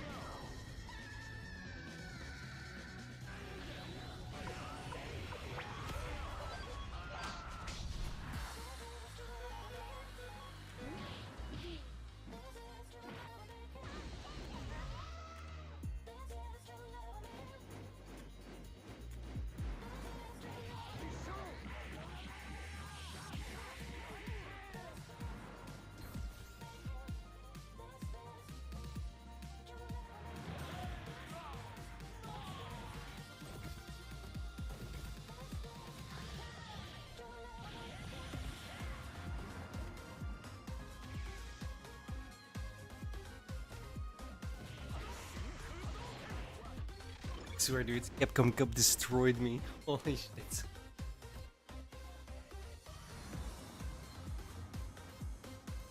My body has like zero idea what that means. What the fuck? No!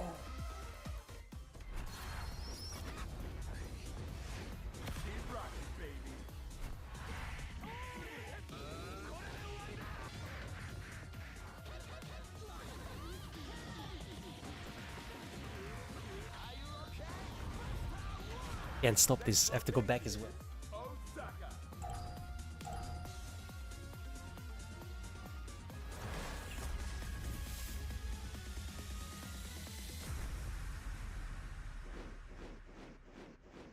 Bullshit.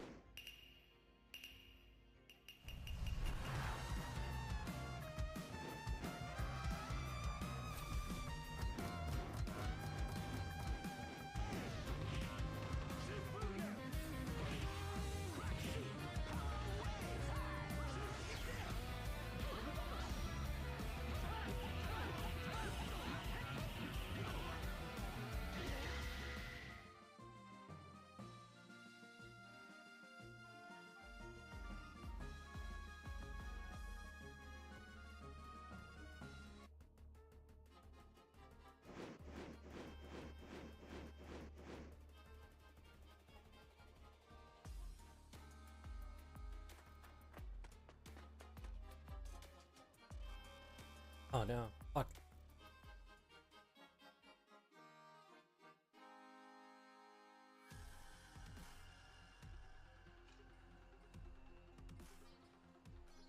What's up, guys, and welcome back to the finals day of Capcom Cup. We've gone from 48 players down into the top 8. And before we get into the action, I am joined here by none other than St. Cola. How you feeling, sis? I'm great. I have been watching from the sidelines if I haven't been commentating, and the matches have been incredible. Very unique, just non-stop, back-to-back, amazing Street Fighter 6 action. It's not going to stop at all. As you mentioned, we're in that top 8 spot. It's been super hot, and look at what we get on the menu being served up right now. Angry Bird versus Tokido. After that's going to be Blaz versus Shuto. Bro, the whole crowd in front of us looked at me when I said it like that, but I cannot contain my elation, my excitement for such I mean, this crowd must be a understands. historical match. This is the hypest crowd I have ever commentated in front of. Like, the Japanese fans are amazing. They're loud. We have this entire filled-out arena from the first floor to the third floor, and they're all looking down upon us. I see you, and I see With you, the and I see signs, you. Hey, you know what what's I'm up? Hey, hi, hey, what's going on, y'all? Yeah, let's go. All right, but Angry Bird and Tokido are going to be what's up next. You hear the cheers already. Fan favorite players, but also brothers in arms. One of them has to go down and out, unfortunately, because this is with that million. Again, and the title of the best Street Fighter 6 player in the whole wide world. True, absolutely true. After a long road, a long journey in a season 2 of Street Fighter 6, who's going to reign supreme? But I think for a lot of people, these are two picks that were selected to try to at least that grand final spot and maybe top 4, but they're have to fight out. Yeah, one of them's not going to be able to make it to grand finals. Exactly. And the journey here was insane. Like, Angry Bird had to take out NL to make it here, right? Making it 3-2. Tokido had to take out Fudo. So Fudo's out, right? That was also 3-2. And later on, right after this, we're going to see Blaz versus Shuto. Blaz had to sweep. He swept CN 3-0. Literally It made it look like CN never played the game before. Insane. How do you do that at 15 years old? Yeah, really. And then Shuto taking out Takamura 3-2. Very, very close set. There's been a lot of close sets. I do think that the Blaz versus CN was the only sweep. All right, we got 100 guys. 8 to go. Blaz, I mean, Kakaroo did 3-0 Blaz. And Blaz took that energy and decided to 3-0 CN to make it here into the top 8 losers. We'll see who's going to be the one moving on in the Ken-on-Ken mirror match. This is something that Yipes had prefaced and expected to see. It's going to be Ken-on-Ken. I do believe we're still going through the tech check because I do hear people eliminate their The cheers. original nickname for Tokido, if y'all didn't know, it is the Murder Face. I don't know what the FG Scout is. That sounds very weird, but that is Excuse me. who I know as the Murder Face. Thank you. I Tokido. like that. Go back to the old you. You're going to have to do so to be an absolute killer out here. There's no filler. It's all coming down to this. There we go, the handshakes. Now it's official. Real Now it's time for gentleman combat. shake. Real gentleman shake. These guys have been competitors for a long time. They played each other many, many times. Oh, yeah. All the way from Street Fighter 5, all the way to Street Fighter 6. And now we're moving on. They're going to have to play each other to move on in the brackets throughout top 8. And if it is Angry Bird who takes it over Tokido in this mirror match, he's going to have to play against Juicy Joe, who is the one who sent him into losers. So he wants that revenge. He's going to want that revenge, and I think he's coming back with a vengeance. Not only, unfortunately, Tokido might have to feel the wrath, but I don't know. He's been playing pretty hot. Yeah, he has been. I mean, he's so good. He knows how to play against somebody where he studied them so much. He's such an FTC Batman. Oh, no, he had one, that's right. But I think Tokido's up there in terms of dismantling people. I used to call him, for Street Fighter League Japan, the Dissector. Because he would dissect your options, take away what you could do. But Angry Bird is a different beast when it comes to optimization. We'll see what happens in this loser situation. Let's get it. Tried to sweep a little too far. Tokido's the one who's going to get the whiff punish on that. Okay, Angry Bird trying to fight his way out the corner. A little schmovement coming from Tokido, making that throw whiff. Gets the overhead. With the throw right after. Maybe not meaty enough to get a button. So Tokido commit to the throw. That immediate reversal crouch strong after blocking the jab from Angry Bird. And Tokido God damn. just like that. Almost, that is a perfect for the first round. Some decision making, I think, to stop drive rush, that sweep, I believe, but it's not working out. Tokido just using it as a one punish tool and corner carry, entry, jab, and then with the DP, drive rush right with the throw. Angry Bird walks away from danger. Now gets his own back throw.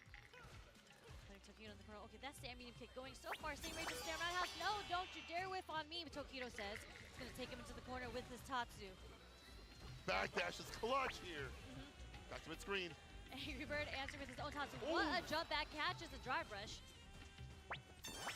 Walk up throw, the tap off the jabs. Thought it was going to be another button, maybe a stand fierce or whatever it may be. Overhead lands. Throw. Yeah, there we go. So one more touch scenario.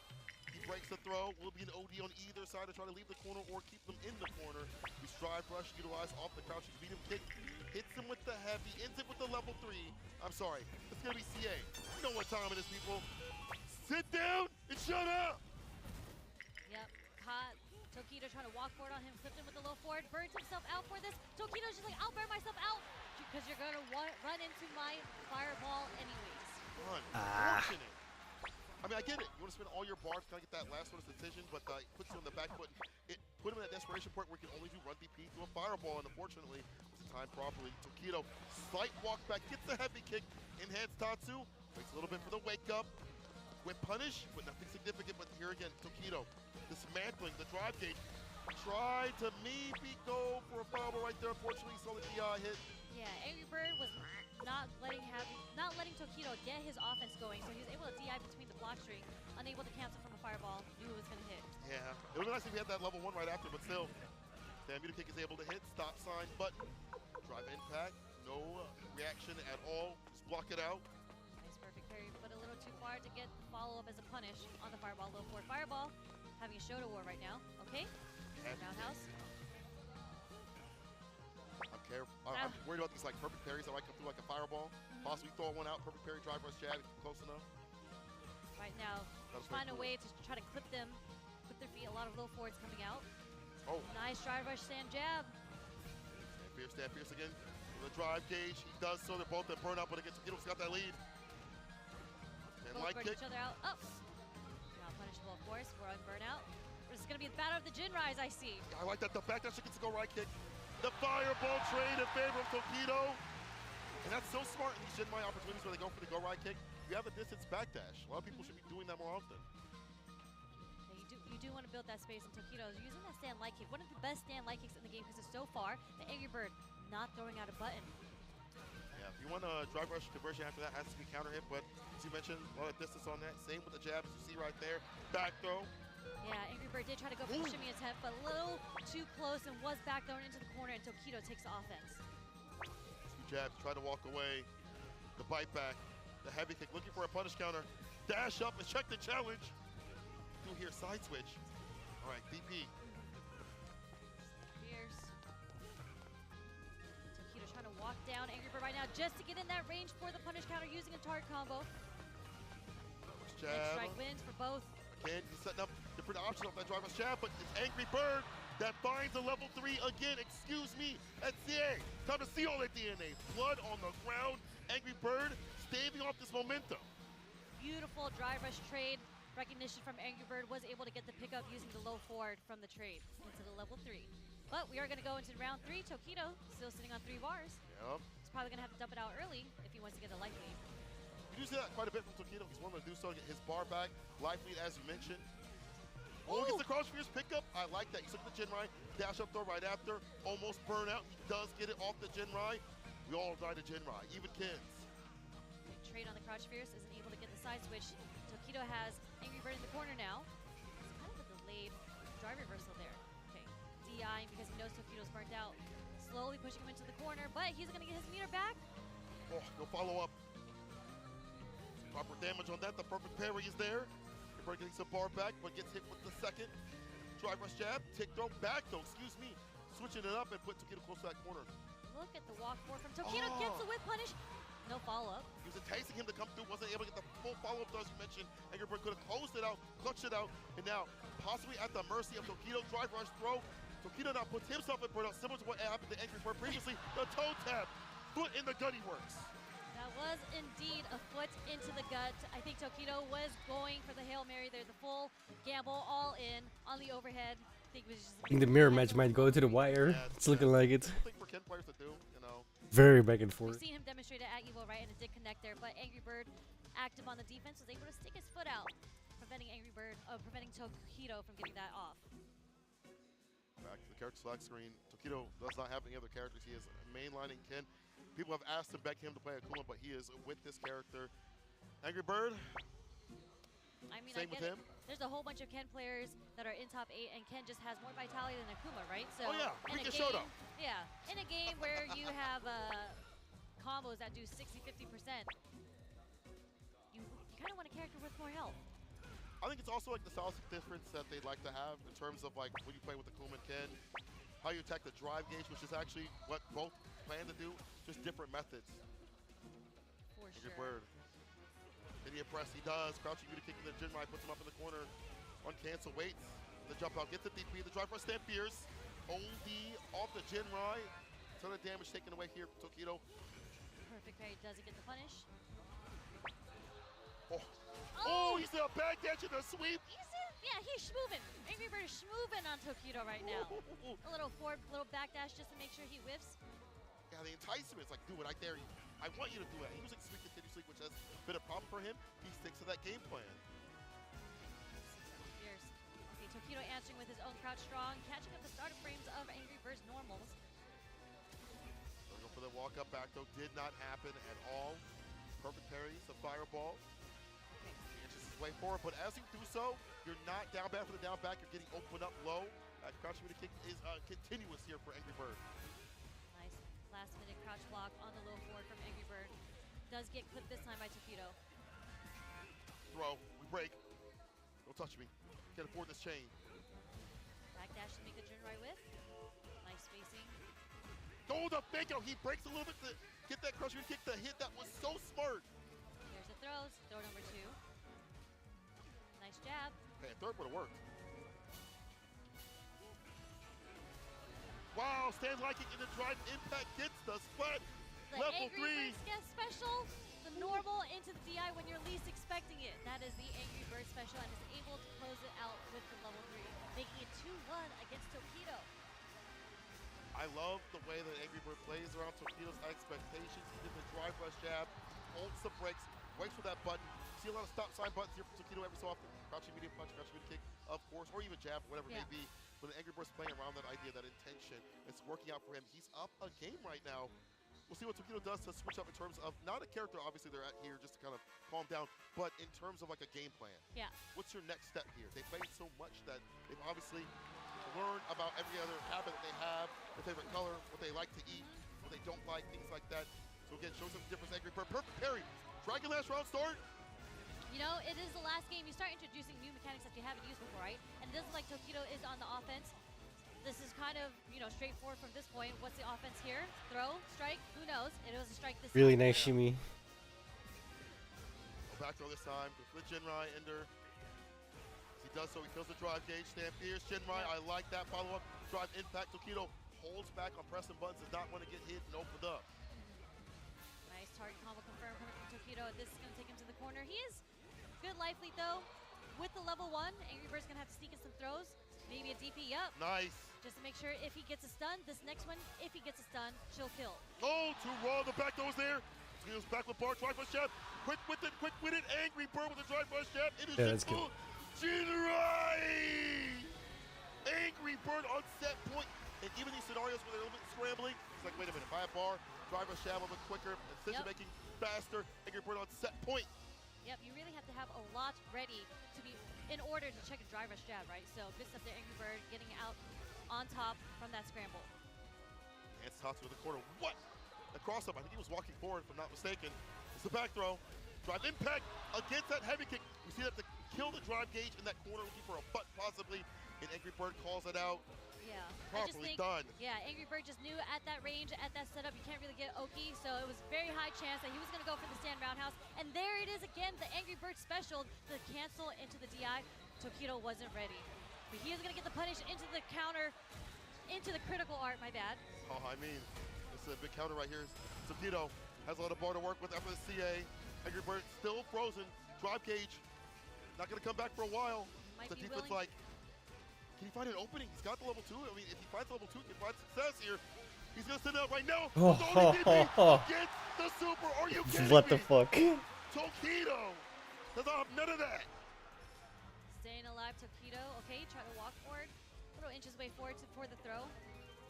What elimination of the info. That was so sick. Now Tokido riding the momentum. Enhanced Tatsu, excuse me. Trying to go for the throw. He breaks though.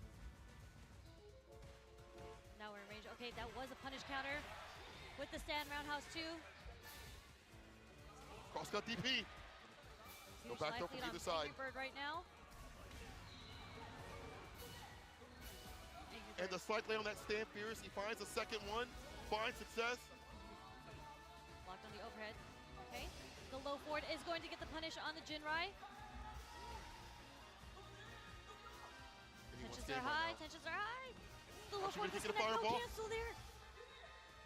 The Ooh, that's it. Heavy. Oh, the Jinrai. And the ship Nice. Jinrai. Angry Birds. Takes down Tokido. Clawing his way back, dude. Losing after the Juicy Joe is just doing Incredible. great That now. Stare down to see who That was a good going to fight. flinch.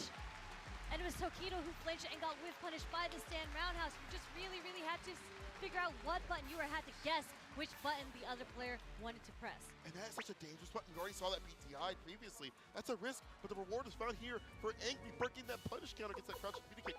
Crouching medium kick is a good anti-shimmy tool. You see it from all the Shotos. You know, some other characters that aren't Shotos. These lows kind of catch you trying to walk back. Obviously, Ken has a lot of reward, but we see Angry Bird play around that idea. I swear that never works. In the game, Angry Bird would do like drive rush sweep and things like that, hit the stuff, and it was kind of getting clapped continuously by drive rush jab from Tokido. You just wait for him to whiff a bunch of times and get his hits off.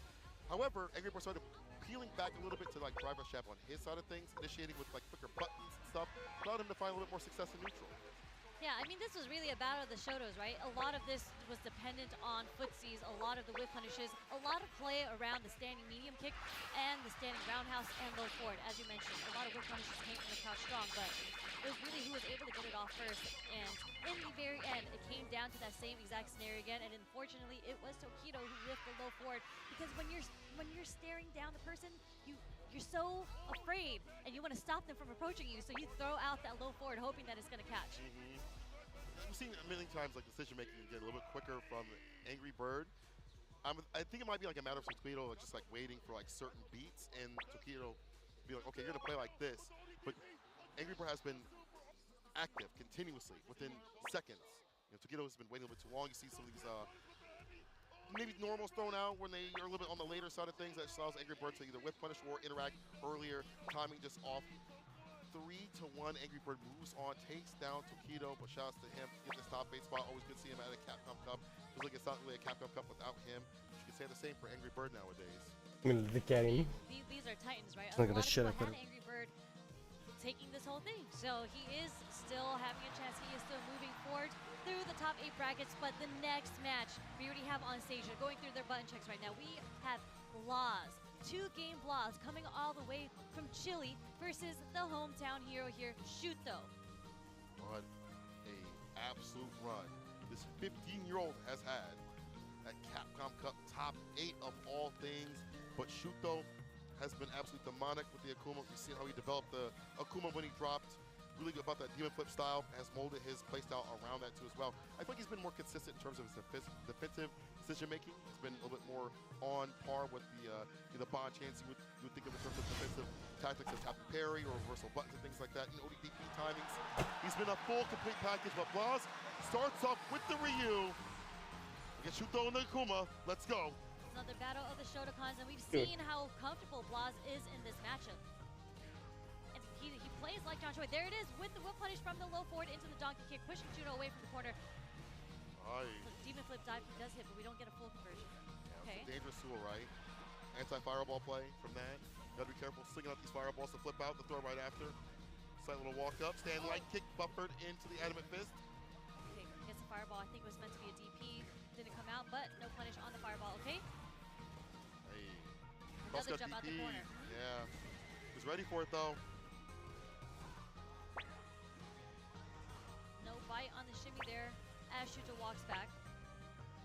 Look at the walk speed coming from Akuma, and the stand Hey. as a whip punish. Hey, the dash up jab. Yep, enough to take the first round against Shuto. He's back and forth here. Last got some bar to his name with that level 2 if he needs it. The doubling of damage can definitely come through from Ryu. Nice anti-air. Already saw the dive kick the first time. This time has something for him. And the sweep whip punch. Perfect parry on the crouch fierce. Turning blue, but not able to find the proper follow-up. Stand medium kick just stopped Blaz from approaching him, coming from Shuto's side. Here's the fireballs. Rhythm a little bit off. ODDP against the overhead. Knocked that away. Yeah, it's pretty hard to whip punish Akuma stand medium kick. I walk back to get that stand fierce off. Fantastic stuff. Getting the bait. Walk up throw right after. Blaz. No bar to his aid. Does get the jump in. Wait, we didn't want to spend it into level 3 yet. Okay, he's looking for the next hit into it There right it there. Something that we've seen Shuto do so consistently is a DP into the super, right? And Blaz does it himself, letting Shuto know you have to be careful if you want to jump on me. Even if you're playing Akuma with your different aerial approaches. I will be ready with that DP. To be honest, the fact that Akuma has so many different aerial approaches makes Blaz anti-airing so consistently that much better. The fact that we've seen so much variance from Shuto on the ground too as well. A lot of mental noise, but Vaz able to clear that all out. Oh no, the Sand Fierce able to find its mark overhead off the reset. No big deal though. Off the stand short. Laz looking for perfect parries here. Sorry. I like the way that Shuto like walks back. He's always like backed down a little bit to, you know, flash stuff. To maybe avoid like a sweep or a crouching medium kick. I scared her by dropping the controller. DP from Blast for the anti-airs, but Shuto is able to get the pick I'm off. sorry, I dropped. Okay, blocked on the overhead, gets sweep. Whip punish again. Tatsu out of the corner. Such classic Street Fighter play. High reward too as well. The OD Fireball drive rush the break. Looking to catch a throw possibly with that forward heavy kick. Now just walks on and Shuto on the back foot. Let's let ODDP rip. Go Shoryuken. Shuto trying to build his space with fireballs, using his pokes again. High dash into a stand line kick. The bumper with the drive rush. Really, green? Experience in. That's the end of your health. Bow. Yep, jumping to level 2. One of definitely the best stand shorts in the game. Does clip Blaz. Such a good stop sign, as you said, to approach as a whip punish and to stop people from walking forward on you. Yeah, drive rush right after. A lot of cool players have been developing that. Bonchan started it off, and Shuto using it very well. Stocks up with the digit after that knockdown is Blaz. Starting with the DP, but luckily, we're okay. We're all right. No punish there. It is a light DP, so there is fast recovery there. True. Okay. Nice backdash from Shuto to evade the throw, getting the punish. Combo. -4, but the pushback's too much on that fireball to do nothing about it. Yeah, I think Shuto was trying to DI preemptively a fireball there. No bite from Blaza, was able to parry it. The whip punish again with the low forward. Starting with the media Hashokeki, it was not even a problem at all. The ODDP stops the guessing game from happening with Shuto. Still lacking in health. Maybe a perfect parry and drive rush button after this could get him in trouble. Or drive rush jab off the backboard. Force knockdown, a level 1 to finish it. Can we talk about that juggle off the demon flip though? This That kid? conversion from the juggle. Amazing, dude. Some people, you know, 15 years? What the drive rush fuck? Anti-air with DPs, but he was able to anti-air with the stand jab into the juggle from donkey kick into super. Right? Beautiful situational awareness from Blaz to close out the round. Getting better and better about dealing with the options that are presented from Shuto with these aerial approaches. Ooh. But here Shuto looks like that ODDP rip again. Saw some movement, let it rip. Ooh. Level 2 now as his response. First an ODDP now. 2 bar spin to get the funk right after this. What we're going for? Level 2 fireball, perfect parry. We try to go for the throw. 2-4 out is Shuto. Whip punish, DP, not enough to kill. It's not enough. It's not enough. Beautiful awareness from Shuto on that punish though. That short was the only thing he was able to get because he was burnt out. Alright, Okay. toss continuously. Donkey kick, bar coming back, but it doesn't matter. Too close, the donkey kick to be not punishable. He's spaced out. He's got to be careful, he's walking too much, and I feel like it's not Blaz's fault that this is becoming a punishable problem. The donkey kicks, it's that Shuto has been walking and making it difficult for him to space him out properly. And walk speed's a problem. I mean, he had just gotten his bar back too, so he just had gotten out of burnout. Wasn't sure if Blaz recognized that immediately. Yeah. Okay, Shuto, again, responding with the ODDP just to get the pressure off of him that Blaz has been so consistently applying. Perfect parry in the dock kick, switch it up a little bit, Solar Shuto. plexus, counter hit, that's gonna hurt. Bring up the throw, level 1, and saves the OD gauge for that reversal. We find some perfect parries, some OD fireballs possibly. Darvish conversions, tried to charge up in front of his face. Yep. Interruption is there. Get out of here. Yep, low forward did clip it. He didn't follow up through with it though. A lot of range on that. Low forward. Here's Just the whip punish. damn! Well, it's like, let me show you. Got his ass. Level 2. Incredible whip punish. Spends all his meters. They're pretty much even at this point though, both of them sitting on what Yipes calls it, a dusty donut, powdered donuts. No super on each side. Stop, you're making me hungry. Okay. Back to the parry game. Crouching to kick and shoot though, still very well. Up in the corner especially. Frank Kill trying to go for the throw. Was able to tech though. I think the next knockdown will definitely be another guessing game where he might go for a button right after. Shoot them to switch it up a little bit. Has room to give. At the fireballs too as well. It's hard to go band for band with the fireballs. Perfect parry. Denies the overhead from happening. Tatsu. Okay, meaty jabs too. Kashuto not wanting to block there. Gets a counter hit with the wake up jab. Parrying the OD fireball right after now. So we see a switch up after the perfect parry. Splash trying to expensive bar right after. Drive rush DP. Interruption on the follow-up. Shoot go ready with that 6 frame. You're insane for trying to deal with that man and that button at that range. There's a disjoint on that button. You have to be very careful. Trying to dash up or drive rush. Yeah, I mean, Shuto was very well aware that the meeting wasn't happening for that situation, so good stuff on him for waking up with the crouch draw and getting the counter hit. Perfect parries the fireball. Drive rush medium. Raise or throw. Did it work? Oh, he ODDPs in full again, dealing with that super. So smart on Blaz. I mean, Shuto has already demonstrated that he's ready to react to anything with the super. Blaz was able to cancel his drive rush in the ODDP. Very smart Don't stuff. get Now catch. getting to something there. Amazing, smart stuff coming Call from that the Blaz. boost. That's the boost right there. That is a boost. I've seen the clips. Uh-huh. Next time it's going to be a drive rush super. If it's a boost. True. Uh-oh. Big throw. Up the corner. Ashokeki.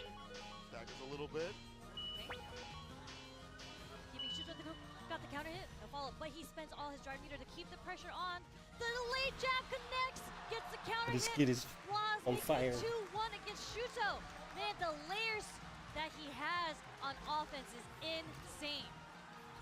Jab pressure switched up. The throw pressure. The fireball's close range too as well. His defense, we've seen the perfect parries come through in the clutch for him. Get that momentum, but right now Shuto's running the train the other side of the screen, the West Coast. Okay. Based off the only DP for free. Adamant Fist Starter is a dumping of damage. You not want to be here when he's able to do so. Yep, into the heavy Tatsu. Oh, That's it. Didn't get the full first conversion, but he does end it with the second. it's where you show your stuff. Is when you're about to clutch out the game. When you have 2 games up here, Shuto only has 1. Can you route this back in a way, the momentum out of their hands and not overextend too often? True test here for Blaz. Tatsu out the corner. Still perfect parry. Demon flips get out, escaping from the corner. Whoa! Nice. Didn't have to spin no bar for that. That was smart. Falls on the fireball. Stocks up the Ninja when he got the distance. I like that. What? The perfect parry. It was a perfect parry situation there. Good stuff coming from Shuto. Able to recognize and get the punish counter using the crouch strong. Okay, Blaz moving forward. Oh, execution error. That's going to give him the game.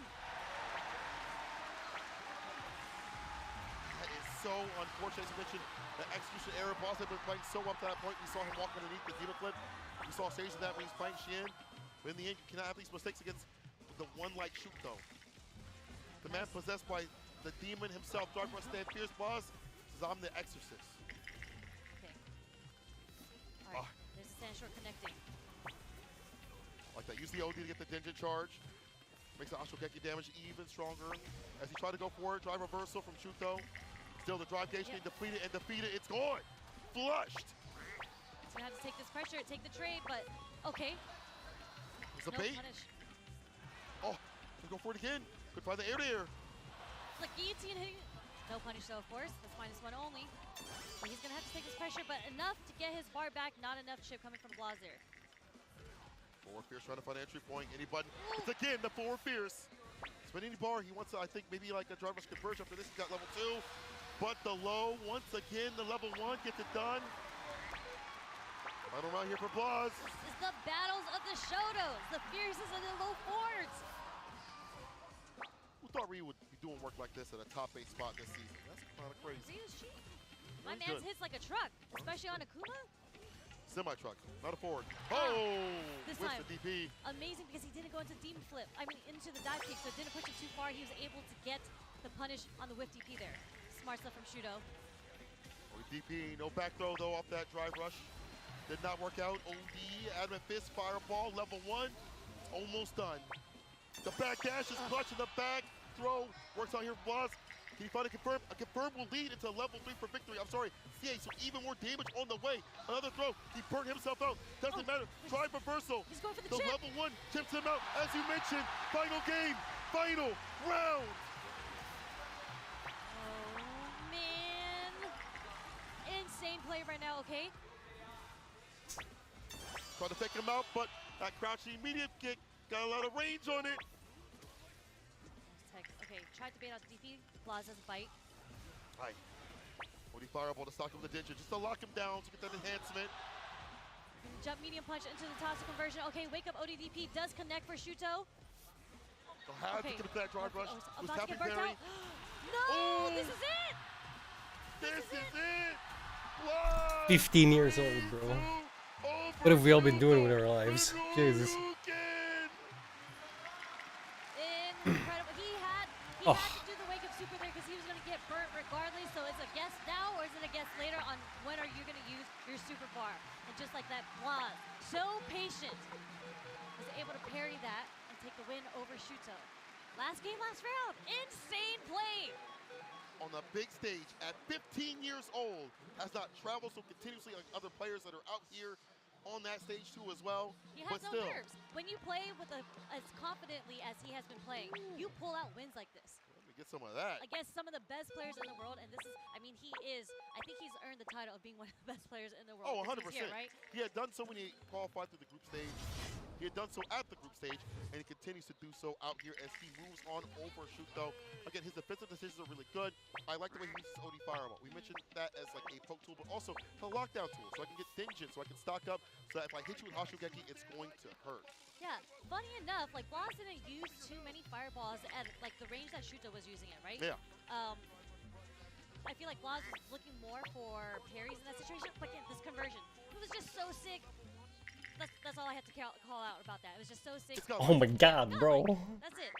What the fuck is going on? But he spent so much time looking for the low fours, looking for the fierces, and just peppering in his normals to burn out Shuto, causing Shuto to want to get antsy, having to do a lot of these OD reversals, right? OD supers. And it was until the very end that Blaz was just like, I will block this next reversal that you plan on doing. Yeah. Even with the mistakes, look at that. He made some critical mistakes in this round, and it led to the game-to-game sort of scenario to happen. For most people, they would crumble. They'd be like, damn, I made that mistake. I could have had that. Think about that the entire time while the opponent, the op, takes him down. But not Blaz. Not out here. Not on this stage. Not towards that journey towards the million. He takes down Shuto. Congrats to Shuto for being in the top 8 spot. It's cool to see that his progression with Akuma is fantastic. But Blaz, with this Akuma, he's got a Ken, he's got a Ryu, he's got everything. He understands the matchup. He's got an Ed too as well. What doesn't he play?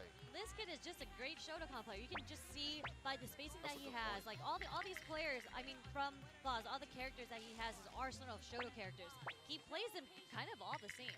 Like we saw his Akuma come out earlier, and it wasn't something that I rolled 2 for 6 3 times in a row. He was just using the move and speed, the walk back. Again, with the fierces, with the low fours, just something that he's just really good at doing. What's really good is this next match here. Juicy Joe versus Angry Bird. It's the run back, the clap back. And Juicy Joe had taken down Angry Bird. It felt like he couldn't get anything started.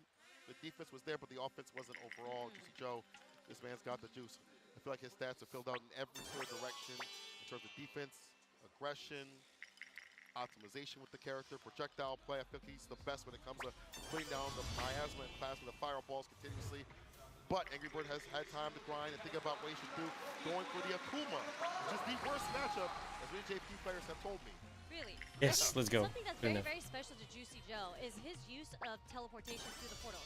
Yeah. He has consistently, the way that he times it, most players so far that I've seen play against him have not found an answer to it. Like we saw him play against, who was it, the Ed player earlier. It was just difficult for them to anti-air, right? Like, but we might not have to worry about that. That was something that Angry Bird had to fix in that round 2 when he did try to anti-air against the teleportations. But again, we're playing Akuma now. Yeah, so in terms of like damage potential, both can do it, but it's gonna hurt him. With things like this, the teleports you mentioned, big thing here for Juicy Joe going up the throw. OD again to lock him down, the cross up, works out, gets the jabs, heavy scaling. He's got the OD fireball into level 2, the Imperials in. Baja Blast for the summit, yes sir. Angry Bird will find the finish, even the skin with the jabs, able to optimize enough to get the kill. Really nice. But Just finding a different way to drive rush overhead. Just again, open up Juicy Joe. I think Akuma does have a bit more in his tool set than Ken does when it comes to opening up JP. Oh, 100%. Like things like that. Meaty Fireball, even though he mistimed it, the idea is enough to put Juicy Joe to knock with the amnesia. Let's get the pickup though with the word heavy kick right after the departure, the knockdown. Okay. Angry Bird in the orange here. He's gonna get burnt out from this punish counter after using an ODDP2. A lot of damage coming from this level 2. Are we gonna see a Reese? Oh no, that's not a gap, my friend. Try to go for the fireball as a reversal. It doesn't work. See Joe setting up that low fireball. Collects the bar and around. Like the jump back medium. So a lot of these drive rushes. Yeah, Angry Very Bird, they smart. try to use that drive rush to close in the gap on Juicy Joe, but the jump medium coming from JP is always such a weird angle too. Angry Bird on the brink of being burnt out again. So he's getting active, right? Get the bar back as you get aggressive. Press buttons more. Those who try to gauge up more. Drive rush forward. Fierce doesn't find anything at all. Juicy Joe holding parry. Keep his drive gauge up. Now finds a burn. He's going to drop the portal spike. Gets a DP there, but this time the reversal ODDP does work on Juicy Joe. Perfect parry with the trade right after. Are you benefiting Angry Bird here as he pushes Juicy to the corner? The anti-air is there. Go Shoryuken the throw right after. Dash up throw again. Go for OD fireball. Oh, he goes for a tick throw. There's the OD amnesia that we see. Building some space. Okay. Late throw there just in case something happened. And another tick throw. One more guess. Crush Fierce, he burns him out. And the fist chips out. An Angry Bird. You know, I was thinking maybe he'd go for like an OD fireball or fireball meeting just in general to blow up the amnesia. Thought it might have been coming. But Angry Bird says my defense is good enough that I can survive that if it happens. And he did. Yeah, I mean, that is so smart from Angry Bird because he had to jump in with the heavy into leading to another heavy into the cancel of the fireball to get that burnout on Juicy Joe just to get the chip damage. So once he got that jump fierce, that's all he needed. That was checkmate. Yeah, again, the aerial approach makes this matchup so difficult for JP. Drive rush for Fierce and stay Fierce can cut through the fireballs. Your fireballs are better than his in many situations. So Juicy Joe might have to expend some OD fireball. If he does, though, gets a knockdown. That's departure. That's setup. That's lockdown no matter what character you are. It can work from what you had mentioned, the teleports. Woo, perfect parry on the dot kick. The corner we go. Yeah, I think the way that Juicy Joe is going to approach this has to be a little different than what happened in the game round. First round, I think he's going to have to be a bit more aggressive like what we are seeing now. Because Akuma has such great movement to get in, you kind of don't want to be on defense and you don't want to play too far. Now you come to play inwards at a certain range where your buttons connect. Absolutely the case. But throw. when your back's against the wall, against Angry Bird, Yeah. a lot of difficult defensive decisions are going to have to be made. He still gets the pick up with the heavy kick. Look at the routing, the optimization here from Angry Bird. Understand it was low enough to go get that heavy kick off, but here's Juicy Joe. OD Pierce, get the meaty Pierce right after, or at least a follow-up. OD Fireball is trading for the first time I've ever seen in this matchup. Pops up with the level 2, and Fireball's able to hit. He's got shooters on the roof with the scope. Was so ready for that because that was the only thing Juicy Joe could do at that point to try to chip out Angry Bird was the level 2. The beautiful air fireball coming from Angry Bird as a counterplay to that. Still going for that dive kick mentality. Now the empty one with the light demon flip calls out the crouch fierce and the recovery. Charge up fireball, this time level 3, the amnesia right after. Late, but right on time. Getting the pickup, okay. Into the spikes. Drop the portal. Angry Bird waiting to see if Juicy Joe's gonna throw out a ghost. Whoa! He was so ready for that. A forward heavy kick of all things. Add that fist will actually catch a button trying to clip and come through. And Angry Bird will dump out that calamity. Sip this sauce. Satsuino sauce. Bow. Unfortunate for Juicy Joe. When you're in that moment, you're looking for the whip punish, right? You're looking for the check. And that is why he got hit by the adamant fist, because he went to go check. Let's think about Akuma, and obviously with Luke, you can do that suppressor, driver suppressor, or adamant fist. For Akuma, it's such a good starter for him. You want adamant fist as a starter punish counter, except for a lot of reversals, where it's seen it in the match previously. Angry Bird with the switch up to this character makes me wonder why he didn't run it maybe earlier, but doesn't matter. Woulda, coulda, shoulda. Right now, it's the pick to stave off Juicy Joe and get revenge. Ooh, 2 up right now. Yeah, A waste. See how different this match has been compared to how they played in winners. Although it was still 3-2. Like, Angry Bird's Ken was putting in work, but the aerial approach coming from Akuma is so difficult for JP to deal with. He's getting clipped by these drive rush overheads. This is at least the 3rd one. And the defense is tested even more so with the fireballs as a media scenario. It makes you not want to go for amnesia. OD Fireball's able to hit. Maybe try to jump out, but you're going down. Level 1 is around. And Angry Bird with a perfect. Angry Bird is looking golden, and Juicy Joe right now, he's kind of folded. Yeah, I mean, Angry Bird is now sitting at set point for the dominating first round.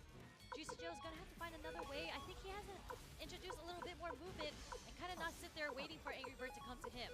I think he's going to have to go to Angry Bird. As you say, he tries to do so, and he had some pressure there, but Angry Bird, the reversal jabs working out. Back throw.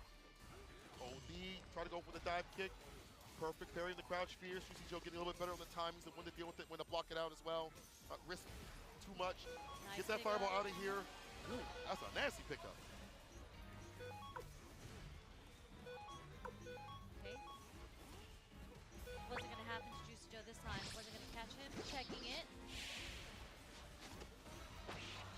backstep. Enough for the chip. Making it more ambiguous where he's standing, so he's not going to throw out a button with error. Walking back to let things whiff as well. Spike, okay. Back up. Nice counter hit with the strong. Departure. Again, that lockdown sort of scenario. Now, as you mentioned, initiate a little bit more. Departure behind definitely helps out. That's what Juicy Joe wants. He wants that departure to help him out. Like a 2-on-1 type deal. Yeah, unfortunate. It's so difficult to anti-air Akuma, but okay, we have the OD Amnesia as the punish counter. Aye. We're going to see a lot of damage come out here. Next is going to go into, okay, no, we're going to level 2. LF4 drive reversal. He still gets hit. He moved forward to get clipped and hit from the back door. We are seeing some setups and the punish counter throw through the portal. This man is a mixed master. Juicy Joe is fighting back. Okay, going back to the characters. My dude is not giving up. You love to see it. Juicy Joe is starting to feel a lot more active in how he's approaching the neutral. He's not letting Angry Bird get a chance to make him guess on how to anti-air Angry Bird. Is he going to do a demon flip? Is he going to jump fierce? We're not sure yet, but instead of waiting for that guess to happen, Juicy Joe is approaching him. Last time he started off the round with Dry Rush. Interested in seeing how he's going to change up how he plays. I feel like that, along with when it does happen, Juicy Joe's ready for the right defensive choice. Like this, dash underneath, off the recovery, stand for your starter, departure is out. Does it close for just the lockdown pressure, which happens right here. Heavy kick, able to find the confirm. Crystal slash, stand fierce, crystal slash again. Empty lights, opens him up, perfect KO, Juicy Joe. Yep. Got that juice flow. This guy Download complete. finding better things on defense so he can enact that pressure with the departure and find the follow-ups and kill this 9K health character. Oh. For OD Amnesia once again, getting the punish counter. Okay, teleport out the corner. Oh, a nice jump. Fierce coming from Angry Bird over the OD spikes. Juicy Joe's gonna have to find his way to get out of the corner now. Nice conversion off the forward Fierce there. That jab follow-up. Lock him down with the fireball. Dash up throw again. Angry Bird's gonna take the win Maybe right not. here. He went for Amnesia. Yeah, maybe got Back and forth is nuts. to play with. Want to go for that throw loop scenario. In the OD demon flip. Gets a grip. Drive reversal now. Juicy Joe has already taken so much bar from his drive gauge on defense. Such a smart adaptation coming from Angry Bird there too, because 2 times he has been perfect parried on the demon flip. Dive kick, decided to do an empty OD demon flip into the throw again. The mix-up, almost like Cammy. Possessed by the demon itself, there's bar at the bottom for level 3. And a lot of drive gauge. The glass cannon, emphasis on the cannon. There's something landed like this. The big jump in, DP level 3 of this calamity. That's it. What a switch up from Angry Bird on his approach from the Or jump not. in, right? We're getting empty jump, demon flips, we're getting jump fierces now. And the strong is going to take it from Juicy Joe, allowing Angry Bird to progress through top 8. What a switch up. Sometimes you gotta find the right tools, all right? It's And not the Akuma wrench. has all of them. Well, I was gonna say, you know, maybe you don't even pick up a wrench or a screwdriver, but that man has everything. He has the ratchet, he has the air gun, he has low profile like Jax, you know, he has everything. He's like the Home Depot of Street Fighter 6. Fireballs on aisle 6, top 2's on aisle 12. Either way, the switch up was the play, the dive kicks especially. And then once he started getting perfect parry, he's like, cool, this is what I want. Now, long set, I can go for like empty OD demon flip. We're gonna throw right after, or empty throw right after. Because Juicy Joe was like, oh, I'll parry you, or I'll anti-air. That just allowed that magic at the very end to happen with those grabs continuously on the base on the anti-air attempts, or just waits. Yeah, because when you don't have a traditional DP to kind of have all these answers for how Akuma wants to approach you, if Crouch Fierce isn't working, he started defaulting to the parry, so you don't really have to guess what is coming at you, right? Yes. But Angry Bird, beautiful adaptation, the recognition coming from Angry Bird to, again, the empty jump into the throw. He got so much mileage off of that. You know, big shouts to EU on the real deal. Juicy Joe coming through his top 8 spot. People didn't have him as a select. Reedus probably did, I'm sure. But either way, Juicy Joe out here definitely did a lot of work up to this point. Actually put Angry Bird in the losers. Just gotta give him big cred. But Angry Bird is the one moving on. And I like that he has more confidence in the Akuma. I'm gonna be real deal with it. I like that he has more confidence with the character that he did at I was gonna EWC. say, I don't think he never had the confidence. Well, at EWC, he was like, well, I don't know, yeah. But then after everything that occurred, he had lost. He was like, okay, I'm gonna spend more time and grind the character out. And he finds success, moves on in the bracket. So do we. Our final match of this block, at least. Noah the Prodigy versus Bloss. Are you gonna be okay? Because we might be a little biased. The America's Last Hope. Go, go, go. And both of these players are actually both at Blink Respawn. I believe Blaz got 5th or 7th at that tournament. I don't know if they had a chance to play against each other, but this is very, very interesting because this is kind of a battle of the Shotos. Although Luke isn't a traditional Shoto, but on top of that, Noah is not your traditional Luke player. You know, I hear the Eagles in the background as the last hope of America stands to fight Blaz, who has been Chile's absolute diamond. Not even in the rough, this guy has been shining. He is polished. Oh, this, yes. This kid is refined Ryu player, To indeed. battle. Okay, throw, just to see what Blaz wanted to do there. Trish in the OD now, delays a little bit, the donkey kicks able to hit. He clipped the fireball before it came out. Step back, nice perfect parry on the sandblast, okay. Tried to get the pickup off of that, but he is going to get the stand fierce as a whip punish on the throw. Yeah, see. Delay jab does catch the backdash from Noah. It is so good. Blaz structured so much of his pressure up the quarter around those jabs. Delay, the quick jab. Just so good about figuring out what you want to do when using that jab to cut through. Okay. The switch up, yeah. Try to tap parry there. You know, it still gets in, but the ODTP is there from Blaz. The bust out. Here comes the sandblast pressure. Blaz just slowly walking up to him with the donkey kicks. Trying to chip away at his drive meter right here. The counter hit with the fierce. Jab and Hashokeki. Waits a little bit. Interrupts the suppressor. He thought a throw was coming through. Couldn't rear back bar run up. A Shin Shoryuken is what you get. Such strong play from Blaz. You know, we didn't really get to see the Noah. Like, we didn't see the crouch strongs. This kid is something else, dude. Or even like the perfect parries coming from Noah's end. But we did see this in I'm one like game. so impressed. Was kind of using it to feel out how he typically plays. And as the games progressed, he felt a bit more comfortable. Oh, We yeah. started seeing a lot more of that. True. So hoping that this happens for Noah because that first game was rough. Oh, it's real rough. Real unfortunate. Don't let Blaz get that momentum. Part of that's Blaz being able to perfect parry just like this, goddamn! All right, man, prove me a truthful person out here. Blaz being able to read the fireball, but gets the read on the DI right back at him. Now you're ashy. Not the way you want it either. I mean, next sequence into the stun. Noah is buffering the level 1. Ah. Nice jump back roundhouse. Knowing Too that Blaz obvious. is trying to get a little greedy with the DI, right? Yeah. Those definitely got those reactions. Back throw. Dash up, waits a little bit, stand fierce, drive rush throw. Okay. Lay him on the mat. No, this isn't gonna hit. The old He's holding the parry. parry, okay. No punish. Blaz gets right back in with a stand fierce, ends it with the DP. Oh, he needs a DP. Why do we leave him behind? Unfortunately, he didn't get the drive rush cancel after the parry to get the punish of the level 2. Noah actually gets clipped for trying to walk anyways. Wow, struggling for that donkey kick preemptively. I think it gets like the fireball or maybe even drive rush range. You know, switching up his time. Usually jumps every so often. OD fireball's able to hit, stock with attention. As we mentioned, that is Blaz's game plan. Okay, jump back. Just get escape the throw pressure. Using solar plexus. No trade, but Noah. No punish there too. Perfect parry. Okay. Both of them giving each other chances, not getting the punish off the supers. Okay. And he's. Are we gonna see it again? He went for the throw.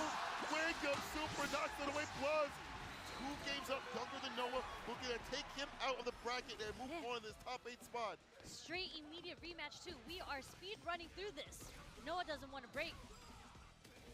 Okay, what's next? Okay, ODDP to get the pressure off of himself. Blaz fighting himself out of the corner right now. Trying to, talking about that sweep and the walk up and the block is there and the punish. DP. Those plus frames. Okay, walk up throw. Shit. Tried to see what was going to come out. Nothing comes from Blaz. The throw, catching the drive rush overhead. OD fireball, stand fierce, donkey kick, DP right after for the pickup. Dealing with the fireball pressure that Noah's presenting and finding follow-ups, finding damage, putting Noah in burnout when he doesn't want to be put in burnout. When it's not around his game plan.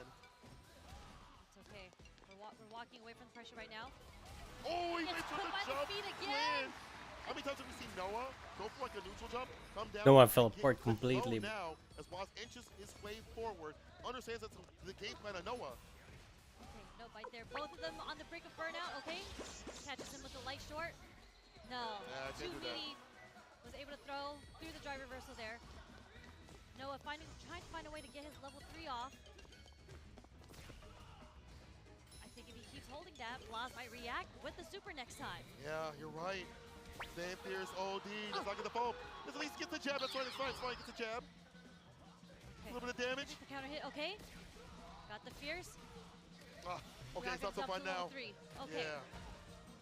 All right, What so do you level think? Do you 3. think he's going to go for the meaty here? I think the meaty is such a risky decision because we've seen Blas wake up, and he is up 1 round. He wakes up crouching medium punch, Blas. Was able to finally confirm right after, though Nova is the one that gets it done instead. Yep. Nice usage in the stand short coming from Noah here. It is a huge hill for him to climb, though Blas is sitting on set point with 3 bars, playing so solid too. Drive rush, crouching medium, trying to find an opening. Notice he was trying to parry, was able to drive rush throw. Yeah. Okay.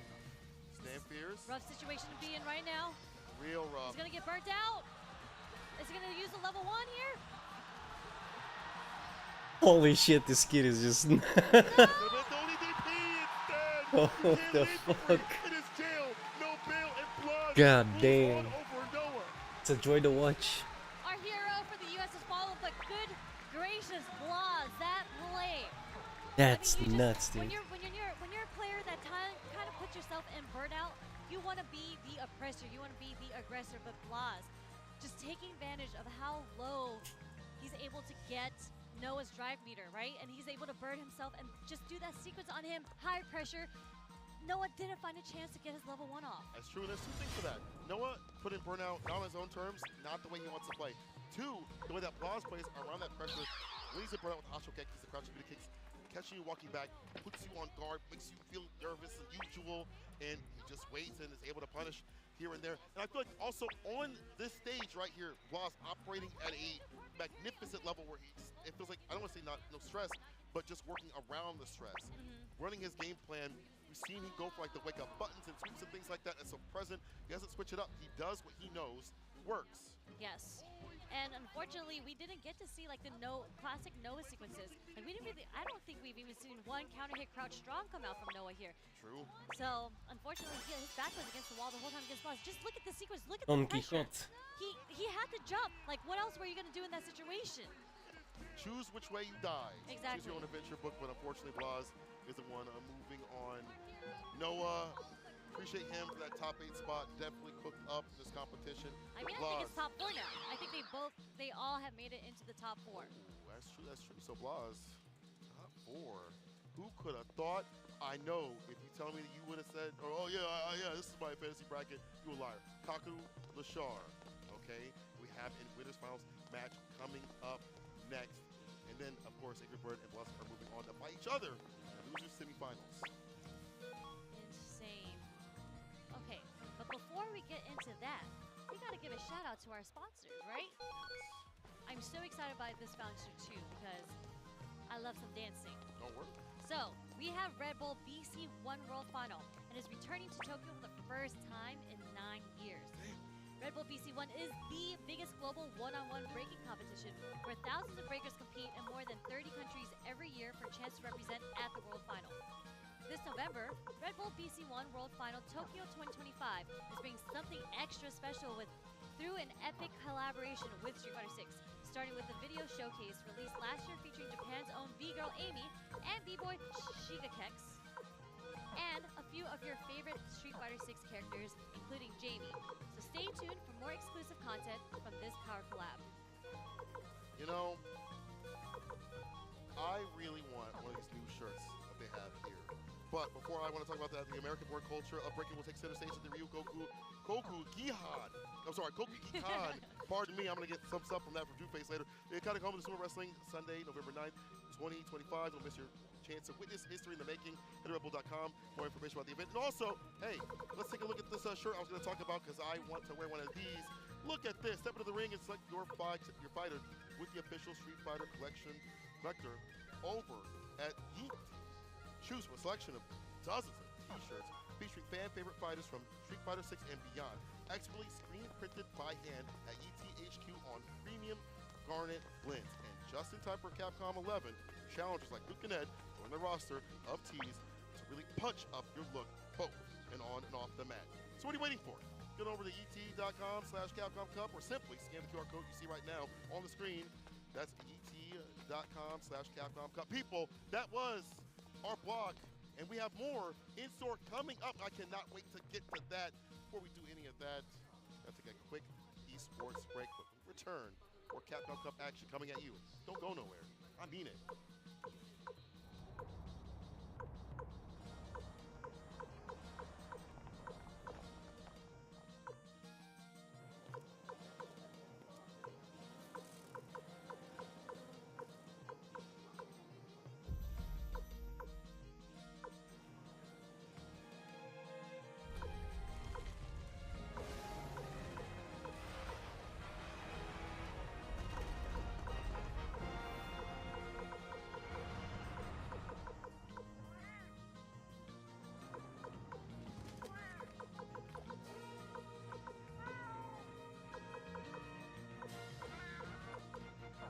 Apparently I missed 2 paints somewhere.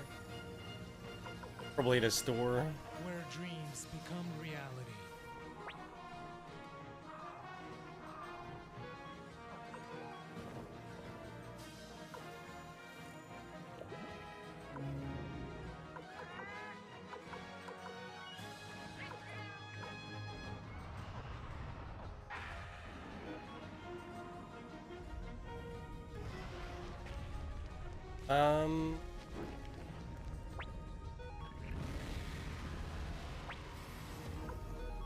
Monster Hunter Bridge.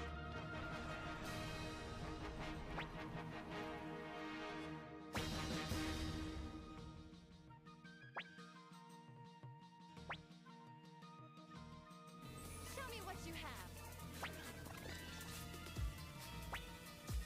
What? How silly.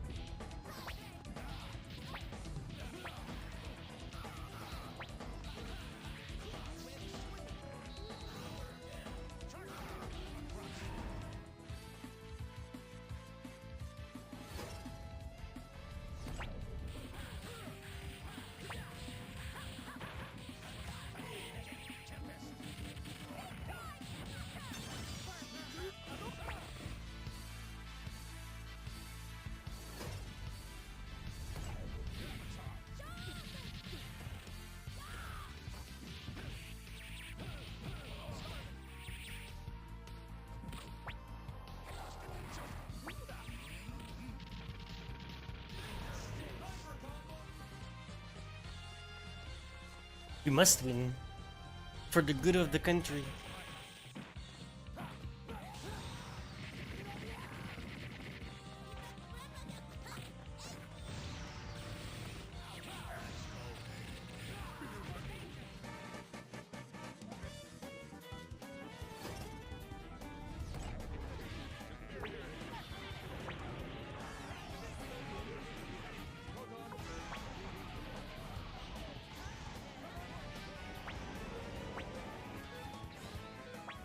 Alright, let's see.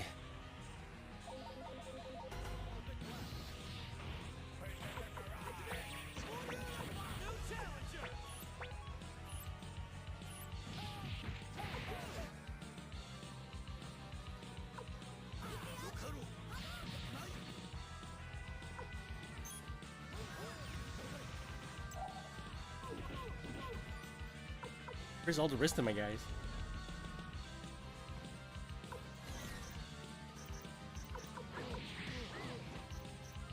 No Cleo, no Victor.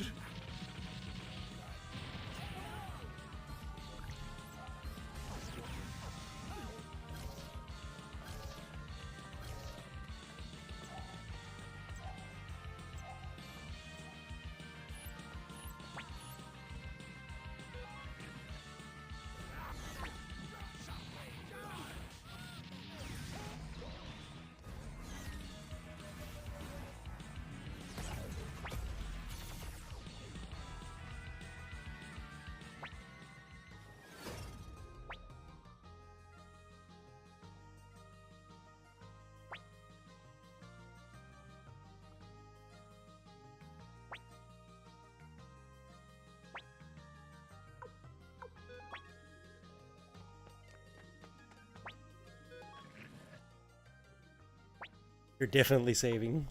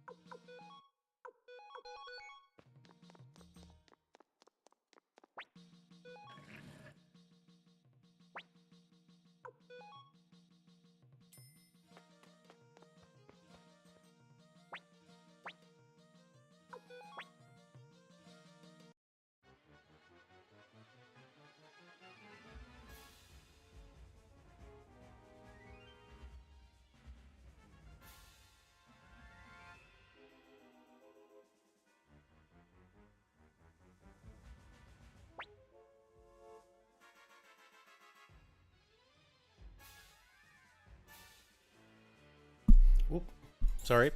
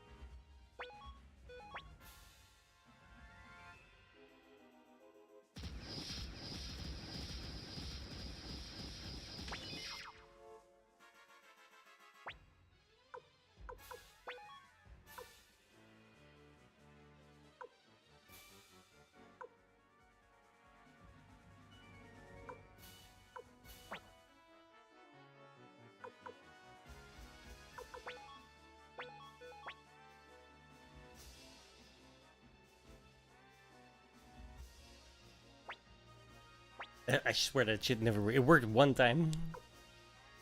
They're doing the magic, right? Oh, what? They changed it up.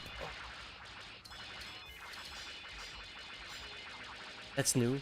Normally it doesn't change. Oh, I just got massacred. That's why the ninjas showed up again. Fuckers.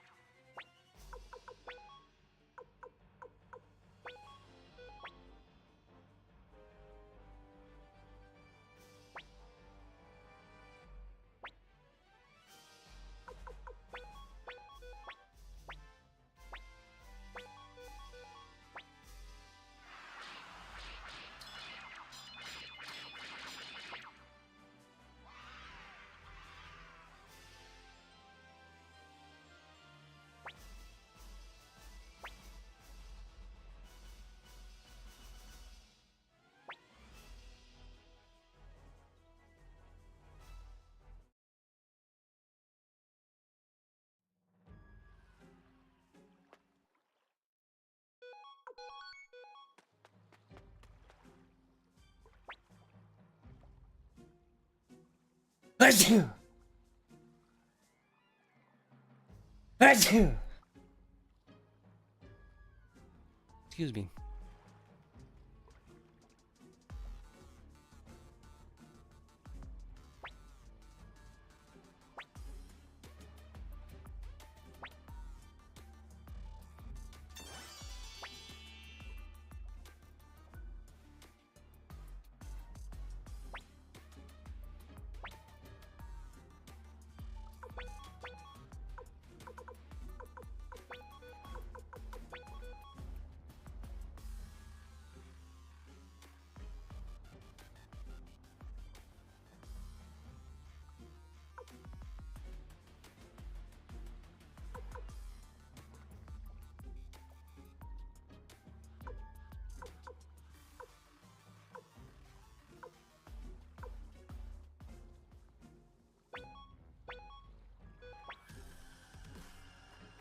Alright everyone, and welcome back to Capcom Cup 11. It has been a turbulent but entertaining journey here at Capcom Cup, but we are down to our final 4 combatants. And boy, myself and Yipes, we have been watching and enjoying and discussing in the back, and I'm pretty sure social media has actually been exploding and enjoying it as well with all the young competitors we have here. So, we're going to be transitioning over to our winners final match here, so hopefully, listen, buckle up, because this is going to be a crazy journey. It's hard to call who's actually going to take the whole thing, Yipes, isn't it?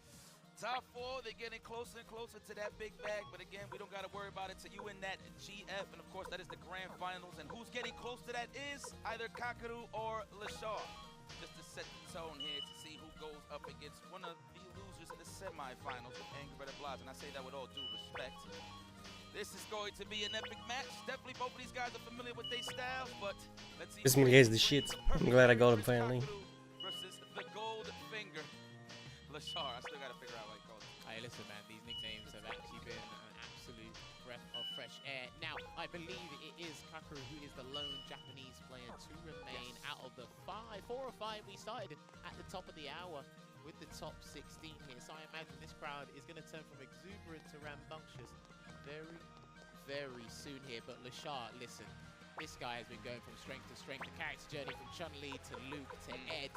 I've been hearing there's talks of him considering Mai after the cup is done. But this guy, I love his knowledge. I love the energy that these guys exude. And again, it's like with Kakaru's energy, there's like a dark aura around it. It's like, yo, I'm about to run this joint. I'm the mafia boss here. That man is the wall. It's not like anybody opened it up, you know what I'm saying? Ain't nothing intimate over here. His defense has been phenomenal throughout this whole tournament.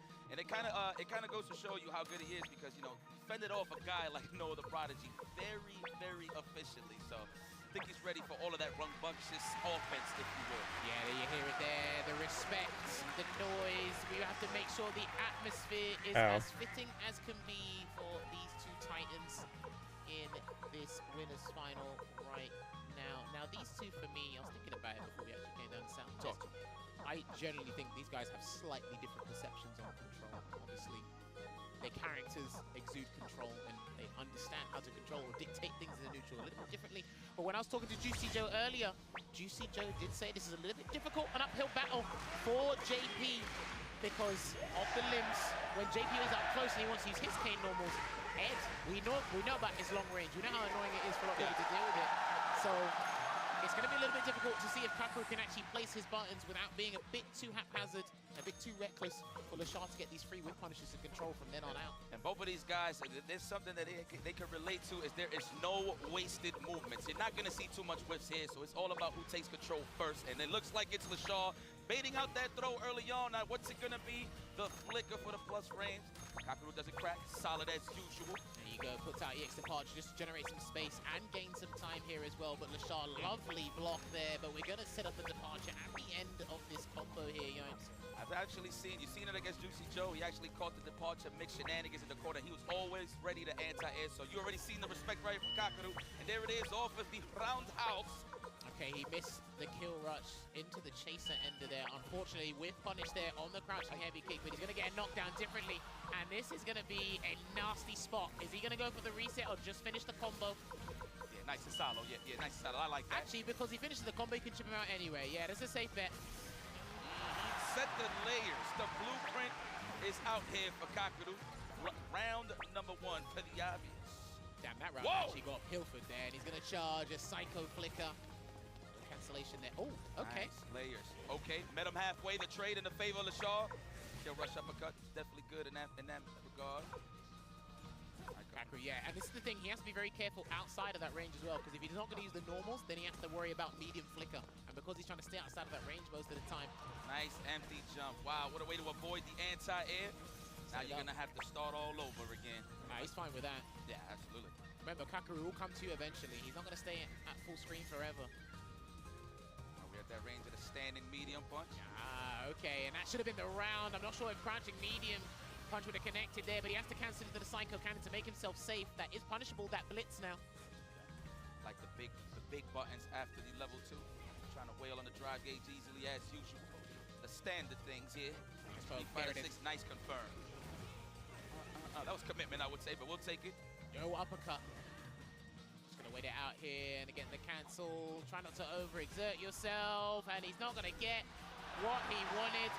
Lovely patience, slight walk back. It's a classic example of when people try to test to see what their opponent's gonna do. If you don't quite, I'm gonna try and flick out my button anyway, but the guy's just gonna commit and try and whiff punish your attempt to catch him on a shimmy attempt. Kakaru's just so good at seeing those ranges when he could just walk back and take control every single time. Dude, I think Kakaru's just entwined with the system and the meta of the game. There's not a situation you can really catch him out with. There's only a handful of players that can do it. True. It is. Now we back at it. LaShaw don't mind this because he's going to build meter easily due to the fact that he's pairing the departure and the pierce. Trying to put a jump in. Kakaru's definitely not going to give it to him. Yeah, he tried to do a drive rush crouching medium kick as well. I think that's actually a pretty good situation Shit. on the full screen after a perfect parry on the trig line. So that was good situational awareness there from LaShaw. Oi! This is what I was talking about with the limbs, right? Yeah, yeah. No wasted movements here from LaShaw. Oh, Gets on the backdash. These guys are flinging out everything and anything at this point. We need something to happen here, and a drive impact. He is going to build Labushka, so if he wants to take this round safely, I think he's fine, and he can just preserve the super meter anyway. Yeah, I thought he was going to jail him at level 2. Oh, speaking of which, Raw. LaShaw don't try to combat that just to get out of harm's way, but he's going to finish the job regardless. Kakaru, the chance to go up 2-0. I wonder as a JP when you're up 2-0, if this is when you really take more unnecessary risks. I mean, let's go. You can do, but the game plan, or at least the neutral game plan, doesn't really change to kind of build that momentum and gain the advantage here. But LaShaw, slowly but surely, trying to change things around here, but he's still struggling to get the control he wants and find that comfort. Could have fooled me. I thought I'd be uncomfortable in this situation for sure. Nice. Still not looking good. It's every time he comes like within like stand heavy punch range or just outside of it, Kakaru somehow pushes him away full screen. Part of the game plan. Good old Sentinel. He missed his drive rush cancel there. You see that? We've been talking about that a lot. I'm not too sure what's going on here. A lot of people have been doing empty parries, no drive rush. I don't know if it's the nerves, the monitor is that good. Who knows though? We got the dream. Hakeem is in the building. Here we go, gonna build as much drive gauge as possible and possibly set up a safe jump here if need be. There it is, and the amnesia came out, and he's gonna exhaust all the options here. Whoa! And the double, Shauna Bob. What the fuck? Game 2 here for Kakaru, and that's the thing. Clutch. Even if you set up the safe jump, possibly, I'm gonna set up the mind game, and you're not gonna really expect me to put all the chips down on the table, because I think there is a way to try and punish the level 1 in that scenario, but you have to be on point. Laser focus. Remember, he's trying to close way back into this set. True. I just believe Kakaru's a big fan of shmups. It's looking good right here, playing the projectile game. It's just so much control from the front part of the screen. Granted, that is JP's blueprint, but it's just so good on the defensive side. Once again, there's that range. Can you stop missing? Out of flicker range, always. Speaking of blueprints, I think LaShaw's still trying to find a comfortable one in how he's going to approach this, but Kakaru is just shutting down in every aspect of this game.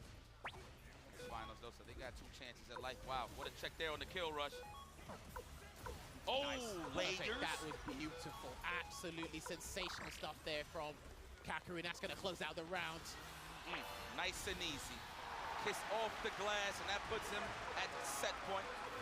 This is a total domination here, and if LaShaw has any hope of an adaptation, he needs to do it in this round and take it step by step, because this is looking extremely bleak.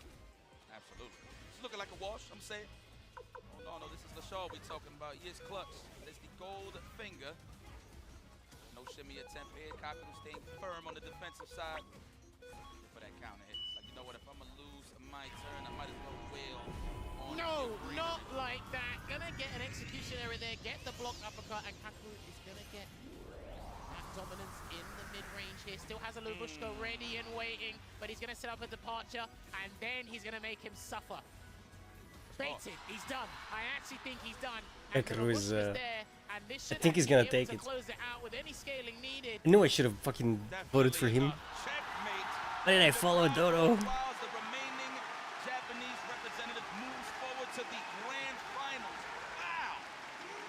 Talk about a big bag imminent, but again, it's Dodo led me astray. How you finish. Now he has that chance, of course, comfortable with a two-set advantage. Rocks with that. There it is. People love, you know what I love about the crowd, man? I don't got nothing to do with the match. Ain't nobody biased for real in here. I can actually appreciate that they love the sportsmanship and just the camaraderie of all these players really just trying to step the game up and put on a show for everybody that's here.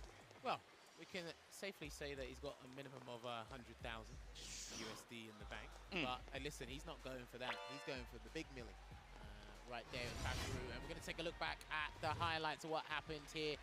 Total domination, clinical performance, anything we put on this gameplay, there was little to no flaws at all. LaShaw was starting to build on situations, but like I said, it's like as he got close to exactly what he needed to start gaining momentum and really build confidence in this matchup, it's like Kakeru just made it slip through his fingers or just took it away from him. Yo, just straight up, man, nobody can open up Kakeru. That's pretty much the name of the game here throughout the week for the boy Kakeru, for everybody that's trying to gain some ground and playing the man. So, good stuff, man. I appreciate that.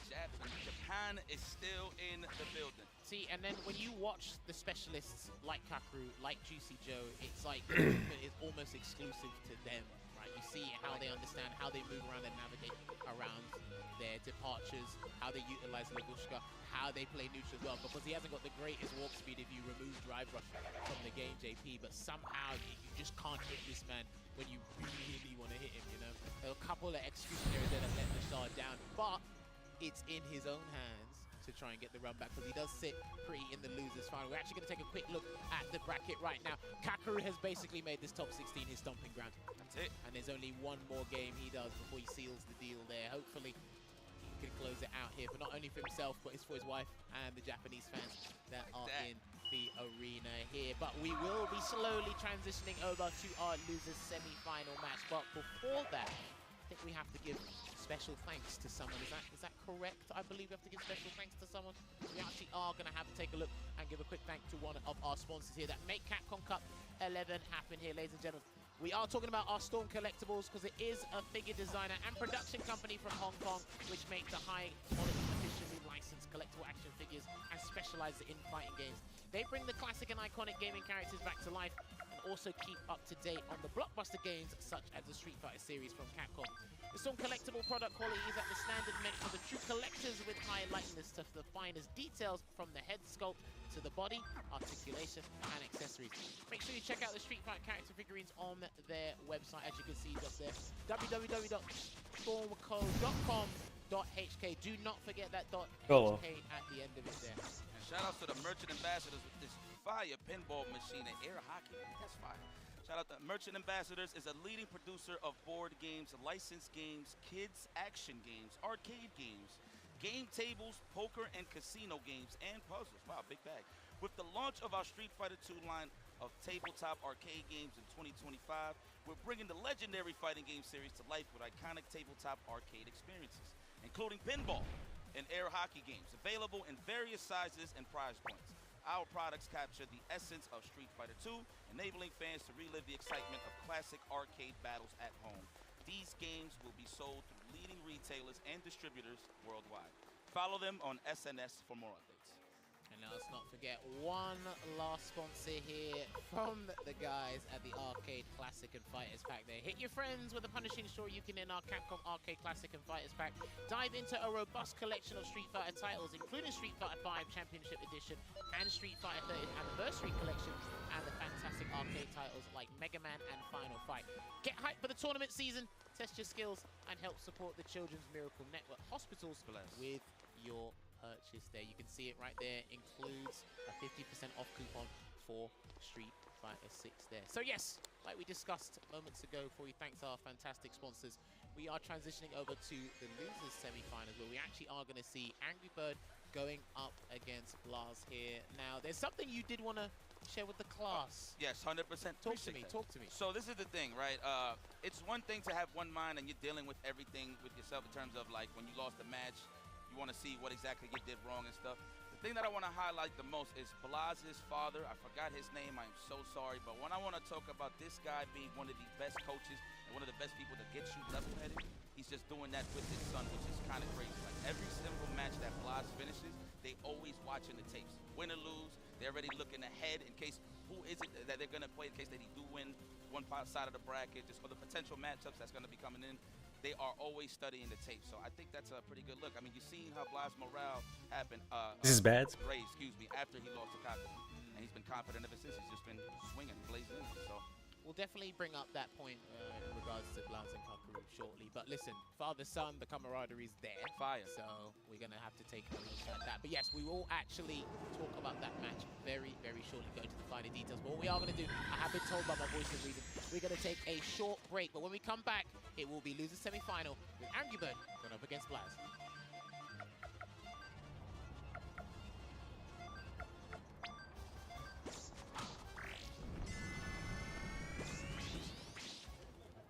Fuck.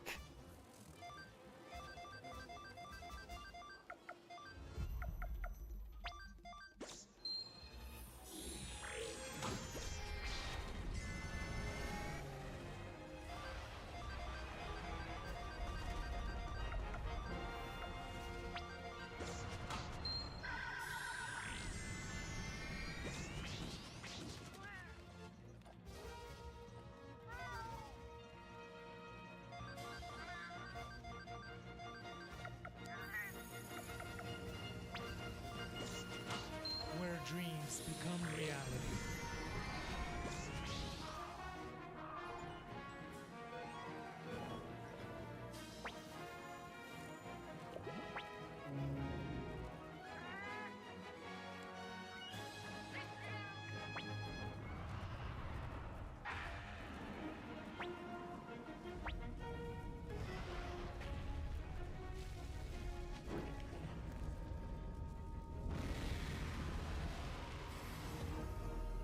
Monster Hunter Bridge.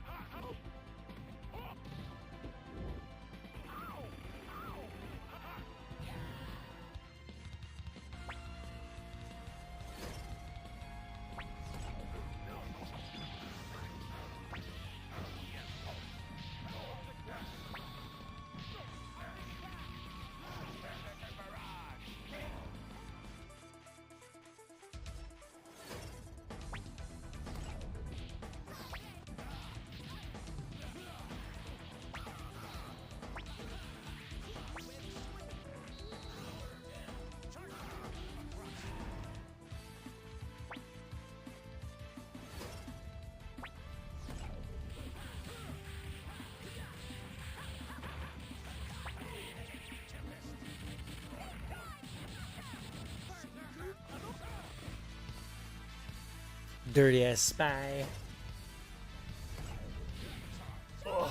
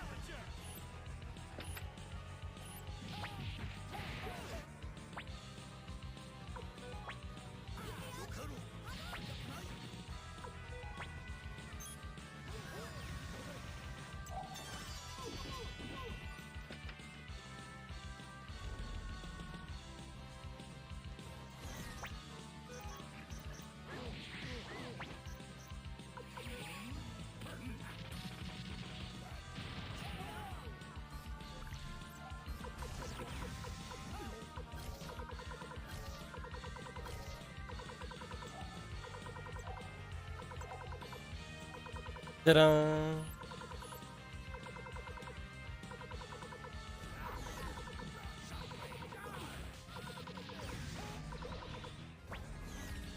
Everyone.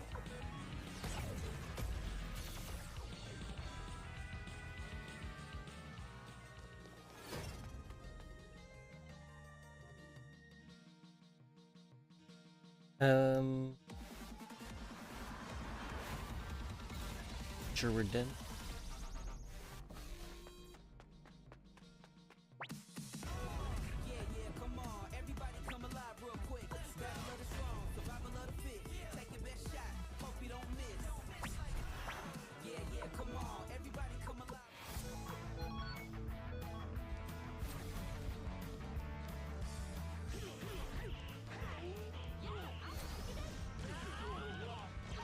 I don't know why I'm walking. Where's the habit?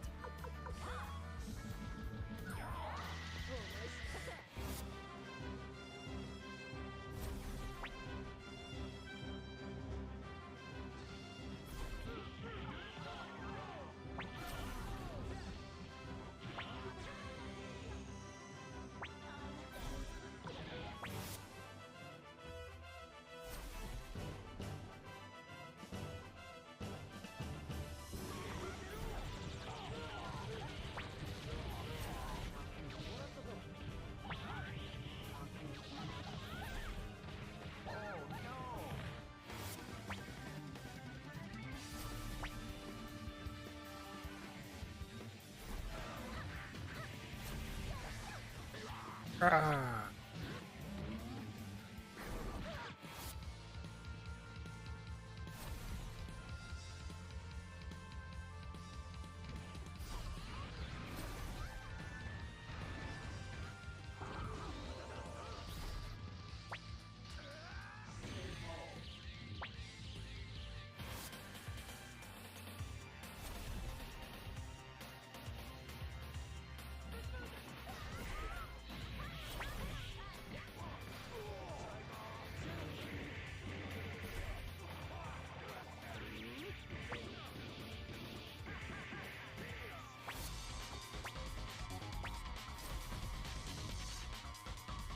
Are we missing one, really? You sure? Doesn't look like we are.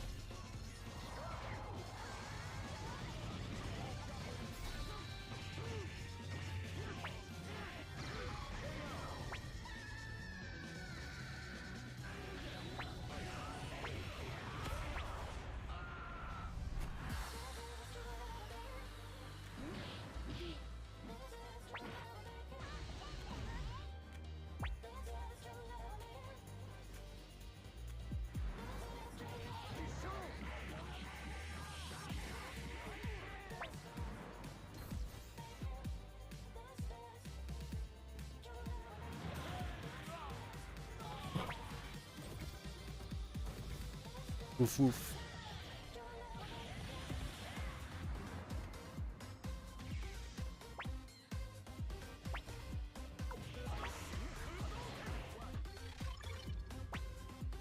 The final battle.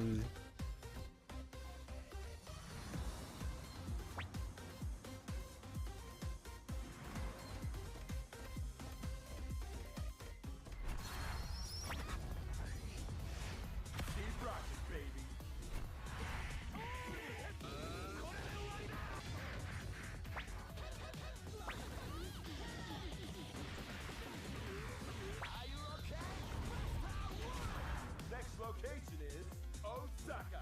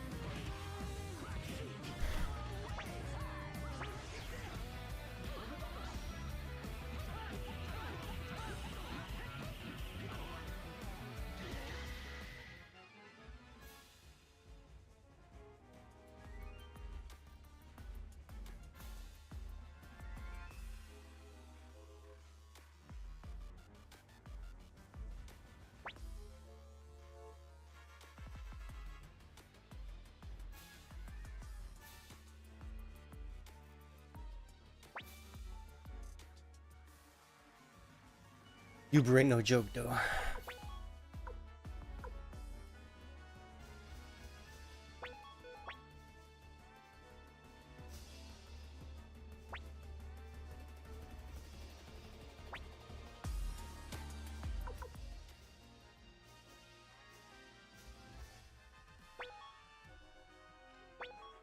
And welcome back, ladies and gentlemen, to the continuation. And we almost at the final curtain call of the Capcom Cup 11 and counting for sure. We are back, IFC Yipes and Jammers. We are about to guide you into this losers semifinal match, which and it's kind of funny because it comes with the lore. Who started it all with the Street Fighter side of things? Ken and Ryu possibly. Angry Bird versus Blaz. That's gonna be a banger moving forward here to see who earns that right to go up into the losers. Swear that shit never worked. Well, there is going to be a $1 million question regarding the Shotokan characters, but we'll get into that in a moment. Listen, ladies and gentlemen, thank you so much for sticking with us from start to finish, but I know you guys want to find out who that $1 million champion will be, so hey, stick it on out, ride it on out. I know some of the guys back at home in the European region, they're just starting to wake up and whatnot here, but this is what the bracket of the top 8 is looking like right now. We are at Angry Bird, gone up against Blaz in that losers semi-final match. Both of these two, by the way, I believe they did lose their first top 16 winners match. Blaz falling by the wayside to Kakaru, which you see in the grand final, and of course Angry Bird losing to Juicy Joe before he had to fight tooth and nail to get that run back and switch it up with Akuma. Now obviously, speaking of which, Now we're gonna have to start guessing because these guys fail a lot. We've seen Blaz's Ken. I didn't like the Jinrai strategy. Okay. But then I thought he should have swapped over to Ryu. See? He's brimming with confidence with Ryu. It doesn't I help. thought he should have given it a little go, see if he can change the result in that regard. But ever since then, he's been riding pretty. Of course, they did bow attacks. I was talking about it in the green room, how we feel like Ryu just beat all the Shotokans. In terms of the questionable matchup would be Akuma, but I mean, you saw how well he did against Shuto, so it looks like Angry Bird might take that bet and move forward to see how his Akuma kick things off against Blaz. So, I mean, I don't know. How do you feel on the Ryu Akuma side of things? The thing is, I haven't. Akuma's the Shoto. I'm not confident in saying, yeah, Ryu. I can see it or watch a couple of matches where, yeah, Ryu destroying the hell out of Akuma because of the arsenal of array of options he has. But then just how magnificent Blaz has been throughout the tournament, throughout the group stages, and even throughout the knockout stages as well. He just seems to be super confident, and it's like a complete Ryu in any matchup you put him in. Because again, you are playing a character matchup. You can talk about this with a lot of the top players, right? It's almost as if it's 20-30% character matchup, and it's 70% the player matchup. In Street Fighter 5, it was roles reversed. So if you are struggling in certain aspects, the drive system facilitates that. It will help you in some regards. You just have to find a way. There's a little bit of legwork you still have to do. Are you serious? But regardless, we are back in the bodega and laundromat with this one. And my ancestors will be very happy and excited to see this go down. Getting closer and closer. You know what, they got a little change, but again, it's not about the money, it's about the hype, and it looks like we will be going with the Akuma for Angry Bird. Goki, excuse me, I gotta get nice. Well, it is a button check at the moment. I'm really impressed by how unfazed this young lad is right now. Listen, maybe his heart's racing. Maybe he hasn't quite realized. Talking on the side of Blaz? Yeah. Yes. I mean, he don't even got headphones on. Pardon me, bro. No. Of course, you're good. Maybe he hasn't realized. I know he knows that a million's a big number, but I don't know how much he realizes that will be life-changing for him. But honestly, he's just having a good time playing video games. Listen, we were all 15 at one point. If you haven't turned 15 yet, you'll get there eventually. God bless, for sure. You know? What does a kid do with $1 million, man? Well, first and foremost, you better give about 70% of your pops. Oh, that man is hitting you with the blueprints. Again, I highlighted that earlier. But you know what? That's here nor there. We're going to open up this match. Loser semifinals, Angry Bird versus Blaz. Opening gambit time. Now, I want to see how Blaz is going to handle and withheld the storm of Angry Bird's pace. Because his Akuma is pretty damn quick when he wants it to be, but I like that Blaz doesn't really over-rely on Hashigeki sometimes. He uses it in very specific situations. I like it on knockdown pressure. Love Angry Bird's defense. I mean, it's not showing here, but it is very well versed in terms of jumping away from throw attempts. Look at that damage already. That was like 35% there, Yipes. Absolutely. That is a glass cannon we're dealing with. Did not recover in time. I swear it looks like a head, but wow, I like that. just get out of the corner. That was smart. So there is a combo Akuma can actually do, but it's very expensive for the side swap, so that's the safer one to do. Okay, right on. Hell yeah, this is expensive decision making. A lot of write-offs here. Angry Bird is definitely in trouble trying to score that knockdown with the easy throw, but the trade on the dive kick with a stand fist, wise choice there, Blast. Do you know what it is for me when I watch Blast? Sure. It's kind of like this quiet confidence. It's kind of like a dark gentleman. Okay, If that even makes any sense. No, but I got you. it's like he uses stand fist as a wall. It's like a special cancelable, but it's like if you can't get past this stand fist, you're going to struggle so much against me. Yeah, it's like a beautiful check too, because Angry Bird's just not going to give up ground, so obviously he would look for a whip punish on a low fall. Stand fist is definitely the standard here for Blast. There it is, looking for the technical, the stand jab. I'll take that bottom brick, police. See, and like we said before, Angry Bird never afraid to put himself out in burnout. He'll do that on his own volition there, and I think he can actually close out the round, and he will cancel the EX Adamant Flame into the Super Art 3. And we should be good. Oi, maybe not. No way. Oh! No, No way. way. Oh my god, this is Capcom Cup 10 all over again. Oh wow, the one is He healed. pressed Buzzy, try to challenge. I mean, he did have enough life, but if he confirmed that, I'm pretty sure he could have killed just spending all that cash. But at least he got the level 3 going into the next round. I think if Angry Bird did a double drive rush cancel combo, I think he would have actually taken the round there earlier, but he's good regardless. They're going to get the Demon Guillotine there, and then throw Blaz across the full screen, and we'll give him the benefit of the doubt. Like how he sized that up too.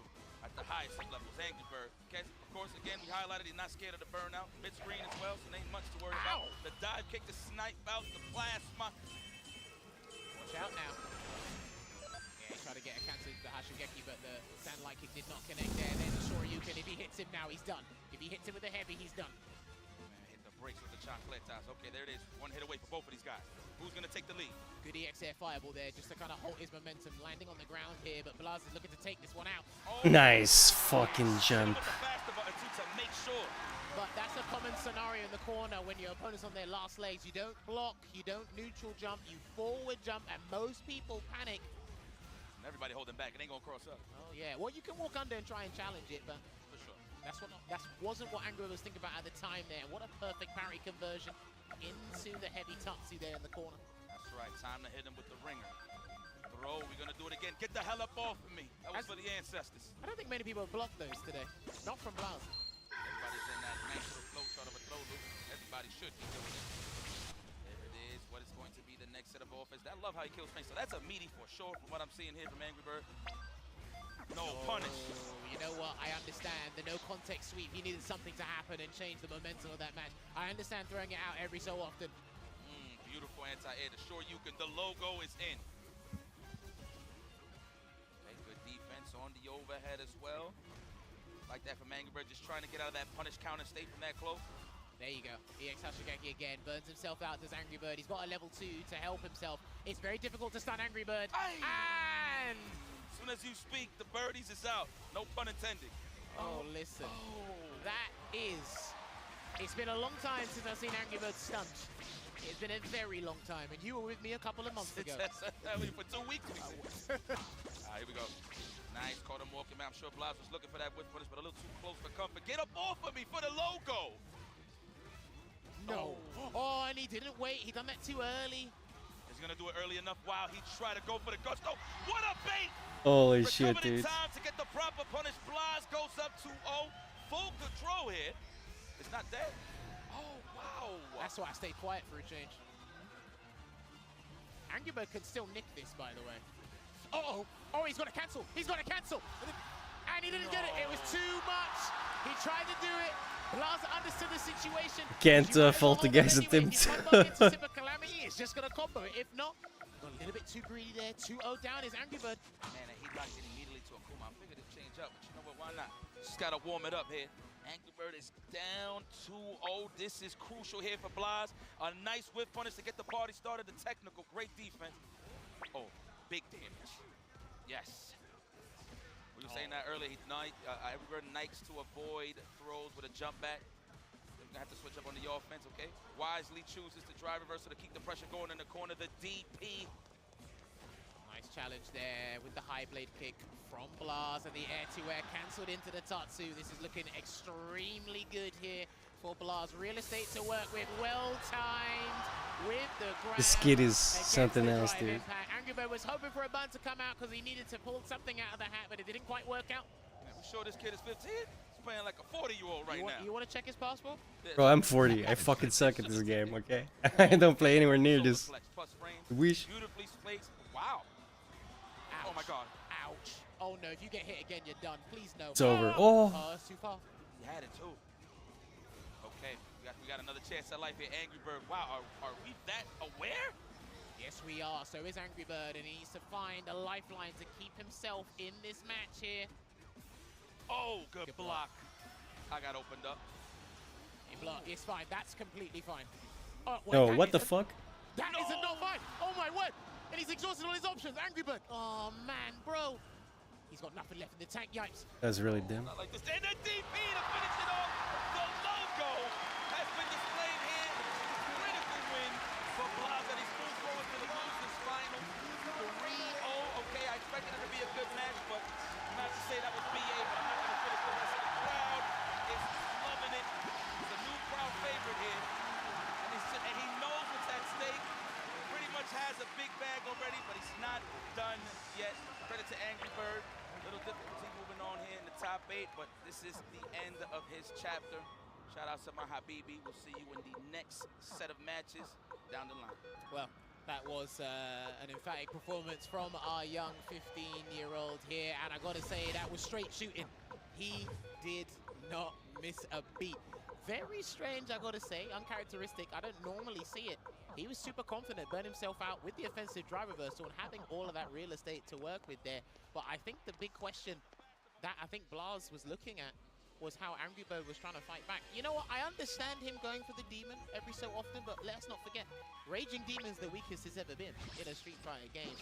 And he did try to get an opportunity to come back in, but Blaz did jump it, and then the next one, he tried to actually catch a Denjin store with the demon there, but I think it actually stopped right in his face. I think that's what happened. Definitely. No, that's the call right there. He just hit the brakes, not too close to actually finish the job. I mean, it was a good read, though. I mean, good reaction, I should say, but out of range, so. Nice. Man, Blaz. We got more tapes to watch here. I'm sure his father is enjoying this. Don't cry yet, my brother.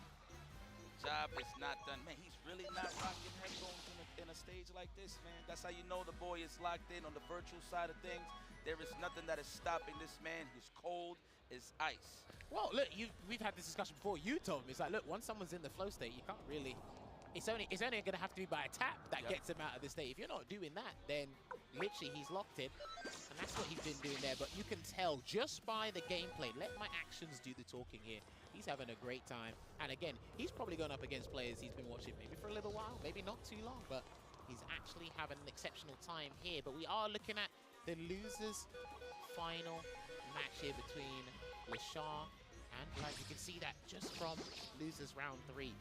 He has just been going through the competition and dominating right here. So, all right, ladies and gentlemen, as you guys are going to be looking at this, myself and Yipes have to make a quick departure, and we're going to swap over to the guys that are going to be closing out tonight. So make sure you enjoy yourselves, because we're going to be doing that in the crowd here.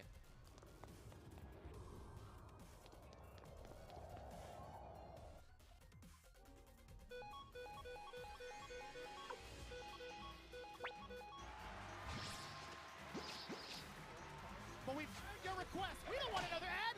We want more games. Welcome back to the zone. It's Losers Finals.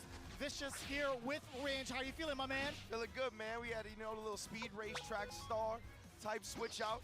Always big love to IFC Yipes and Jammers holding us down. But yes, indeed, we are here for Losers Finals. And there's going to be grand finals to follow. Lashar versus Blaz. My goodness, bro. Blaz looking unstoppable right now. The combination of the youth along with the experience and wisdom of his father, right? They've been constantly going over copious amounts of match footage in between every single match. And you can see it like 3-0. I haven't seen Angry Bird lose like that, and I don't even remember when, maybe ever. On the grandest stage, too, in his debut appearance into the Capcom Cup. Hell, looking at it this season, I didn't really get to know of him up until Blink Respawn, to be quite honest. We're talking about rookie years. He's doing it right now, and he just might go all the way. He was looking utterly sharp. Most definitely. I saw someone on Twitter, the name is escaping me at the moment, but they added High Fight and said, I think I found Blaz's Street Fighter 5 accounts. This man was like Ultimate Grandmaster before he was 10 years old. Like, this is ridiculous right now, yeah. This is gears into making him LaShawn, a fighting game prodigy in himself. Let's get it poppin'. Losers finals. Like we said, LaShawn versus Blaz. You already know what it is. Ryu, go, geek on. Here we get started. Blaz off of a real big hot streak already. The big error coming in from LaShawn. Doesn't face any really big charges against him, though. And now we're going to establish that, of course, LaShawn's going to look to nullify any of the fireballs he can, whether it be with parry, flicker, the startup of his own fireball. It's going to be the ultimate test right now for Blaz, right, with the amount of control that LaShawn has inherently with the character. And also the damage being dumped out. As you can see, he's going to be really in a tough spot, especially as he gets towards the corner. Now Blaz trapped in this corner. And LaShawn is so good at jailing his opponent, and you can see that stand medium kick is just so difficult to deal with, but he's giving Blaz one more chance. You can't give this kid more opportunity than he's earned. Very slim chances. Oof, nice. Okay, LaShawn locks it down at least with that spark. Checking that drive rush from 3-4 to the screen. As we had mentioned, you don't want to give this kid any sort of chances, that he's already proven that point in the previous game. And Ed is one of the best characters at combating the fireball drive rush because he's able to nullify the fireball and then send it behind it, which is what we saw there. LaShawn already off to a hot start in the second round as well. And you were the one to kind of point that out. Blaz has been very on point with punishing with those sweeps on those max ranges.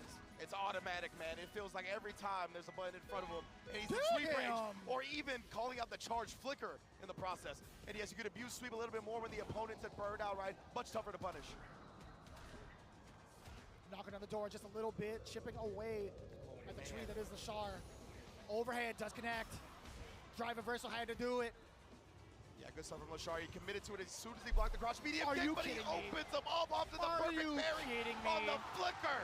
This man, my goodness. How often have you seen a perfect parry on the flickers, even like all week, right? Not too often. Absolutely, there's so much variation to the timing that you can let go of flicker. Getting a perfect parry on that is nonsense. But no games being played on the psychological level. Blaz, he's been very direct with his communication. I want this damage and I want it now. Level 3 puts the drive gauge on a magic pixel. Is Blaz gonna go at it? Oh, he jumps at him! LaShawn trying to wake up with the flicker. Blaz completely thwarting that. Jumps to level 3 as well. What a message to send in game 1. Blaz immediately took to the skies, saw the level 3 startup. He shook his head. I repeat, he saw the player cam, he closed his eyes, shook his head. He's like, nope, you ain't getting me with that, playboy. Not today. You're gonna have to dig deeper in the playbook to open up this 15-year-old from Chile. LaShawn, of course, getting the punish counter early now. Already setting the tone with a flicker. Let's go to the corner. Great defense thus far from LaShawn. Not falling bait or victim to any of the frame traps at will too. Okay. Not necessarily a frame trap. There have been a lot of like delayed sequences that Blaz has to check opponents with that background house as well, but LaShawn's done a great job of being aware of that. Blaz has a unique timing to a lot of his sequences that has been frustrating players all throughout the tournament because he has achieved great success doing so. Oh, I wonder. I don't know if that was what he wanted. Maybe he was waiting for like a back roundhouse on the other side, but we don't need to figure that out. Hashogeki! I believe you are correct. I assume it was the back roundhouse. He just ended up getting Tatsu out of it, and look at the reactions on him. The charge flicker, the startup of the fireball. If you are in sweep range, you are getting the broom. And we haven't seen that against any of LaShawn's matches, really. Like any of the opponents that we've seen, we haven't seen it often. If we did see it, it's very few and far between. Speed. Always good at recognizing when it's not a safe jump, and he caught him reaching this time. LaShawn, though, doesn't want to press the advantage. We've seen Blaz be very liberal with the wake-up ODDPs from time to time. And now outspacing the sweep, LaShawn starting to adjust. Excellent snipe out towards the ankles. LaShawn getting around on the board, trying to tie it up here. He's got 3 bars to his name. We do get the blitz. The fake out into the immediate low. A throw now after the spark. Managed to get out, but never for free. As you should. Rib crusher. Back into the corner you go. Waiting for a normal. LaShawn pumping the brakes just ever so slightly. Man, what a speed bump of a fierce. Blaz, yeah, he inched forward a little bit and then went back into the corner, baited LaShawn into the crouch heavy kick. beginning of the Oh, end. waking up with the level 3 again. Very strange, I think. LaShar, he had a lot of life to play with, but now all of that life is depleted. And off that wake up, Blaz is going to go up 2-0 in losers finals. Jesus. A flawless. This kid is going places. Sorry, let me fix my face on that one. What a Unreal. rebuttal. He has been making his rounds and calling LaShar's desperate attempts and trying to get these really, really big moments with his level 3s. Indeed, man. LaShar already back against the ropes here in losers finals 2-0. Oh, no, and the flicker is errant. Blaz here, he's got the corner control. Looking like the new kid on the block. This is truly the most Marlo Stanfield we'd ever have. This is insane. We got the hop kick over as well as the punish counter. That was a very, very deep jump in, fierce. Oh my, he is dead again, Vicious. Blaz somehow, some way is already on. What is going on? In the blink of an eye.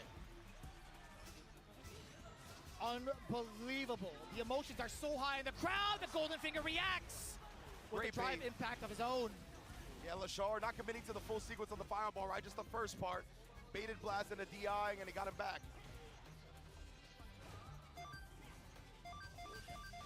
Now LaShar, he's made this corner work for himself a little bit, but it's been a real quick switch. Blaz has been able to escape a lot of the time and put him in the corner himself. Oh no, that one was an empty safe jump.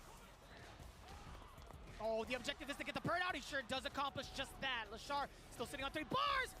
I like that standing light kick into the, oh no, deep. no Yeah. way. They whiff! Oh, and LaShar able to recover in time. He did start it first. But still, Wallen bird out here. Blaz, no meter, but he still has access to a DI, and he's gonna hit it. And Blaz, just like that, charge up the Ashogeki, show him the door, because kid, you're in grand finals. This kid is insane. Unbelievable. Who would have thought? We have the run back of the year coming up next. Blaz eliminating LaShar to claim redemption against the man who put him into losing One more, in the bro. first place. Well, technically 2 more. My goodness, bro. He has to beat him twice. Has been the only person this entire tournament that has made Blaz bleed. Blaz undefeated in the group stage. He's the only one that has been able to touch him. And we're going to see if Blaz has figured out enough. We talked about it. Copious amounts of footage that has been watched, but we'll get to that shortly after the replays. Right now, LaShar doing a great job. He established that fireball early. We talked about it. But after that one check, after that one fireball drive rush got checked, I don't think we ever saw that again. Blaz was like, yeah, that's right. Ed's pretty good at stopping that. I'll just switch up to everything else that I'm good at. Man, in this reads too, you can see him shake his head.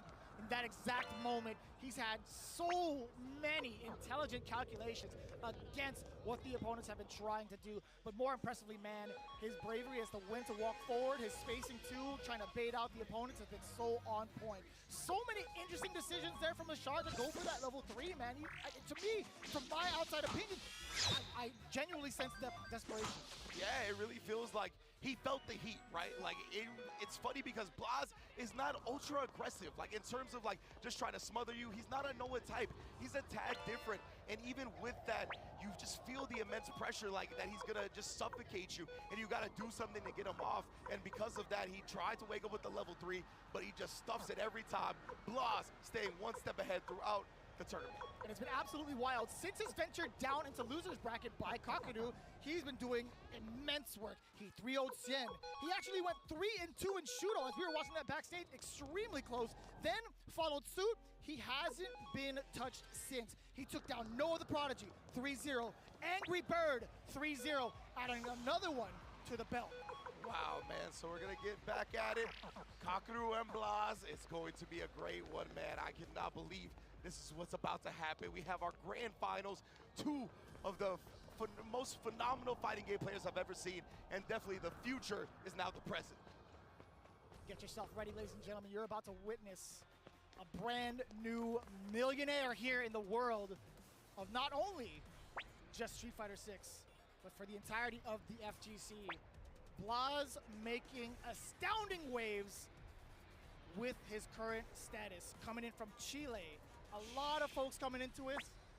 they might have overlooked him. I'm gonna be real honest with you. I think a lot of people overlooked absolutely. him. Myself included. I will be very transparent with that because there's just so many people to root for, right? 100%. Historically, with all the data we've seen, how often we have seen him in those grand final stages, and just just based off of our research.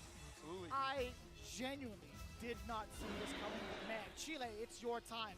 Chile, you gotta stand up right now. 100%, man. It put it on for Chile, to say the least, at Blas. And we've talked about it, right? Him and his father have been going over copious amounts of match footage constantly. Between every single match, they're reviewing the tapes. They're trying to see what worked, what didn't. And now Blas is back. He's back against Kakaru. How much information? What did they figure out? I mean, Kakaru, again, going into this, right, seeing his top 8 matches, from what I've seen, I don't think anybody touches him when it comes to the departure usage. He knows how to use that move unlike anybody else, whether it be the timings on the whip punishes with the crouch medium kick, allowing the spike to come down afterwards. It's just a different level. So Kakaru has also looked phenomenal and has brought stuff to the table that I've never seen before. Both of these players, you can see why they're here. If we take a little bit of a step back, when we take a look at the current character selection from the side of Blas, if you remember, that 3-0 from Kakaru on winner's side, we only saw the Ken, and Akuma. Not a single bit of Ryu, but since he went into loser's side, he's like, you know what? It's Ryu time. It's Ryu time. Do you think that's going to play an important factor here? I think it is. I think the Ryu is going to result, at the very least, in a reset bracket. I'm loving this. I really do enjoy this, man. And I'm glad that he's doing it with this character specifically, because the stock value is only going to rise up, my man.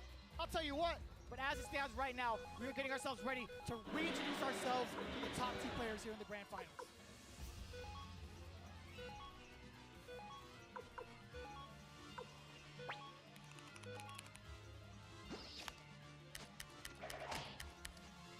I hope he beats him.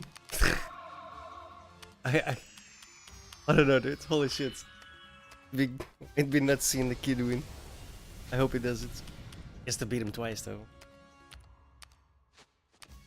Or 6 times.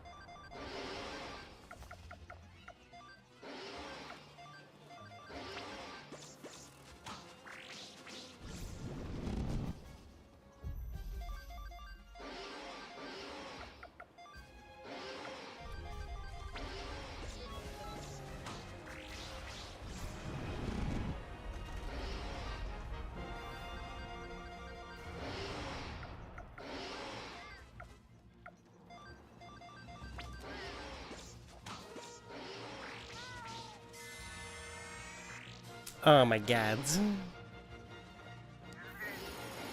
That's a thing? I forgot about that completely. It's gonna be annoying.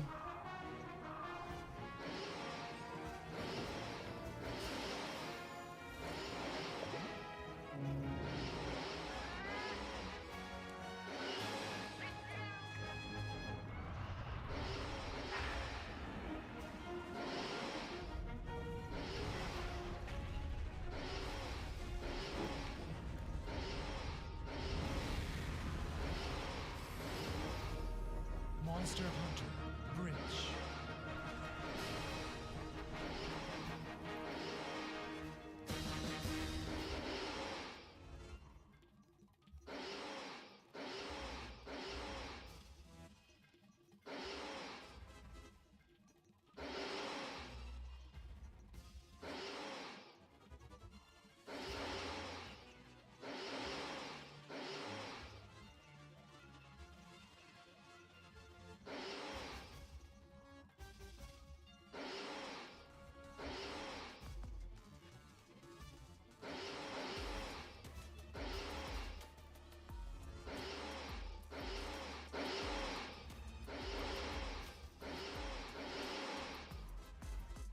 Yeah, I fucked up. I was attacking the wrong heads.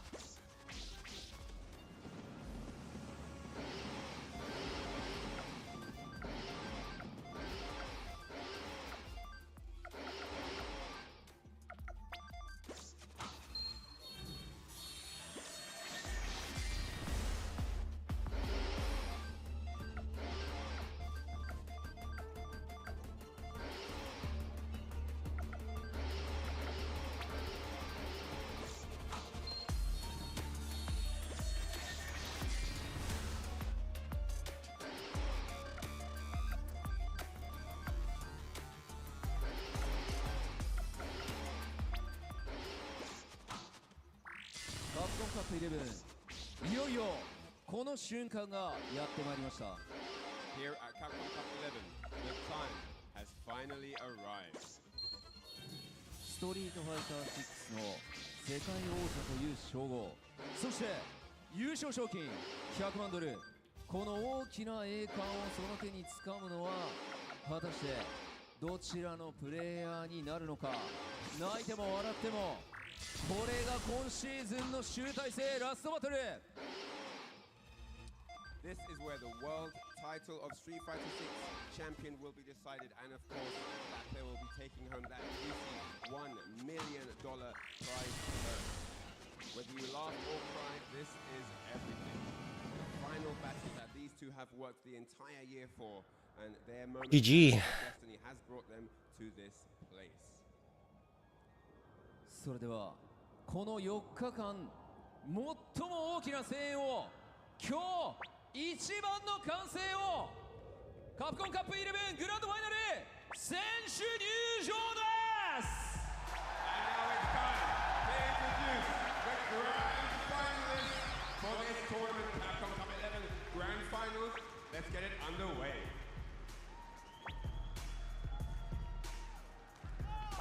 ウィナーズサイドはパーフェクトバディプリンスかける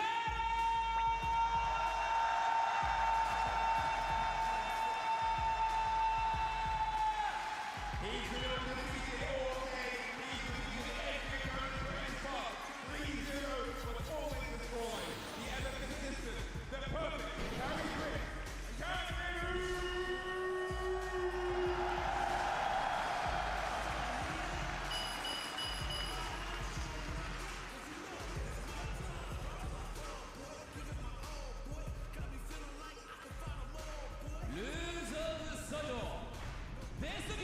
Bro, that guy's outfit.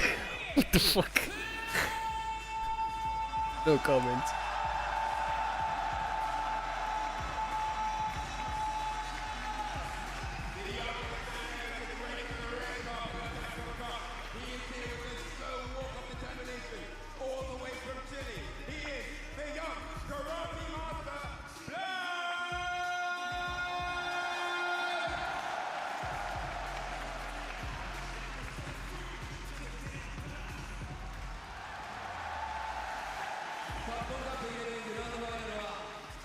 選手対するはブラツ選手という一戦になりましたそれでは両選手に改めて大きな拍手をお願いします And it's all come down to this, the final two members of this year's Capcom Cup, Kakeru or Blood. Who is going to take it? I have no idea, but get hyped because it's about to go off.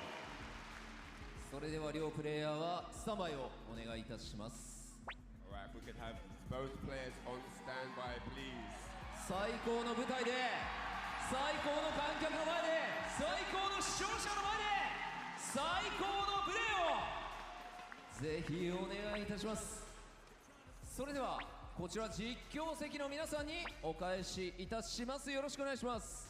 ブラス選手、優勝したい方、大きな拍手をお願いします。そしてタケル選手、優勝してほしい方は大きな拍手をお願いします。Hey, alright, with that said, it's time to head over to the desk and kick off this amazing grand finals here at Capcom Cup 11. Take it away, boys. 1992, a Street Fighter II tournament was held right here in Ryukoku Gikan, and we have the privilege of coming full circle in 2025 for Street Fighter VI. Ringe, vicious on the mic for this grand finals, for this run back for the ages, Kakaru versus Blaz.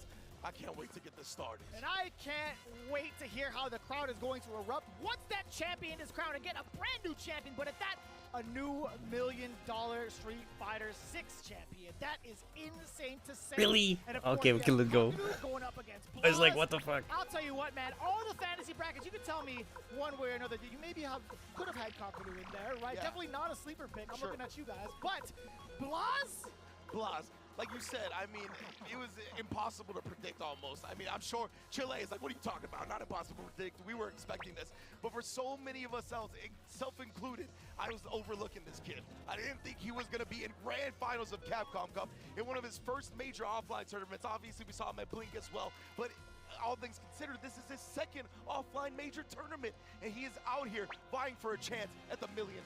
Man, it feels like reminiscent of season 1 when we saw Uma step up there for the grand finals going up against Chris Wong, right? Almost the similar stature. Chris Wong had such a dominating performance over in season 1, so seeing him up there made so much sense. So annoying. Nowhere, at least for some of us in the States, Uma stepping up. I've literally finished the game. Just let me walk out of this fucking play. play. Kakaru versus Blaz. You saw the characters on the screen. One tidbit that I do want to mention is that, in fact, Kakaru was the one to send Blaz into loser side, right? But with that in mind, when you look at that exact trio, the character selected for Blaz was Ken 2 times over, then with Akuma, not with the interaction of Ryu. Indeed, and we're seeing the hovering right now. It looks like we're gonna get the Ryu, and I know that all the momentum is in Blaz's corner right now, but we cannot overlook Kakaru. He's got the winner's side advantage. He uses departure unlike anybody else. He's brought JP to a new level, and he continues to do so. But let's hear Ryu go in for a second. The energy is tangible. It is extremely tangible. The chills are here. The electricity all over the air. Let's direct it to the game. Here we go. Grand finals. Kakaru versus Blaz, game 1. Already, baby, we'll see. Blaz, as you mentioned, is going with the Ryu, something that Kakaru didn't see before. And you know they poured over the amount of footage. We'll see what adjustments happen. Kakaru, of course, has just been looking so on point. But right there, already getting beaten to the punch, literally. What's the defensive aspect going to be like for Kakaru? Taking a little bit of a beat down for the drive gauge. Now even more so from that punish counter. Blaz is calculating. He still manages to get the immediate secure. The first round against Kakaru. Trying to opt for movement. Desperate to get out of the corner. Well read. Well done already, Blaz. Showing that this momentum is going nowhere right now. Truly, it feels like a reset is in the air, but obviously this is only the first round. Kakaru's got a whole lot of time to start getting opposed and figuring out what Blaz is bringing to the table. Yep, a parry, trying to parry on the ghost, but he baited it out. Classic JP strats. Letting the departure do the lifting, but he never lets him get in for free. The trade was there. I like that too from Blaz. A chance now! Perfect parry! Taking it away from the Prince. Tatsu to get him closer. Get that corner push. Forward jump, perfect parry. Blaz is on one. And the cross cut, still very pristine. I like the empty jump just to kind of tantalize Kakaru into doing anything, really. But Kakaru backs off. He sensed danger. The instincts are so up there. The punish counter, the tail end of the swing. Still manages to catch.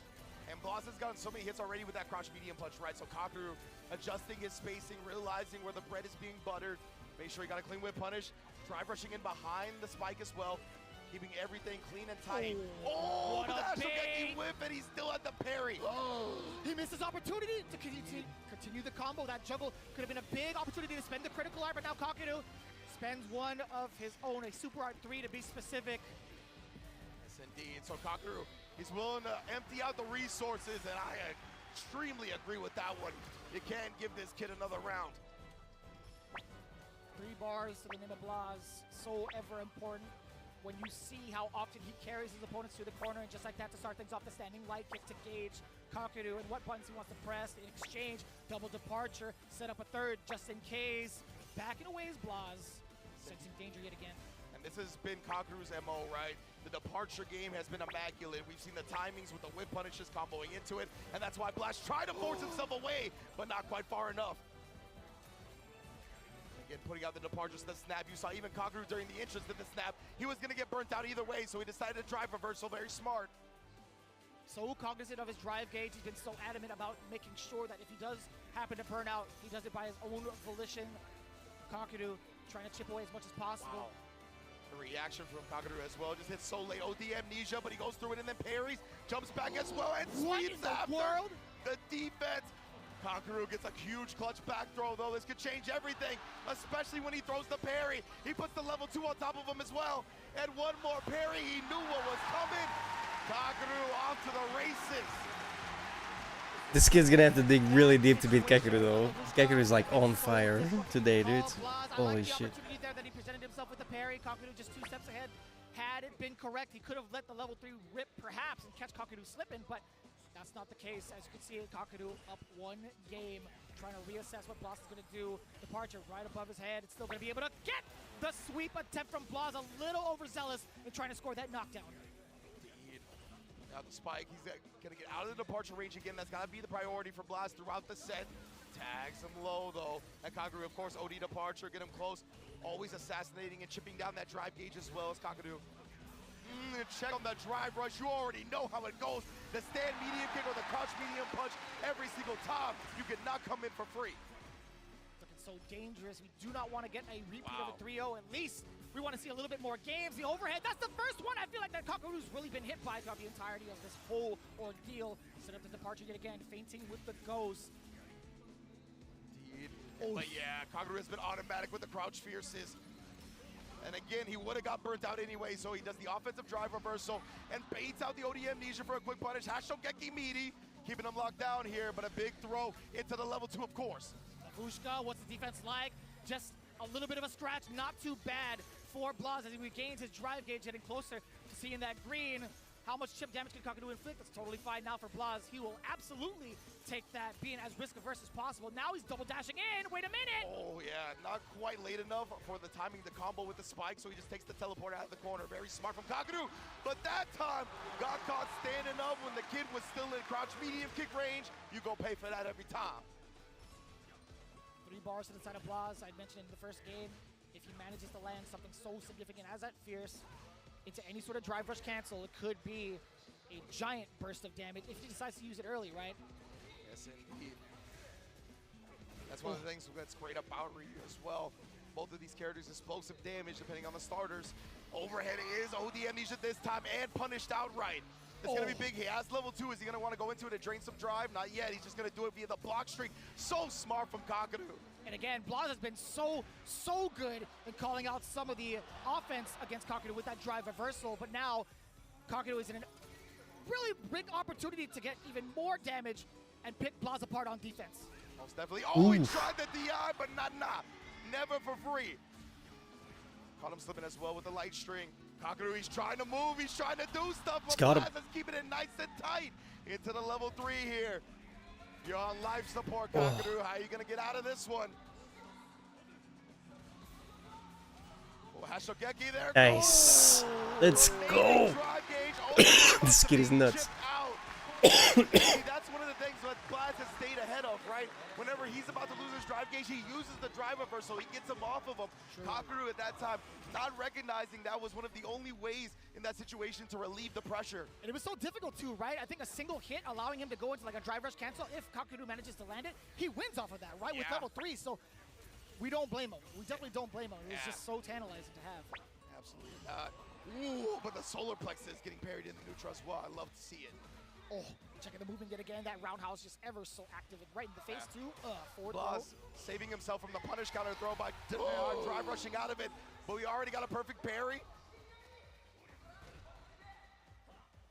It's kind of tough.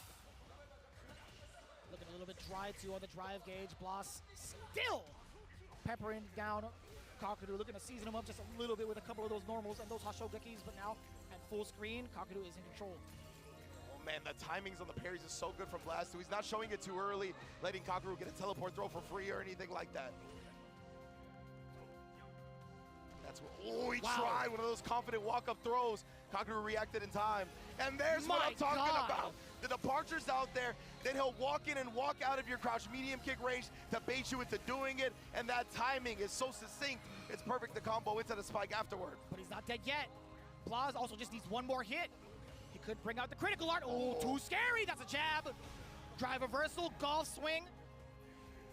Indeed, and now Blast has built up some drive meter. He's actually gonna burn himself out. He got the hit, but he doesn't have the kill just yet. Try to throw Kakadu. Walking back right there. That could have been dangerous, Blast, if he had the hard read ready with the crouch medium kick. Who knows?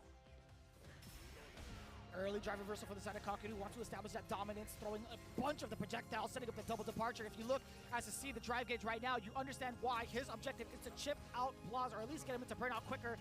But his parrying timing, his understanding of what needs to be done on defense has been so on point. Ooh, that hits! Counter hit as well. Oh. Yeah, couldn't quite get the juggle that he was looking for. Oh, trying to parry afterwards, but Kakadu, he was already committed to the dash jab. Nice whip punish with the drive rush. Knew they even favoring the donkey kick as well. Not gonna let him have it. Still so dangerous too. A lot of control coming in now. The corner, Blas blocking the overhead, surviving the onslaught. Does manage to get a couple of lights, creating a lot more space for himself. Yeah, absolutely. Now no danger of DI in the corner or anything like that. Does get tripped up. The spacing in the low medium does catch a button from the side of Kakadu. That was a counter. Oh my God. Kakadu is starting to use movement a lot more, and Blas is catching him. Wait a minute. That OD amnesia, that had to be one of the last active frames. Bails him out in this instance, and again the drive reversal because he knows he's gonna get burnt out. He might as well relieve some of that pressure. They empty jump to dodge the crouch fierce, and then the shimmy. Oh my goodness. This kid is amazing. Legitimately, man. Both of these players, oh. Already in the corner, trying to apply that pressure. Kakadu picks his spot. And he just gets a clean punish off of it. Just the crouch medium kick, nothing more. And still checking the skies as well. Blas trying to go for those air approaches. Kakadu nullifying it 2 times over in that entire sequence while he was in the corner. Back throw. Gets the tree glove departure. Still checking the advancement with a couple of the projectiles. Tree glove again. Putting him back out. Blas very low on the drive, but he actually held it and let go that time just for Kakadu to spike him into the gray. A solid read from the side of Blas could spell big damage into level 3. Kakadu is not going to give it to him. He's been playing so passive up until this point. He's trying to reintroduce himself in close quarters. Again, right, yeah, Kakadu is going to use level 2 before he gets his drive meter back, nullifying the chance at parry, but he's got it. He didn't combo all the way through, but the snipe with the crouch medium kick and his timings with the departure are mind-blowing. One more game away for Kakadu. Can he seal it? And he bring it home in his home country of Japan. You know the crowd is gonna blow the roof off of this arena. Oh, trying the empty jump.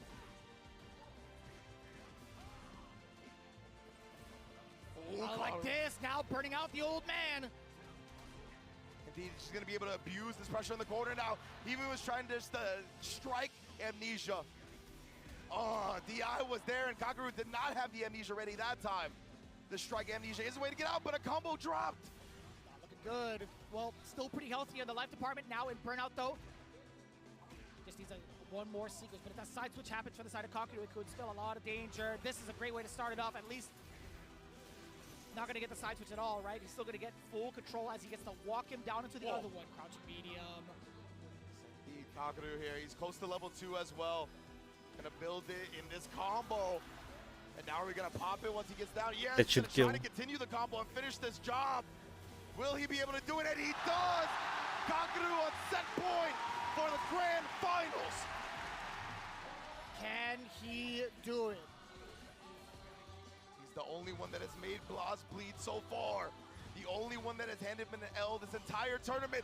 And the perfect parry Prince shows his royal bloodline again.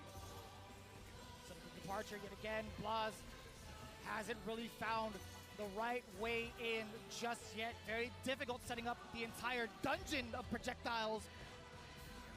What do you do now? The backdash! Away from danger, away from the throw. Parry's coming in. Just about orange now. Blas does get the punish counter. Sweep against Kakaru. The corner control now in favor of Blas. Oh, he does get a bait against the throw. Blas really starting to build some That's it. momentum. He caught Kakaru right Doesn't even there. need to spend his. Go Nice. back to that fireball drive rush. Come on, bro. He did a short drive rush and stopped it because he knew Kakaru would perfect parry and check. He outplayed him so hard right there. That was amazing. Excellent call, excellent call. Double departure now again. Blas willing to spend a lot of that drive gauge rather early. Excellent block on the highs, but the low does expose him momentarily. But what happens now? You're still facing off against Kakaru's departures, his trap, his placements of fireballs, etc. What do you do about it? He's willing to spend that OD tree glove. Yes, indeed, and look at that. He's just willing down that drive beater. He's like, you're going to give me something or a way in once Blas is holding it in response to the second spike. Anti-air is there. Crouching heavy punch. Blas sees an opportunity. And he strikes, but no. Oh, the combo leaves some damage on the table, but finds it anyway. 5-second rule. Let me get that damage back. And now Kakaru, he's burnt out. He Walk up throw. Come on. Will he risk it? No. He pops the level 2 No immediately. way. Jumping back here. He's just going to take the chip damage. Blas has the drive meter available. He's still got 1 bar. And the trip from long distance. And the back No. run. Don't. Still has the chance here. No. Abuchi did Kakaru. And your Capcom Cup 11 champion. Holy shit, dude. I knew I should have voted Kakaru, bro. Fucking Dodo. In the corner with the meter intact. He's Holy still shit, dude. outdoing My man just won $1 million. Taking down the young man yet again. Your brand new millionaire. Yo, winner, what's up? Fighter 6 is Kakaru. My goodness, man, what a grand finals. Kakaru and Blas. I mean, it is undeniable that these two were the best players at this tournament. They consistently came through, God damn. showed new levels of Street Fighter 6, showed how to manipulate your opponent beyond the means we've ever seen before. Incredible play from both sides. I hope this becomes a classic for the next What a decade night. plus. I want to see these two Those go were some for good ass the games, first dude. time alive. You can hear it in the crowd. The chants coming in hot.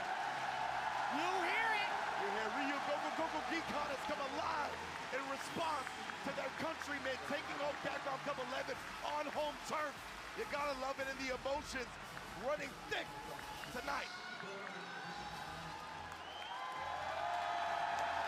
A full year of trials and tribulations for this man, bouncing between characters, getting revitalized with the most recent patch and improvements for JP. But that's not even exactly why he's taking it down. It's pure tenacity right there, going through the gauntlet of so many different players throughout the course of this season. One of the hardest seasons of Street Fighter, obviously. It just keeps getting harder and more difficult. Please leave. Understood that test. The competition, man, that was amazing stuff. 100%. I'm speechless, honestly, right now. Kakaru, you can see the emotions. You can finally let them out, right? Once the games are over, once the tournament has concluded, you can feel everything. And it's just overwhelming at this Dude, moment. letting the dude, tears Blas fall as played they out of his deserve to do brains, so. dude. That was crazy how he was taking everybody down. I remember when this dude won Gamers 8, the very next day he was giving everybody games. He was still there grinding it out. He knew his job was not done. And even with this, I'm sure he's going to take this whole game and this whole genre to new heights. Ladies and gentlemen, you're looking at the face of Street Fighter 6 in this very moment. The leader of Ibushigen, Kakaru, your Street Fighter 6, your Capcom Cup 11 champion, Kakaru.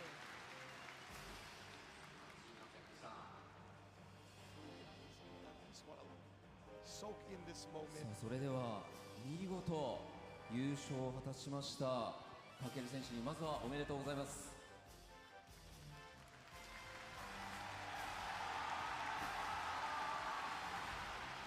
ありがとうございます。本当に万感の思いというのが伝わってきますが、今の率直な気持ち一言いただいてもいいですか？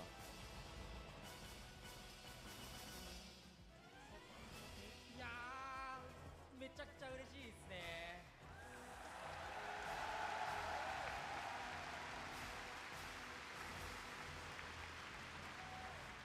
He's really relieved? いろんな気持ち Think が that's what he 込み said? 上げてこうね、コメントいただくのは難しい状況かとは思いますが、この優勝、誰にこの喜びをまず伝えたいですか？ Who would you like to explain your happiness to after winning? 妻ですね。 His wife. He gives everything to his wife. Yo, Gives her Joey. everything, the win and more. 本当に今感極まっているという感じのかけ I'd be happy too if I just won $1 million 優 bucks. 勝したかける選手にはこの後ろにあるカプコンカップの優勝カップが贈られます。 This beautiful specimen of a trophy now belongs to Takeru. それではかける選手、このカプコンカップ優勝カップを掲げてください。 Time to raise the trophy. Victory all the way through the day. Went completely undefeated in the top 16, only losing a single game in the grand final. Absolutely phenomenal. Oh, yeah. Gentlemen. カプコンカップ11優勝はかける。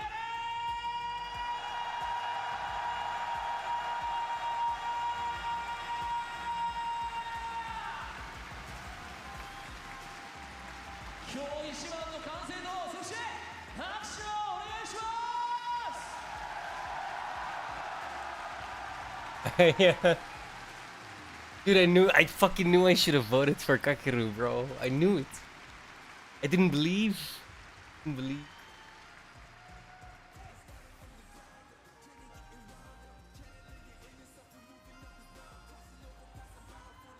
Like the way he plays JP makes me want to play JP, but JP is so fucking high level. Like, I can't do it. 見事輝きましたかける選手には優勝賞金100万ドル、そして来年開催するカプコンカップ12の出場権が贈呈されます。 So with the victory here, Takeru seals that $1 million prize purse and of course entry into next year's Capcom Cup. プレゼンターは株式会社カプコン代表取締役社長辻本春弘様です。 Now it's time to talk to the president of Capcom. Haruhi desu.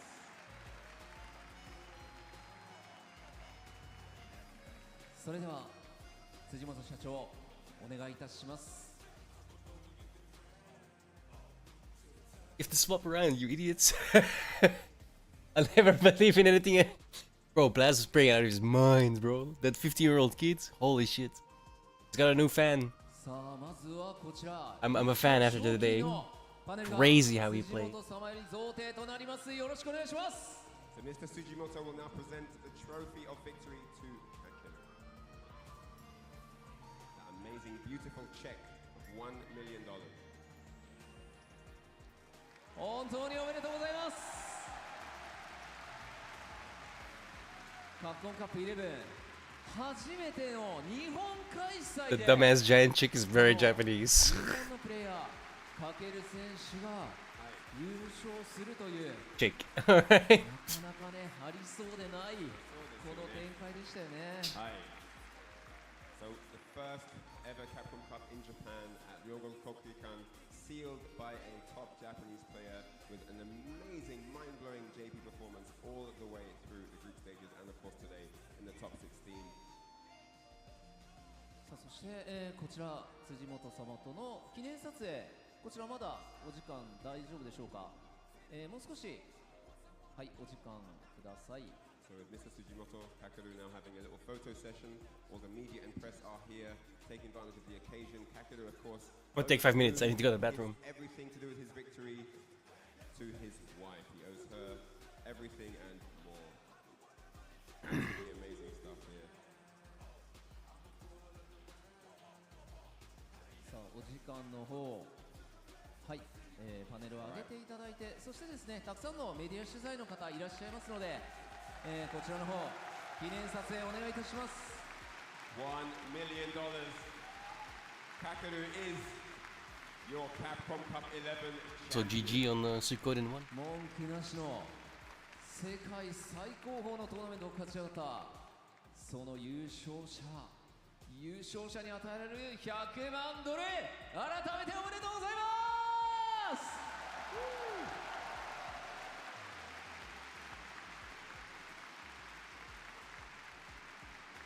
さあそしてこちら$100万のパネルは下げていただいて、改めて辻本様よりカプコンカップの優勝カップをかける選手の方にお渡しください。 Now, Mr. Sujimoto will present Kakeru with the Capcom Cup 11 trophy. さあ今辻本社長からカプコンカップが優勝者かける選手のもとに大きな拍手をお願いします。激走のカプコンカップ11、見事世界王者に輝いたのはいぶし銀かける。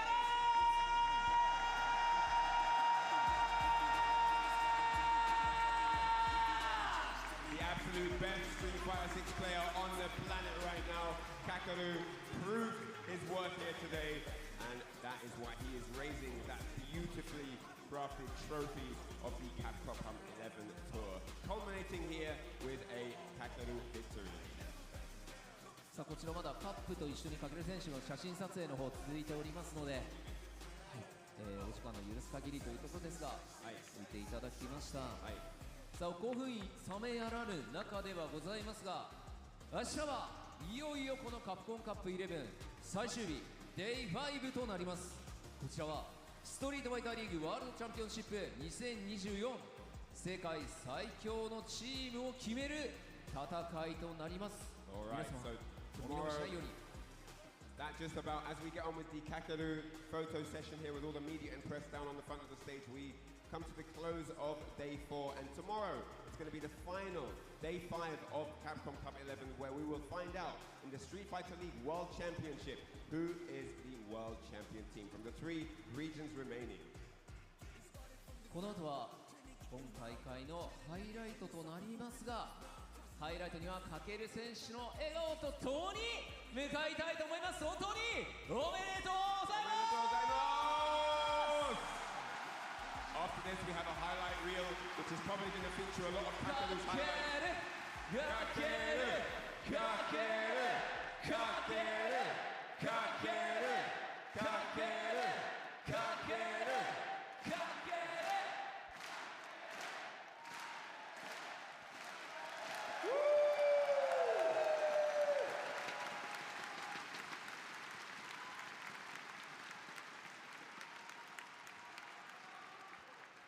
それではかける選手に一言いただいてほしいということですが、喋れますか？はい、じゃあお願いします。そうですね、いろいろちょっと喋りたいことはあるんですけど、ちょっと Day1 から Day3 ちょっと自分の動きに納得いかなくて、ただ、ちょっと結果自体は結構うまくいって本戦抜けれてっていうところで、ちょっと、昨日帰った後、ちょっとなんかその自分の動きがうまくいかなかったりとか、大会のプレッシャーだったりとか、そういうことでちょっと妻と喧嘩して、で結構荒れて今朝までちょっと続いてて、朝喧嘩して仲直りしてから来たんですけど、なんかそれでなんか動きが吹っ切れたなって自分の中で感じて、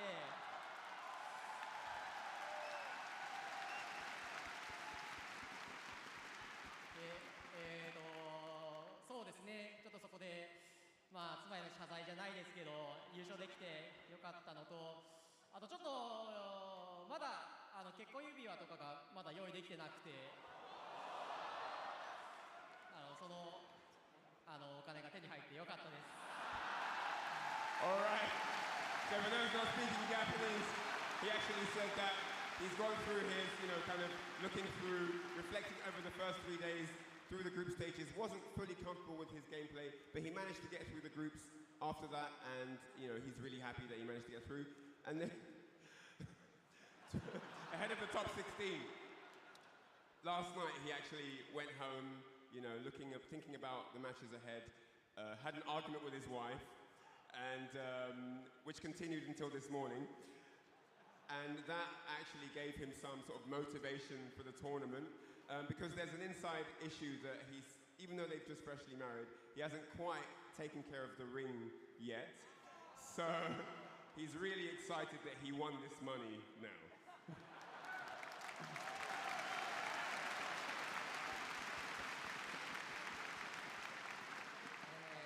日本開催でのカプコンカップ優勝できて本当に嬉しいです。応援ありがとうございました。I'm really happy that I won Capcom Cup 11. Thank you everyone for supporting me.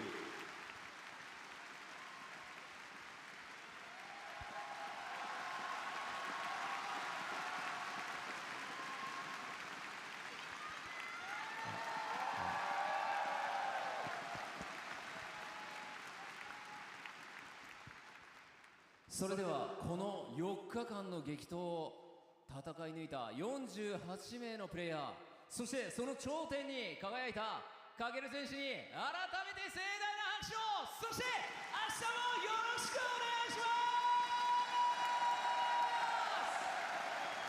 す。皆様、高田にありがとうございます。ご自身にも大きな拍手をお願いします。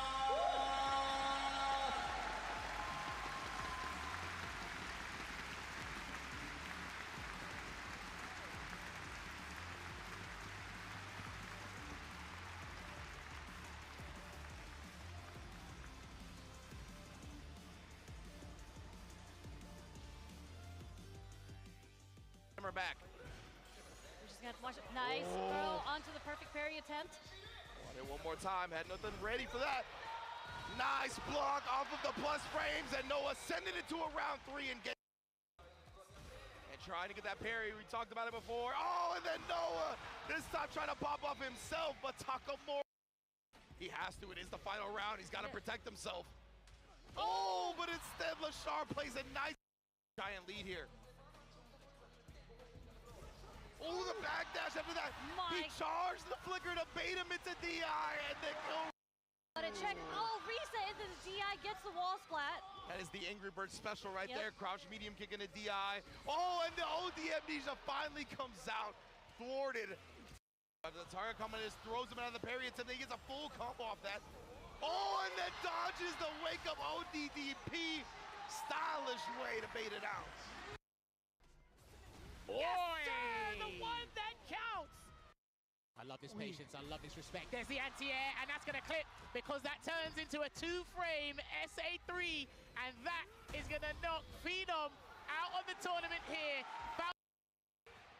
Pretty close to getting burnt out as well. Extra damage on. Oh no, I lied. No anti-air. What in the world just happened? I got smoked too. Oh no! And that's gonna be it, ladies and gentlemen. Broski will be knocked out of the tournament, and rejects on Tokido will advance deeper into the bracket. Another Japanese player stays alive in this tournament. And with his pressure, oh, hang on a minute, he's gonna get his gauge back, fully recovered and open for business. Oh no, he isn't burned out, but he can hug the corner. Or so we thought. Mid-RD letting the guns fly. OD Sandblaster had to follow up through.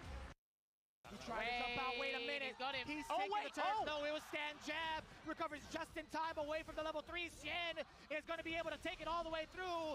Bang! Level 3, Shen on the board. And a good jump. Oh no! He grabbed hot air. That's not looking too good, and he didn't get the conversion. Oh no, this is looking a bit scrambly, but Xian takes it there. Not going to on with anything wild, but instead gets a couple of fierces into it. Misses. Shuto now looking at match point. Oh, this is good. This is good. This is definitely good. Okay. We're gonna have to find out. Shuto's looking as well. Oh Shuto my is God. hoping that this takes the final hit. He's alive! You might as well do it, buddy. He's gonna get the throw here. Zhao Hai, can he steal this round? He trying to make something. Oh no! And the drive impact takes it. He practically had no help, but Shuto took the gamble. Bow! Not enough! At the damage. Can he What a weekend, dude. And it ain't over because tomorrow it's Street Fighter League finals. Announce that, please. Him down. He has a hard pursuit, and it's rated R for a ridiculous amount of damage in a big event of calamity. Angry Bird 3-2 over Ino with a perfect KO. There's another day coming. That could have been it. Maybe too far for the level 3. Actually, he didn't want to commit to level 3. It might have dropped out. Wait. No, No, he didn't cancel. Ooh. Shiryu. My dude won like 100K, no? Yes, Onitaro Oh no, right it's less. now. He can stand heavy kick just as you see right Like there. 10K, The bar's bro. almost gone. It's an ODDP. It's my turn, and I'm Tokido moving on the bracket. 3-2 over Fudo. keeping on the pressure. Nice whip punish, just goes right over him. He's gonna dump it into the level 3. Blaz is gonna take the first game against Yen. Shin Shoryuken. The overhead Overhead. again, straight Ooh. into the level 3. The dumping of damage. It's enough. Plus 3-0 over Shin. This young gun. Old parry gets the drive impact. Does it again. Perfect parry. You better side switch here, brother. Yes, sir. Takamura, he's got all the drive gauge to give. There's level 2 here for Shuto to flip out. Counter kick. Drive impact. Let me do it with my wing back. Street Fighter Takamura. 6. No! Batted all the ODDP and Shuto was able to find a fantastic punish and put down Takamura and move on in the bracket. Woo! That was robotic. Rush to autocorrect. I ain't going front. That was robotic. Go for the drive rush. Hello. But it's still enough hit. Kakuru first blood. I my controller ain't working. Absolutely perfect. This is it. And it's burnout. It's over. It's over. It's over. It's over. It's over. It's gonna go for a hit. For the plugin. Got taken down. 3 of the 0. Kakuru. The Kevin pick not working out. That was no one loses. Kakuru further towards that 1 million. As the schedule to burn out, one of the best in the burnout business. The flickers continuously. Plus Ray City. Come here. Where you going? I'm not talking to you. That's Tipping him out to level 2. Psycho Candon. Are you kidding me? He killed him. It was a pixel. It was a touch. A tap. Don't even try to counter poke with the crouch dab. There it is. We got a lot of meter. And there you go. Speaking of counter poke, that is enough. LaShaw moving forward into the winners finals. Getting closer and closer for the cup. I don't know if that's going to fit in your bag. With the quick-witted angry bird with the drive rush jab into Shifu Jinrai! The whip punish with the heavy OD Jinrai into Shifu Jinrai! Angry bird takes down Tokido 3-1. No, Oh. this is it. This is it! Plus 3-2 over Shuto Shoryuken! The ODDP instead! You can't leave for free! It is jail, no bail, and plus moves on over Noah! Possibly set up a safe jump here if need be. There it is, and the amnesia came out, and he's gonna exhaust all the options here. Whoa! And the double Shornabob to get game 2 here for Kakuru. Uh-oh, oh, he's gonna cancel, he's gonna cancel. And he didn't get it, it was too much. No, not like this. And the DP to finish it off. The logo has been displayed here.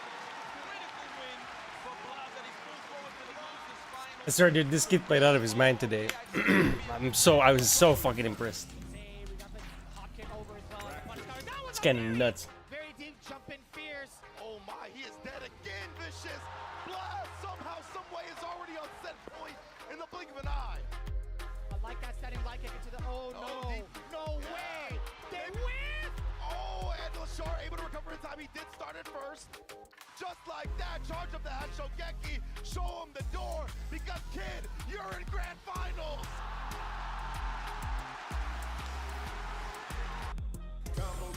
Right, yeah, Conqueror is going to use level 2 before he gets his drive meter back. Nullifying the chance at parry, but he's got it. He didn't combo all the way through. And the trip from long distance and the back throw. Conqueror still has the chance here. Oh,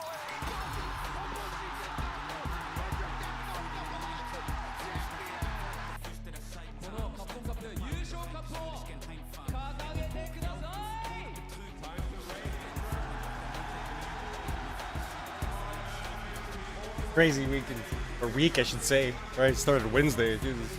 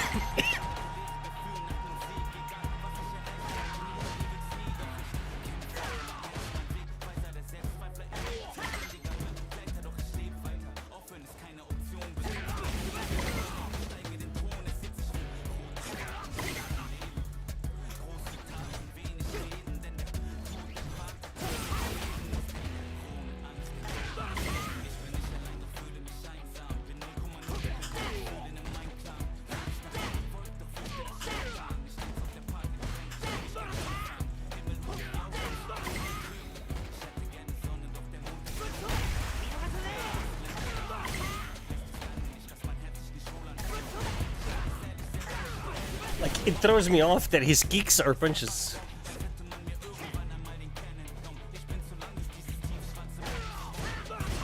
Like, it really throws me off.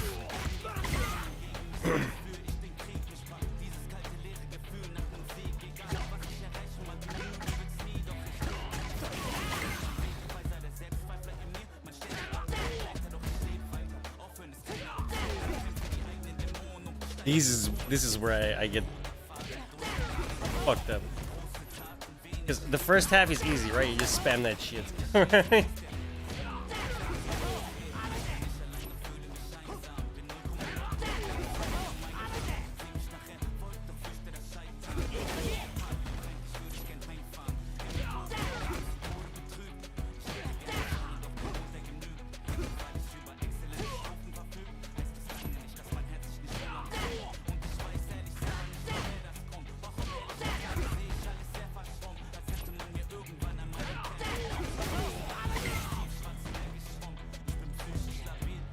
Oh, but it's at the last part.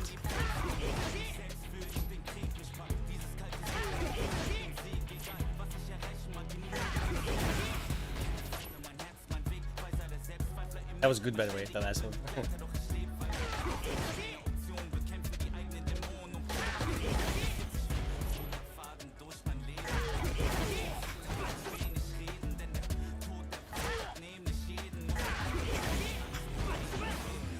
Let me just...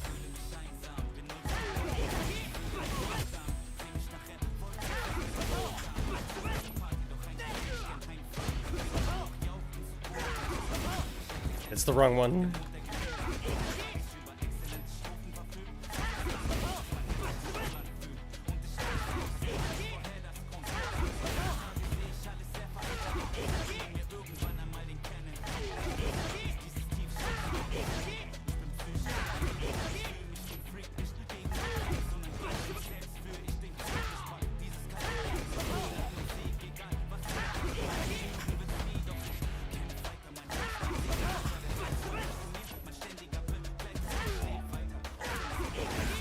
Ah, and then I do it too quickly.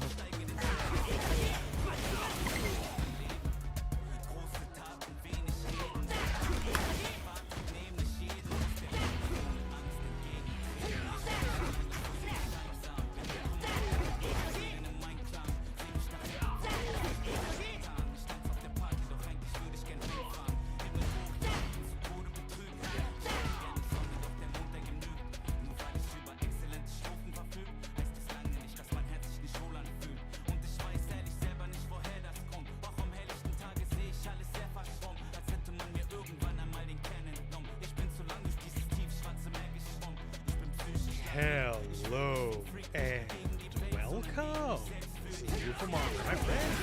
This is your ultimate starter guide for Ed in Street Fighter 6.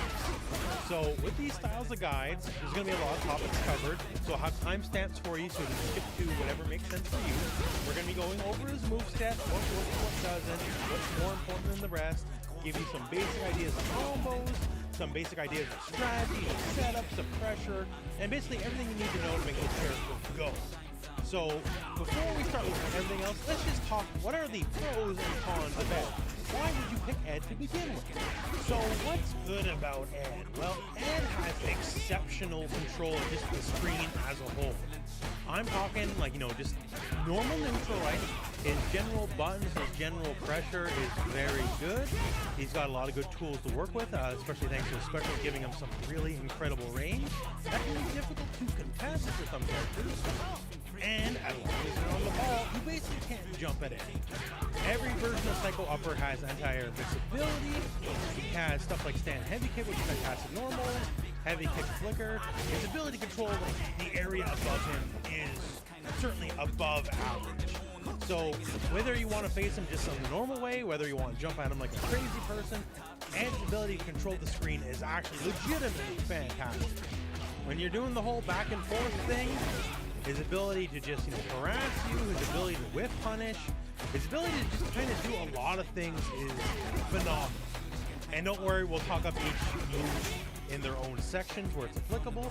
But yeah, Ed's just really good at playing proper the timing is Street Fighter fucking weird. style neutral. So that sounds really good. Like the name, you know, lots of people play Street Fighter style neutral. And what's the downside? Well, when it comes to like mix-ups and all that kind of stuff, Ed only can really open you up the old-fashioned way. Be, you know, working your way in, going for the old throw strike mix-up, or, you know, working your way in, working your way out, trying to shimmy, punish a throw attempt, all that kind of usual stuff. He can do that in the same way, like, effectively, literally, every character in the game can. But when it comes to anything more profound than that, not really. Ed does not have any overheads at all. Like, sure, he's got the lows, everyone's got lows. Crouch light punch, crouch medium punch is good lows for him. Crouch light punch is a full frame low as well, which is interesting. But yeah, no overheads, nothing resembling a command grab or anything like that. He can only open you up the honest way, which kind of ties into the strength, right? So he's really exceptionally strong at honest, neutral-based Street Fighter. And if you want to open people up, you got to play honest Street Fighter as well. So he's here for the classic experience, let's put it that way. Like, he's a little bit of an oddball. Like, his kick buttons are all different kind of punches, all that kind of stuff. So not exactly standard necessarily, although don't worry, they all work and they're all very functional moves. You're going to want to use them. So if you're here just to play like fundamentally sound Street Fighter, he's great for like minus the level 2 we're going to do, right? That part's not as fundamentally sound. It's a little gimmicky, although in the good way. Don't worry about that, right? That's the one time where if you spend level 2, things are going to get a little spicy. But other than that, yeah, he's just honest punch man for the most part. Very little in the way of gimmicks. Still a lot of advantages, don't get me wrong. You don't need overheads or like weird gimmicks to have some good, right? But yeah, so if that sounds appealing to you, Ed is your character. Now that said, let's go over his special move list. So our first special move to talk about here for Ed is Psycho Shoot. Approach before like heavy, and this is his very unique projectile. It's actually two parts. There's Psycho Spark and then Psycho Shoot to follow and shoots the actual projectile. So Psycho Spark in and of itself will destroy the projectile. And what makes that very interesting is you can destroy the projectile with the first part and then send your own projectile out after the fact. So when it comes to the quote-unquote traditional fireball war of Street Fighter, Ed actually has a decent advantage over a lot of the cast, as he will be able to destroy their projectile but still keep his on the screen. And the thing is, the actual button you press for the spark doesn't particularly matter. It's always going to be the same startup frames. It's when you hold forward and hit a button. After that, that's what determines what kind of projectile it is. So if you hit forward and light punch, it's a nice slow projectile. You can kind of follow up after the back. And say forward fierce, nice fast projectile, or medium. No. And what you're saying, even if you enhance the move here, do the OD version. So if you do the OD version then light punch, it's going to be a double hitting slow projectile that knocks down, and heavy, fast, and medium. You get this, right? So it's just a non-standard projectile that is very interesting. Also, just the base hit by itself is quite useful, as it can hit and then follow up also full combo. And situations where you can get it to juggle in the corner, due to the fact that it's kind of popping the enemy up, it has juggle points, you can keep comboing absolutely fine. And it's very useful for combo structure as well, not the least of which, the spark here is -5 on block. But if we can get it to hit much later into the actual ring, you can see here now it's +5 on block, right? So knocking people down and forcing them to wake up into it, depending on how you time and all that kind of stuff, can have wild variations on how advantage is, leading to good pressure scenarios and also potentially all new combos as well. So it's good at destroying projectiles, it's good at being its own projectile, it's good at combos, it's good at pressure, it's good at setups. It's just good at a lot. It's a very valuable move. Now let's talk Psycho Uppercuts. Dragon Punch motion and your dragon punches. Each punch gives a different animation, and each one is slower than the last and also does more damage. Now to note, these Psycho Uppers are all air invincible from frame 1, although they're not invincible across the board. It is specifically against jump attacks. So if you see a jump coming, it's kind of the go-to. The light upper specifically is extra good. If you catch them high enough up, you'll be able to juggle them with one of your other uppers on the ground, getting more damage normally should. So that's really good. Generally, the light is the way to go, just simply because it's the fastest. And if you're on the ball, you will get a little bit of juggle from the back as well. Now, the EX version is the full invincible uppercut you think it is. So, the get off me, all that fun stuff. The thing about it is, though, compared to some other characters, like Proto or whatever, the startup on this is a lot slower. It takes 13 frames before the first hit will actually connect. Compared to, say, like Ken's uppercut and EX uppercut, I believe. What the fuck? I can't get it. To go active, right? So simply put, there's going to be situations where people are going to pressure you on your wake up and just do like jabs or something like that, nothing too committal. And you're going to wake up EX uppercut and they're going to be able to block in front. Whereas other characters, that may not be the case. Or specifically, say, going for safe jump setups, or just a lot of different things. It's certainly better than not having invincibility, right? Like if you gave Lily the option to have, EX Tomahawk Buster be invincible, although slow, like she would leap at the opportunity, right? So it's better than not having an invincible reversal, but just keep in mind, it is slower. So in like highly meticulous planned, like Oki setups in the corner, it probably won't save you. Although like when you're just kind of mid-screen, just going for it to go for it, like crazy person, which is all the two players, that's usually when it's going to be best served. So it's decent anti-air to begin with, right? That does its job. You're going to be using a lot of variations of these combos as well, so very useful for that. Fuck, what am I missing? Version, your OD version is your full invincible version. Next up is Psycho Blitz. Cortical back, light medium, or heavy punch. And Yo, Joe, what's up? For the most part, this is kind of like your combo filler move. You're going to be ending a lot of combos with this.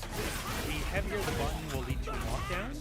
The heavy one specifically will lead to very strong knockdown, a lot of combos that can give you safe jumps. Hekeru.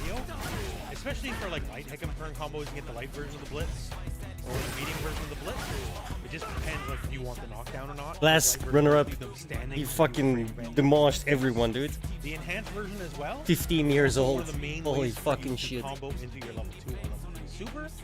And he just kind of does a lot of punches that sends you on your way. One very important note about this. You actually have multiple cancel points. Those last 2 punches there, you can go into your level 2 or level 3 from either of those.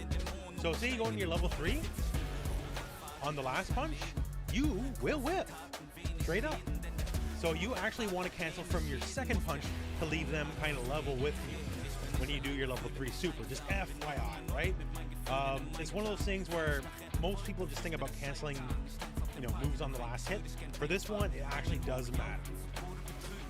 Much the same here, level 2. If they're grounded, it'll keep them grounded. Right. Or if you want to launch them, it'll keep them launched.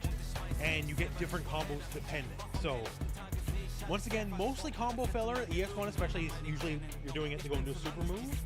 But just keep that in mind, because for the supers, your level 2 and level 3, what punch you cancel on does actually matter quite a bit. Now let's talk Psycho Flicker. So this is one Manager of the most gets defining 15% aspects of this here. character. Cortical forward, light, medium, or heavy kick, and depending on the button you press, you will get different Psycho Flickers at different angles. So in and of itself, they're just really good pokes. They're really good screen control. The light and medium versions especially. Light version is more straight. The medium version more angled, but hits from even further away. Like this is, this is more like playing at like Dalsum ranges, right? This is what I talked about earlier in the video when I talked about Ed having just really powerful control of the neutral, because he can harass people from a distance. A lot of characters just simply cannot. Also, when it comes to just general poking with your various normals, these are also just natural combos, so that makes them extra useful as well. And also, they do destroy projectiles. So we have this, and we also have our various other means of destroying projectiles. So when it comes to just dealing with projectiles in general, Ed's actually very blessed. Also, little side note, the lower angled one here, the medium version, is one of the very few moves in the game that can actually interact with very slow projectile. So if you just don't want to deal with that nonsense, because Lord knows, we all know Fireball's pretty annoying, right? You can actually force clash it out. Most characters do not have this option. Ed does. So just keep that in mind. The angles actually do matter. So light, medium, and the heavy is angled specifically as like an anti-air, which is good for an anti-air because he's got a lot of good anti-airs, but also good for combos. And now here's the real magic. So if you hold any of these, he'll start kind of dangling his arm out, right? And then it becomes the Psycho Snatcher. And it doesn't come just a quick little poke. It'll actually grab the enemy and launch them towards you. And this is for all versions of the move. And sure enough, if they happen to get caught, like, you get full combo. No, it's just Rufelmonger.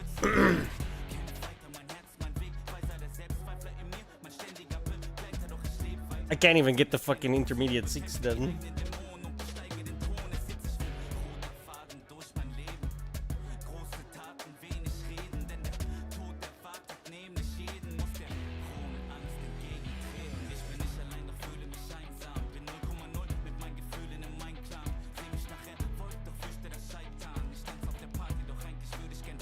Guessing there's a little trick to it that I'm not finding.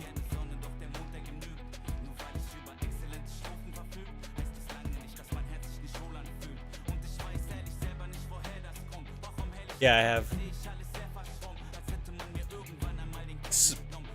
Just does it in a row.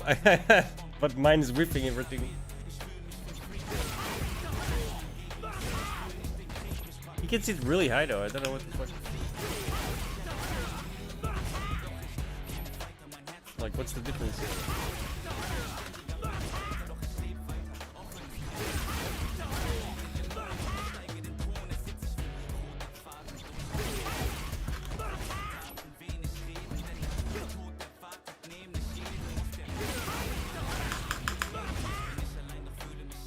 Like what?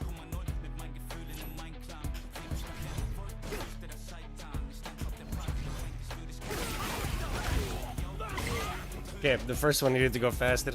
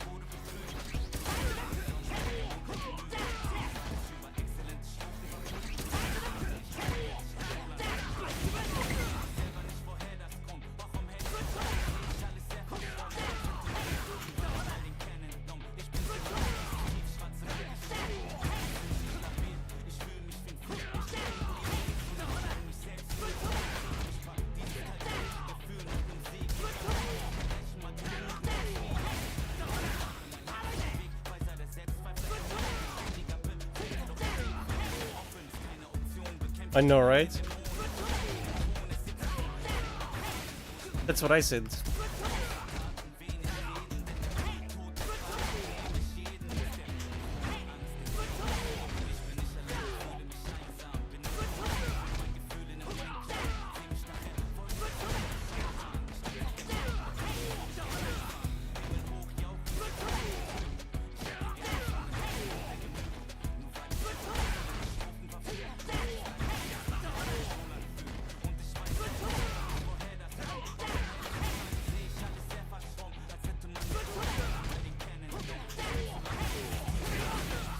Oh.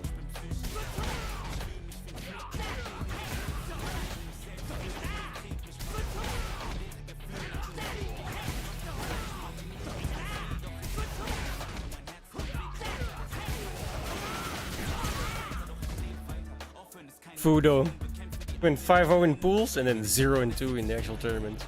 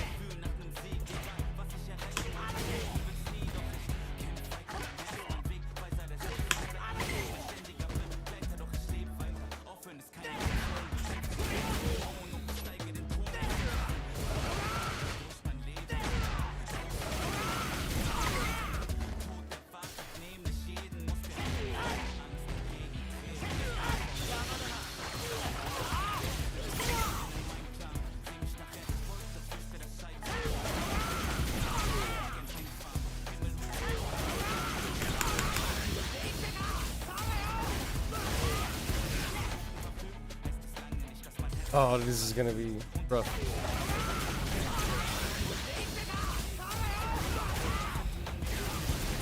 It's so very Urian.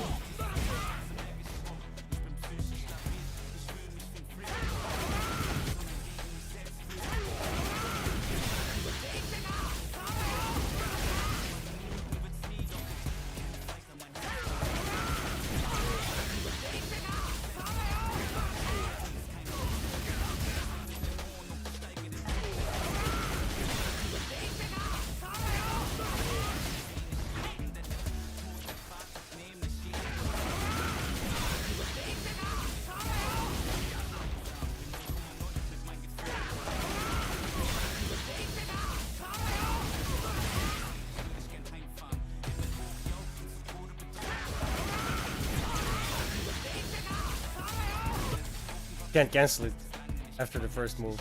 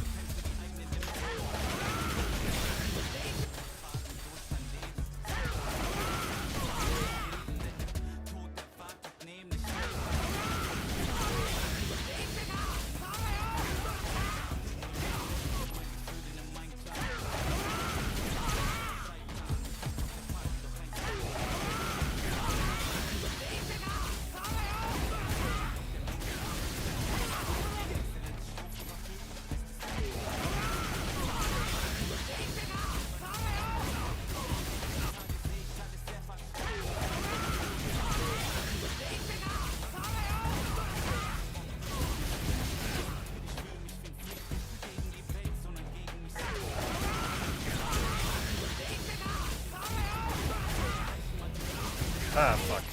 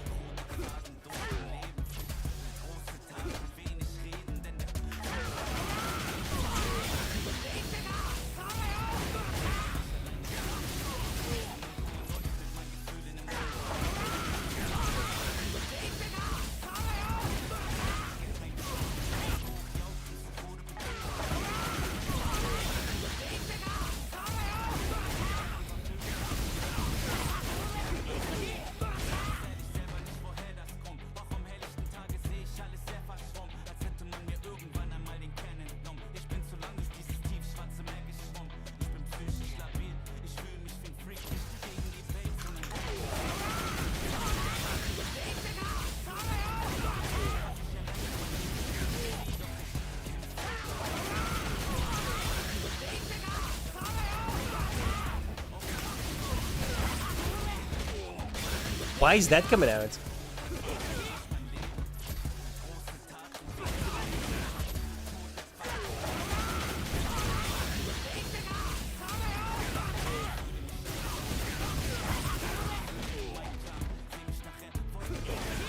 What? Okay, I'm confused.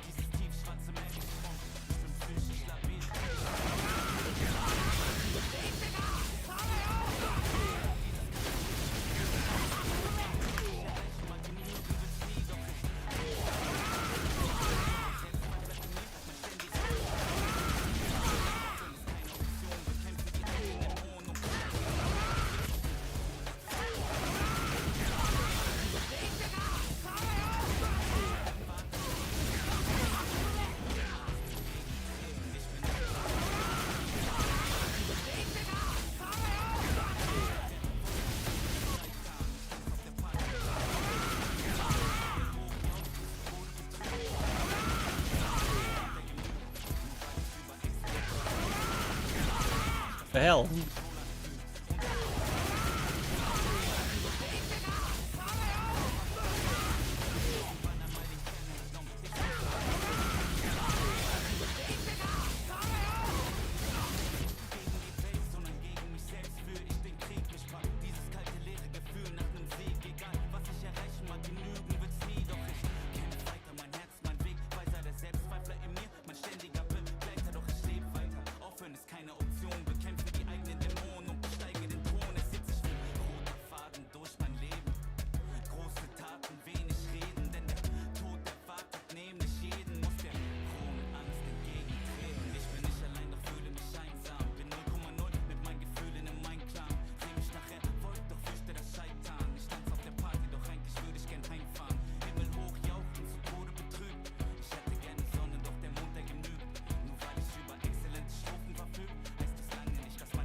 When was that nerf?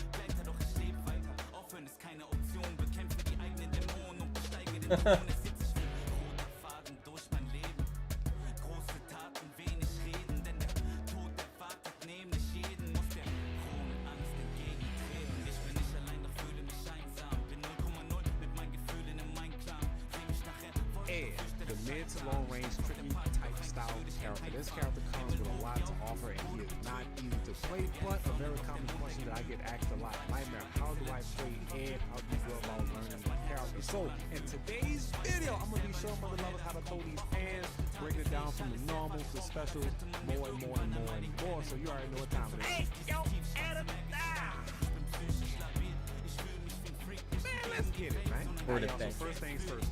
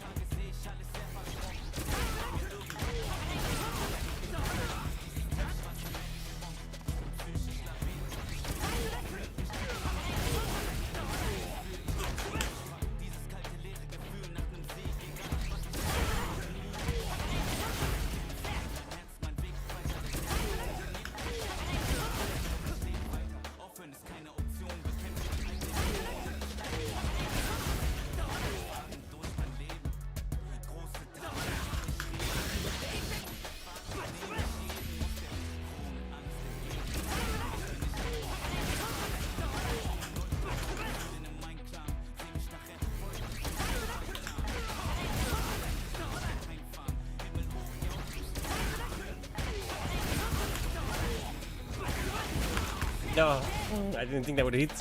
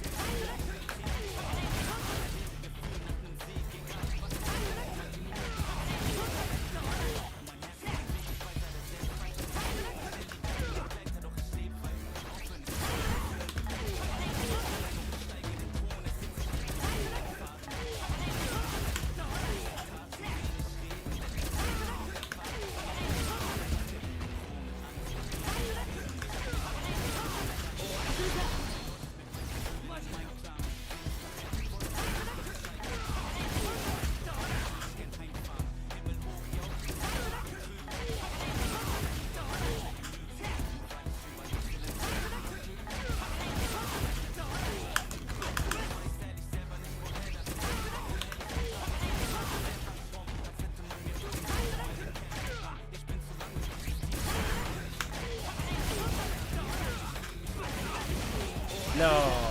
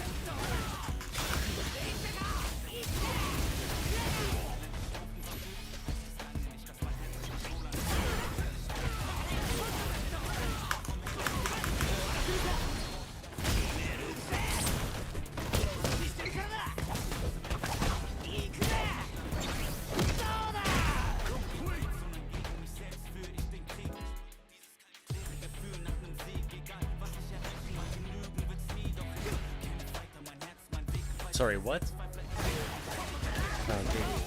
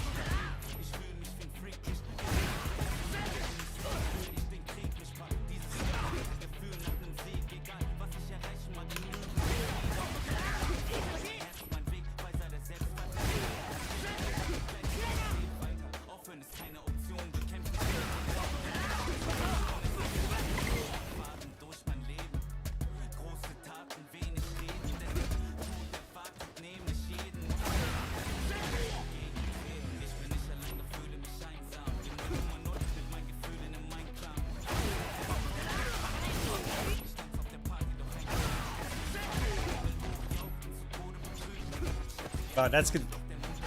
That's kind of annoying. Takes a while.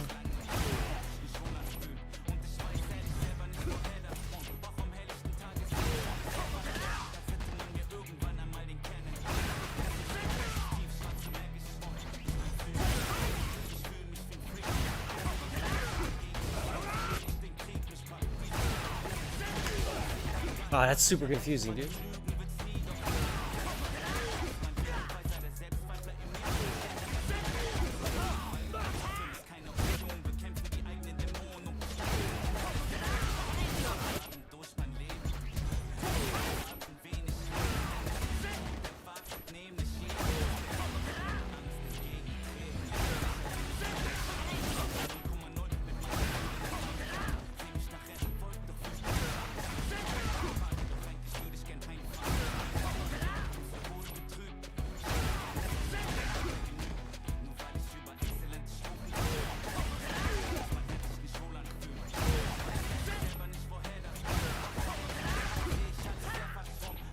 fact that it's forward is annoying.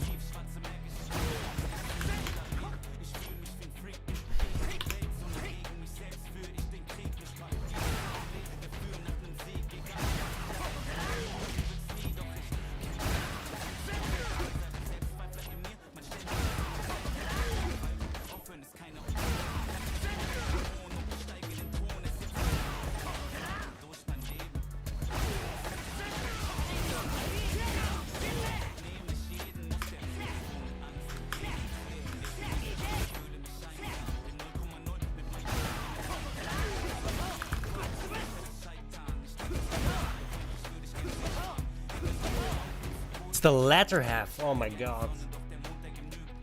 Didn't even notice that.